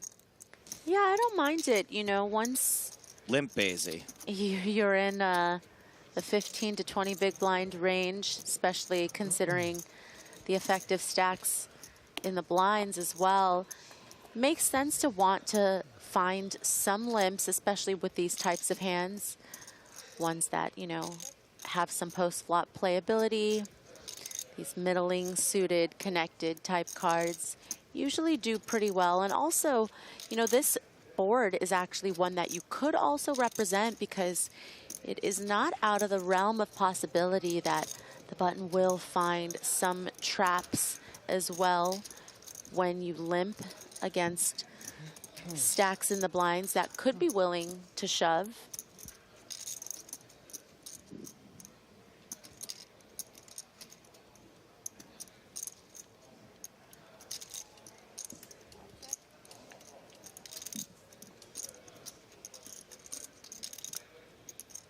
Fives still ahead somehow against two opponents. No betting yet. How are fives still good? Do the 1,014 entries include Fedor? We're being asked on Twitch.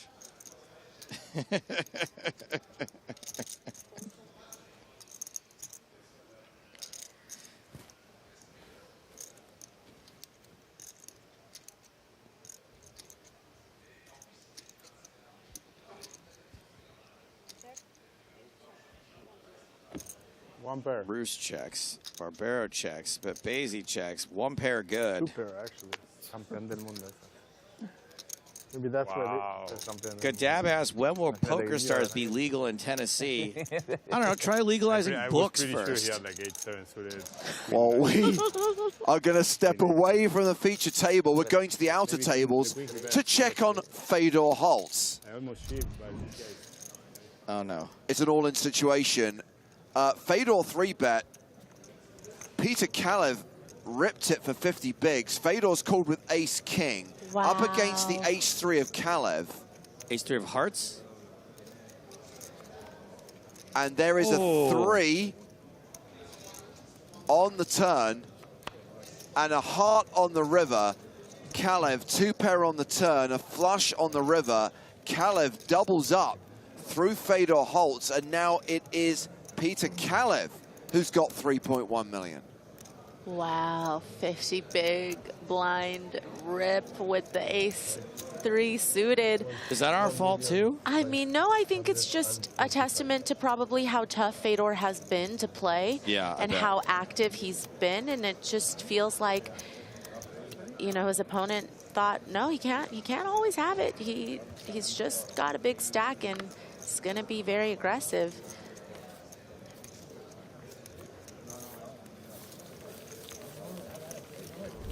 DJ Kalev made a deep run in EPT Prague just before Christmas. In fact, finished in 7th place for 164,000 euros.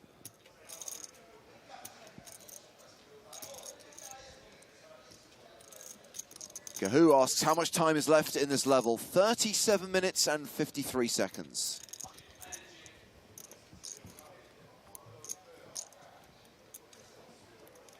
Del Pino assuming the position for acquiring a ton of outs. That is a street flash board.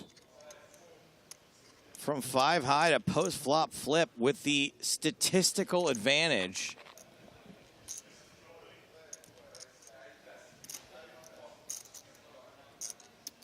Yeah, normally if Moreau didn't have as strong of a hand as Jacks, they might just be willing to fold to this lead from Del Pino, but obviously we see that Moreau cannot just give up the Jacks so easily, even though this board is so coordinated.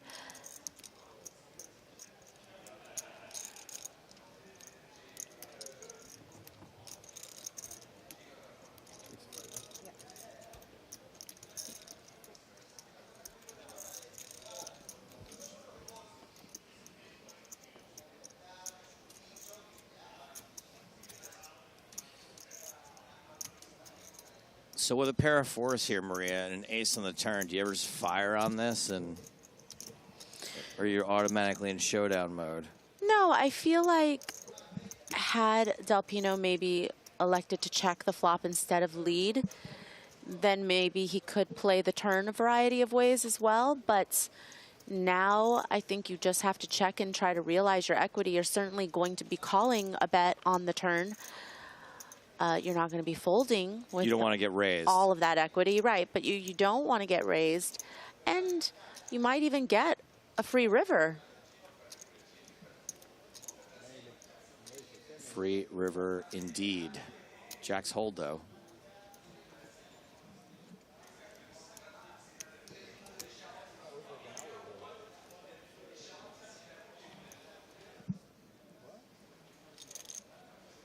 What kind of phone was it?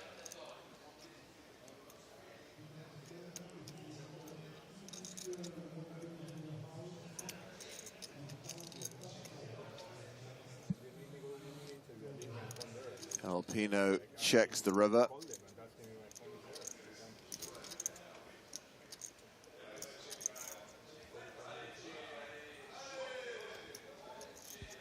And Moreau checks it back. Jacks are good. He'll win another pot. And Jerome Moreau is up to 1.28 million, which sounds impressive, but is actually a 42 big blind stack. Omar Del Pino, the table chip leader, has 47 big blinds.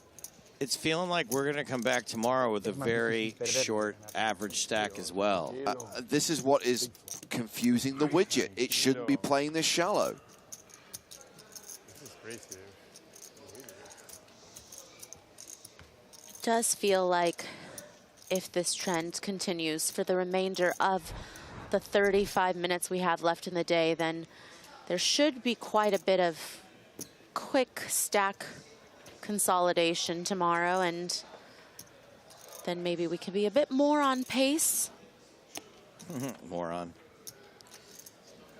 So this is pretty funny, this insult here. I didn't know he was talking about it first. I think it's a tame enough insult.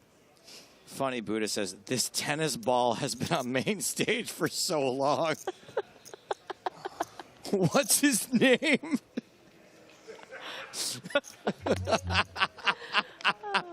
I had to figure out what it meant before I could read it. But I'm into it. Del Grosso raising tennis ball folds on the button.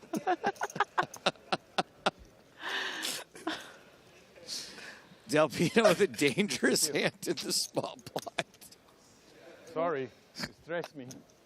Oh. It's there, but I mean, it's going to 30 minutes ago. Where is my phone? Because I left it at the interview. I don't want to lose my phone in the middle of the tournament. Oh. This joke definitely wouldn't have played as well if it was the start of the day, No but way. you know, at this point. Well, also, he has been at the feature table an Hilarious. inordinate amount of time in the same seat for hours, then gone, then back in the same seat. Like a tennis ball, he's bouncing back and forth. Oh. Del Grosso getting the action he wants.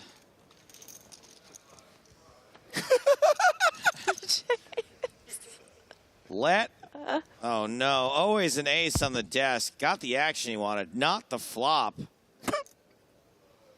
That is Del Grosso. Yeah, especially when you have the small blind calling pre-flop. I love it when Hardigan gets like this. He has a little bit of a giggle fit. I was saying that, you know, you can expect the small blind's calling range to contain some ace X's for sure, some pairs, some of these Broadway type holdings. But Del Grosso's still trying to go for a small C bet.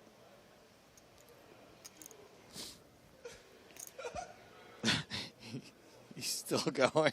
Turn the mic back on. We want to hear it. Yeah, let's just hear the laughing. Come on. Don't keep it from us.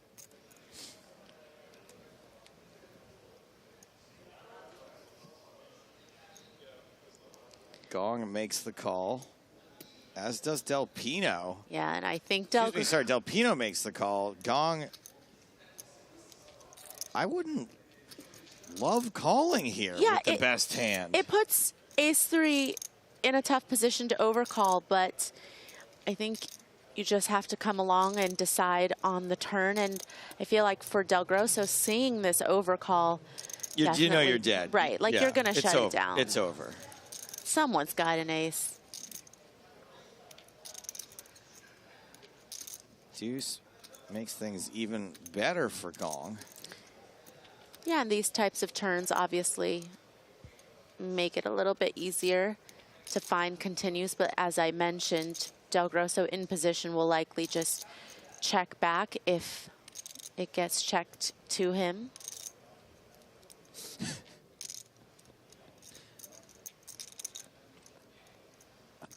I think I've got it together, but I'm just worried that when he comes back, I'm going to lose it again. When he comes back over the net? When he returns? There he is.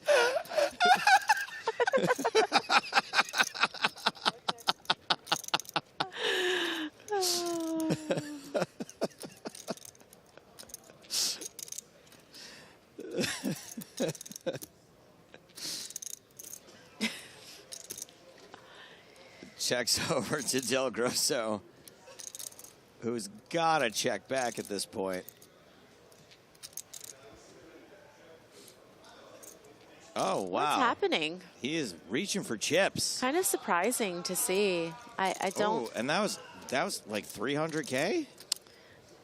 I mean, I don't know how to feel Almost about this. full pot.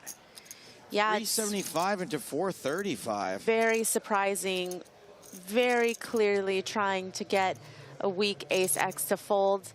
Wow, and it works. Not very often are you going to see people turn kings into a bluff against two people, but with that sizing multi-way, I don't see any other explanation for what that was. Very, very creative.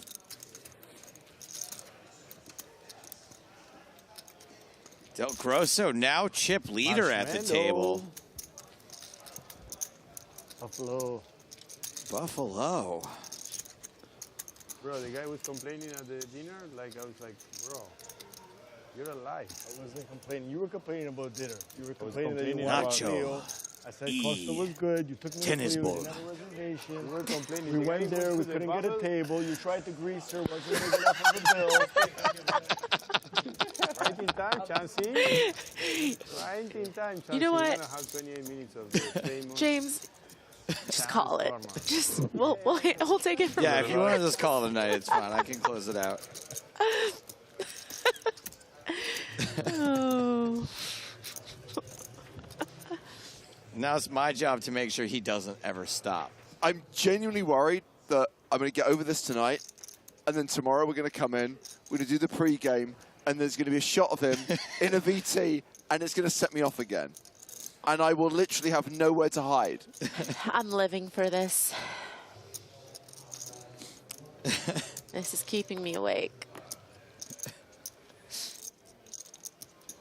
All right, we're going to cut off this table. How about Thank that? God. I sure hope there's no one dressed like a ball over here. Sam has stepped away from the table. And Where's his chips? He's got a big stack. Okay. So it's Menzel who we're looking at here. Facing a shove from Lucas Rocha. The wickedly talented Menzel. Wow, that's really close.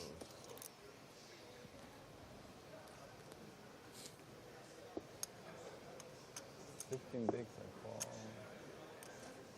17. What is your number now? I mean, ace-5 is one of those hands, Maria, you're just much rather be the aggressor with than the caller offer. Yeah. Oh, wait a second. And most of the times, you know, for anything over 15 bigs, it feels like too much in these positions, right? I mean, granted, in late position, suited aces tend to look a little bit more attractive, but we're talking about an under the gun +1 open and then a big blind shove. Sorry, I need it. Painful tank here. Yeah, for about 17 bigs.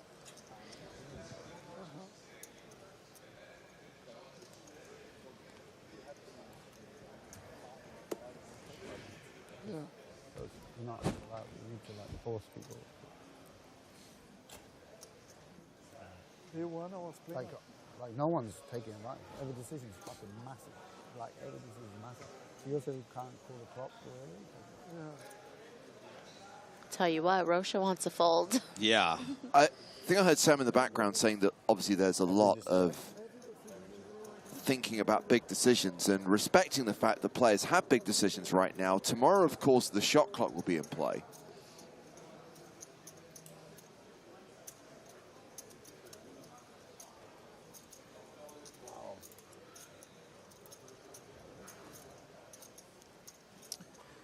Karana says, I really wonder what you're supposed to do here. I think it's a fold. Feels like a fold, too, despite the You would fact have called that already. we can see. I'm not so strong about it. Yeah, I'd like to double up again, so I just gave all my shit. Like an idiot.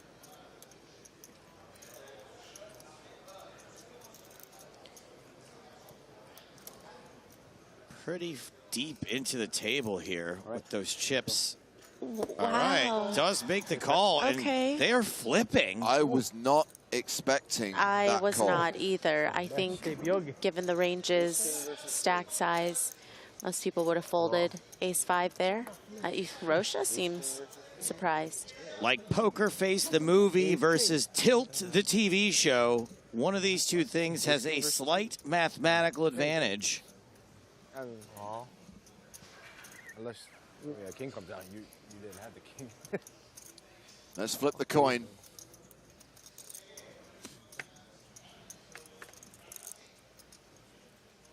Ten, 9, 6. 4 still good. Menzel looking for an ace or a 5 to eliminate Rocha. Of course, running spades would work. No spades. That works too. Oh no, don't counterfeit the poor guy. That's the worst too, when it's a hand you don't feel like should have called you in the first place and then counterfeits you. All right, there you go. Fours get the double up. I think that's part of the reason, by the way, that we still have so many players left at this point. We've just seen the short stack win so many times today. That is true. We have seen a couple of eliminations in the last couple of minutes, including Victor Vargas, the Argentinian, out in 57th place. We are at 55 right now.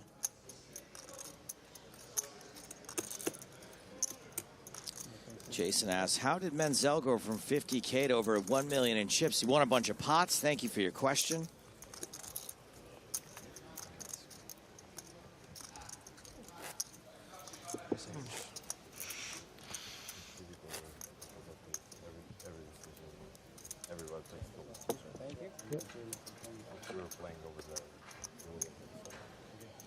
I mean, it is taking longer out in the field bank as well. Like that, yeah. It's longer now. Yeah, like it's longer out there as well, just because everything is more. I showed But yeah, I know what you're saying.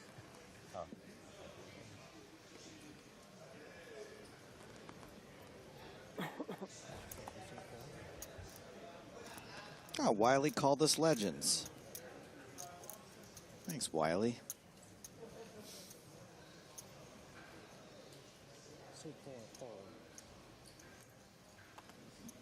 Manziel folding a suited ace under the gun.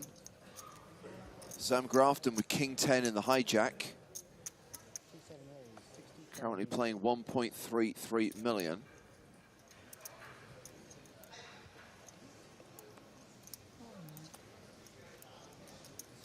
It's raised to 60,000.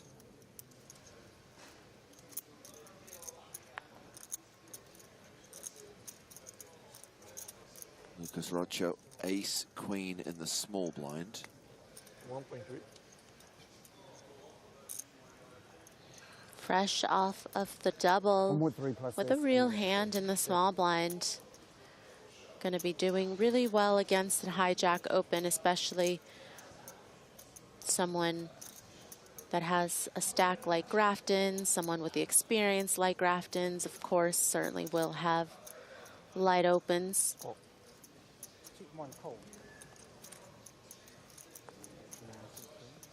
Not that King 10 is out of range here. I'm just saying generally speaking. You have 1.1 now. And Wynn calling out of the big blind with Queen 10. So 3 players going to the flop at the secondary feature table.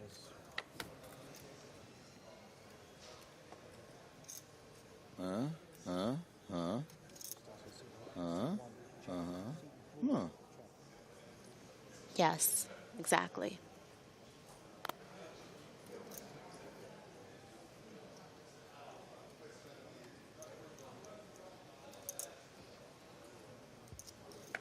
Checks around. Straight for everyone. No. It's a king. Grafton with the advantage. Near enough a 3-1 favorite with 1 card to come.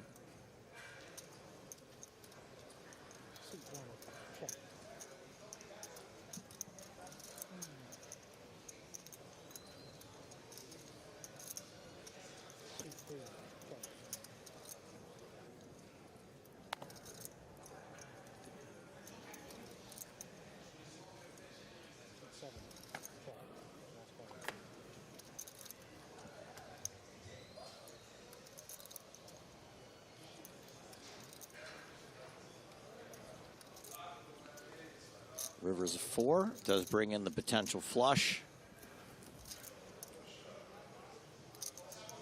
I don't think I'd try super hard to, super frequently I'd say, to get Grafton off this king.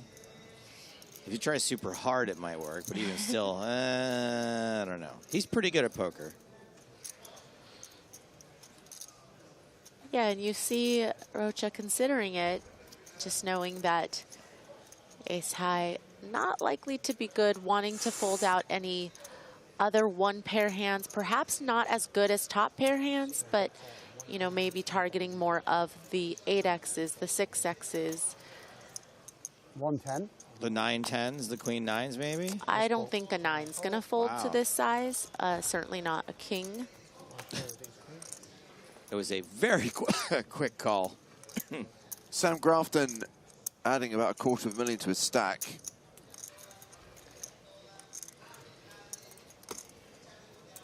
We're still at 55 players. I can only assume, and look, it's been a long day for us, it's been a long day for the players. I can only assume that everyone's just kind of slowing down and they'll survive the day, Maria. They'll come back for day 4, but that's when we might, maybe I'm being a bit too optimistic here, see that kind of flurry of eliminations that we need. Right. Yeah, I do think that there is something to be said about the fact that we are getting so close to the end of the night that there's the consideration of a lot of these players just wanting to bag, wanting to make day 4 of the PSPC. Yeah. And also, as you mentioned, just having such a long day with the bubble going as long as it did, and them just shutting down a little bit, autopiloting, maybe not looking for those spots to get into big pots when their brain is not fully functioning and firing on all cylinders. Yeah, next money jump is not until we're down to, did I read that right? 39? Yeah. We're going back to the main stage where looks like Chance Cornuth has taken a seat. Wow. Come on, bro, you can't win. Why don't you fire? And just takes a pot off of Nacho Ibarbaro. Clubs would have been nice. You had ace high club? Oh, sorry, Nacho wins the pot. Excuse me. What you had? I'm gonna take a wild guess. Tell me if it's right. Let's guess. You had ace, eight. Barbaro's such a baller, says Medivo. He had maybe Oh man, Jack 10 of diamonds. cannot believe how much that broke me. I don't know about that one. Things that go a bit harder with that one. Maybe. What's crazy is the person who wrote it didn't even do a victory lap. I think he has some backdoors for some reason. Like, you better believe if I wrote something like that in chat, I'd be like, that was me, and I'd be like ruining it by trying to follow it up with other jokes, and they just said the perfect thing and disappeared into the mist. Make sure you watch that one. Did we ever answer the question? What his name was? I mean, it popped up on screen moments later. Jack 10, that's what about the other hand? Did we thank them for their question? I don't think I thanked him. Well, that's where you went wrong. That's why they disappeared. Yeah, right. They felt underappreciated. Then it's okay. Could be a good.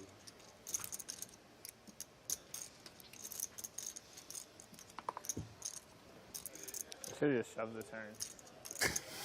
Stop. What do you think? I don't think it works. Moreau taking stock of how much the blinds have. The blender. Nice ace 9 here on the button. Certainly good enough to open. You know, I but gave you like looks like Moreau just playing really tight on the button.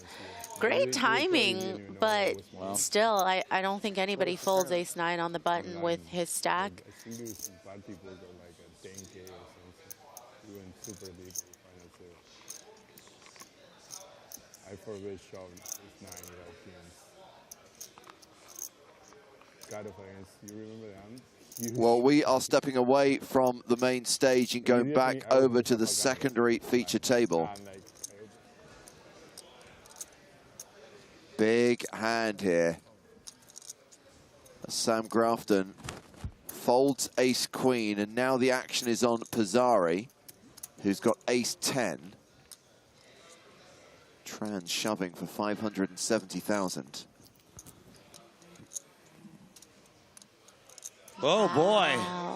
And Tran is at risk, but is way ahead here, dominating Pizzari. Ace-king versus ace-10. We're going to have another short stack double up, more than likely.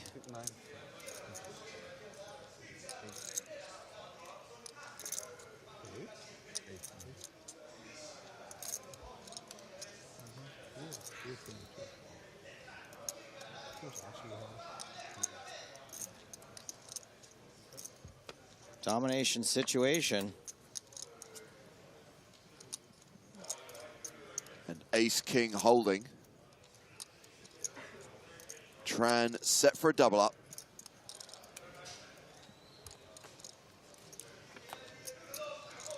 Just has to fade. A 10 on the river. That would be the only card that would knock him out. Obviously, there are a few opportunities. And that is one of them. Sevens and deuces with an ace kicker. This is a chop pot. You know what they say? Everyone loves a chop pot.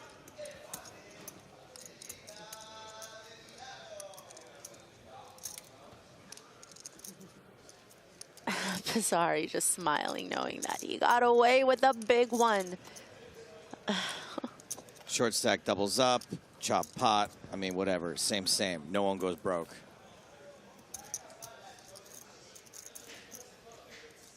James, do you think Nacho got his sweatshirt out of a can?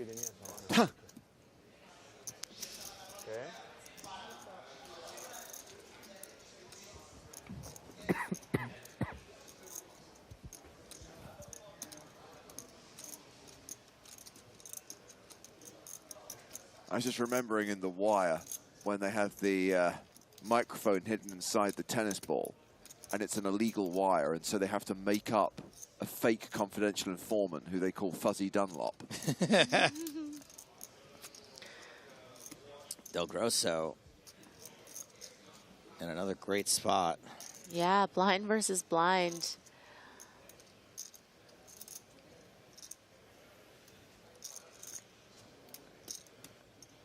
Raise pre-flop, got the call by BetBazy. Bet flop got called again. Now putting in a healthy bet on the turn. Nearly half of BetBazy's stack to call.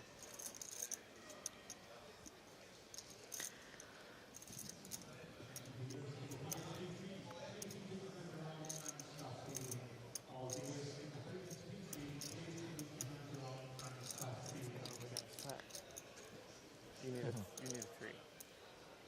If you are up against I'm okay with a 4. a pretty decent value range here from your opponent, then Queen Jack does not look as strong as it would appear. What's the 0 possible? I don't know what their range is here. Man, oh man, this pot's getting pretty huge. River card is an 8. I mean, he's a dealer, so he might know what to do. Yeah, about a third pot left in BetBazy's stack. Yeah. Just put them all in here, right? Yeah, I mean, you're going to get called by, you know, worse kings. You know, you have ace king, best kicker here. If you think you'll get called by king X, jack X, of course, you know, there's going to be a lot of hands that are going to be willing to call here.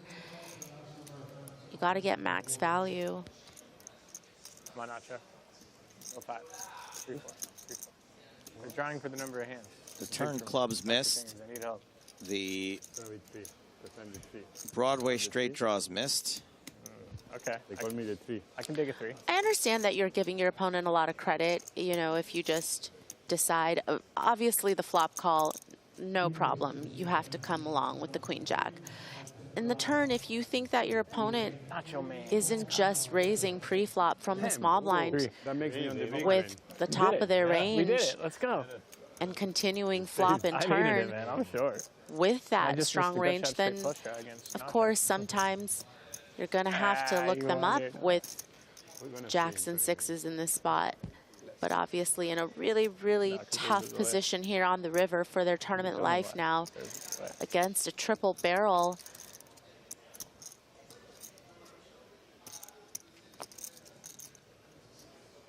You've committed so much of your stack in this hand so far.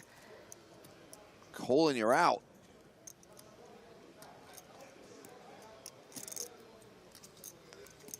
But you're getting such a great price, and it almost just feels like very tough for your opponent to be bluffing and expect you to fold anything halfway decent that you've continued with up until this point for this price.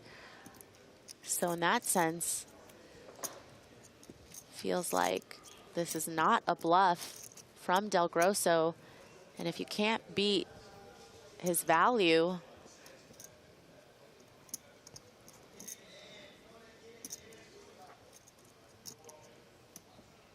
I guess that's what I was trying to say about the missed draws. Like, you would have to put your opponent all in here, too, if you'd missed a lot of the time, wouldn't you? I mean, your name. It's not yeah, just but for I think you value. would have just sized it differently on the turn. You wouldn't have given them this good of a price on the river to call. So doesn't that... He's made the call. Wow. And he is out. Home. BetBazy's taking me home. BetBazy's taking me home. I mean, it's a tough spot in a blind versus blind situation. It's hard to get away. Looks like he had a healthy rail with him as well. Wow-wee. Jeez. Cash is for $70,700, and we are down to 54. Heck of a rail for 55 players left. Jeez. Nico. Last. Marcelo Del Grosso, one of 2 former team pros at the feature table. Nacho Barbero, as he referenced a short while ago, was also on the books for a few years. Nacho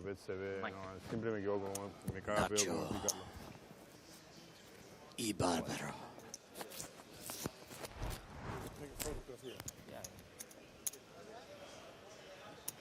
Clock has been paused. I guess we're going to draw for the number of hands to play tonight. Oh, they've drawn 3. 3 more hands. So we're starting with the pre-penultimate hand.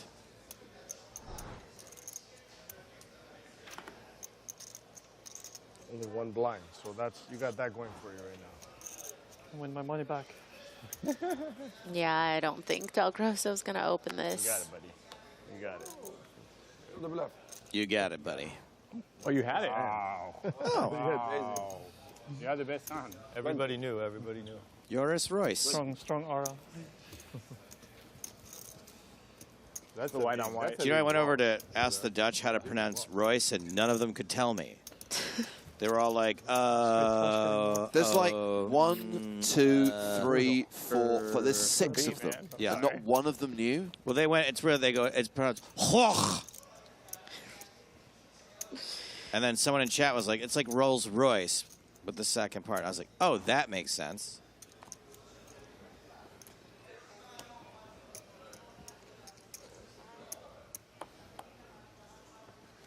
So 2 more hands to play on the main stage.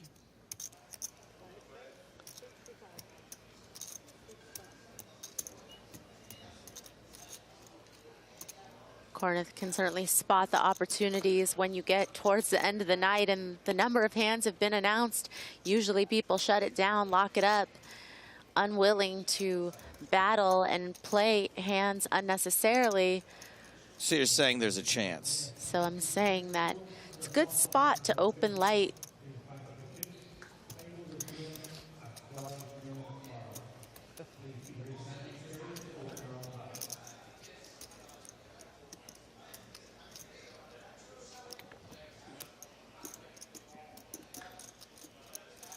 No se ha dado bien la tirita igual. No, mal. Nacho. Sí, tengo muy por encima de ella. Estaban 2 millones, pero creo que el cansancio también, porque pensaba que vamos a jugar menos niveles también. With the ace-6.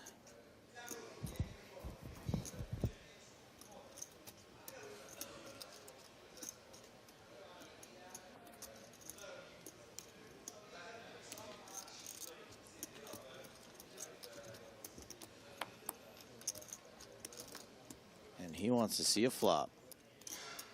Let's do it. Jack 9-8. This is all chance.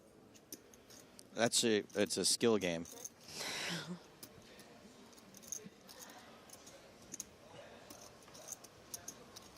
I'll be here all week.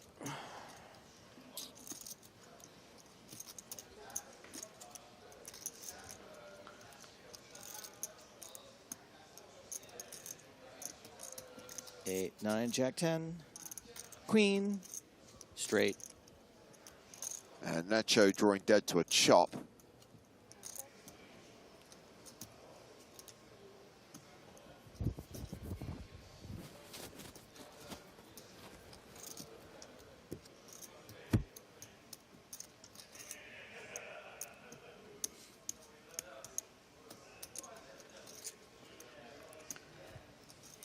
Corneth gonna attempt to get some value, but it's not gonna come from ace-X You here. think about 7-3 now, Joe? I was going to do it. So 1 more hand to play tonight. 7-3, Nacho would have been in a spot. You put the sunglasses on. Meanwhile, a hand at the outer tables. Yannick Schumacher at risk. Platinum Pass winner Tom Parsons. Ace-10 versus Jacks.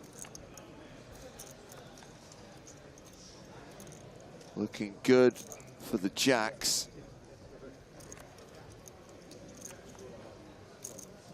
Deuce on the river. Jacks hold.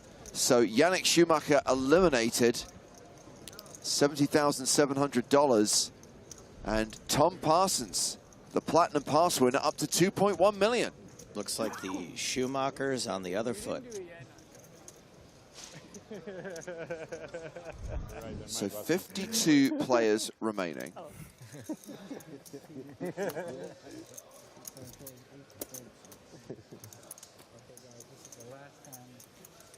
I think maybe we should take a moment to say how continue the trend. We're looking to you. sick it is that Sam Grafton is in the top for the big blind. 50-something of a 1,000-player field right now. And Sam had a deep run in the PCA main event as well, made it to the late stages. 52nd place, so looks like he's going to outdo himself in this one.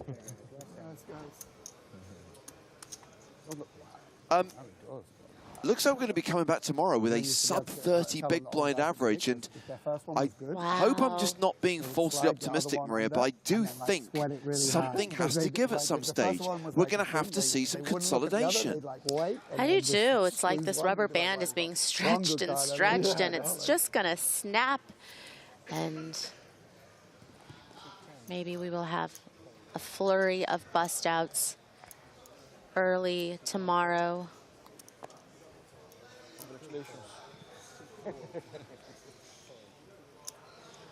Congratulations. I seriously thought this comment on YouTube was making up the last name, but apparently Dimitrios Barpathanasis is a real name.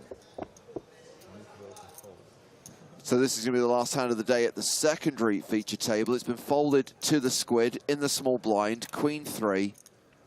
I'll give the guy a walk, Sam, and we can all go home. No chance. Pizzari checking his option. Has Grafton dominated? Jack 6-5.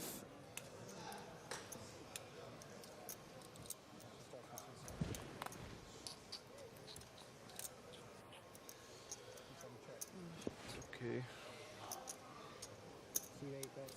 Just like on my MPC, right? Just like I checked, I can't have anything here. Just a damn check. Like I can't just limp jacks and have a set here. You are my favorite player, so. Pizzari bets, gets a fold. But really, we play together. And these guys can now bag and tag and come back tomorrow when apparently we're going to play down to the final 6. I don't mean to be a pedant, but come back today. Yeah.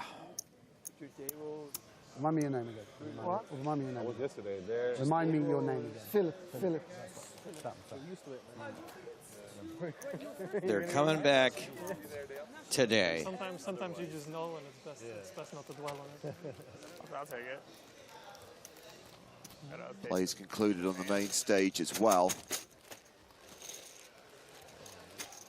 Well, if that's the case, can we just get some graphics on screen and get out of here, because I'm exhausted. Well, someone in chat wants to thank Maria for sticking around to do commentary.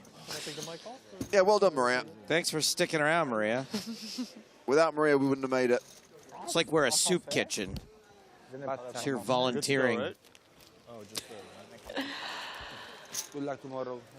So action resumes in less than 12 hours. That's right. We will be live at 12:30 p.m. Eastern Time. That is 11 hours and 40 minutes from now. And with any luck, Nacho will be wearing the same shirt. Please no. I can't go through that again. Those are the chips, the players who are at the feature table. Apparently 15 Platinum Pass winners are still in the field. And these are the chip leaders at the end of day, the big stacks coming into tomorrow. It's Dominic Nitscher, he's a Platinum Pass winner. Tom Parsons is in the top 5, but it's Peter Kalev who leads right now with an 84 big blind stack. For the record, Sam Grafton sits just outside the top 10. Grafton 11th in chips right now. Blinds will be 20-40 when the action resumes tomorrow. And of course, most of the prize pool still to play for. Going to start paying six-figure scores tomorrow. And then on Friday, for the final day, we pay the seven-figure scores. Everyone who makes the final day guaranteed a milli with $4 million up top. Can't wait. Can't wait. Should be seeing some of those giveaways tomorrow. So, of course, there are some great stories around the PSPC, including the cashes of some of the Platinum Pass winners. Check out the work that Jack and Howard are doing over at the PokerStars blog. And we will be back tomorrow for the penultimate day of the PSPC. Yes, Joe, I know, strictly speaking, it's late today, 12:30 Eastern. But for now, from Joe Stapleton, Maria Ho, Nick Walsh, Scott Baumstein, I'm James Hartigan. Good night from the Bahamas. Paper money, you're so funny. I scream surprise, I scream for you, you make me alive. Like I might even survive. Isn't it funny? Cash dollar money, give it to me, honey. Spend it all, spend it on me. Money tree, money, money, money, make the world go round. Sleep with the silver, bathe in the gold, dance in the diamonds. I ain't never getting old. Yes, I'm sitting comfortably. Yes, I'm sleeping sound. 'Cause money, money, money make my world go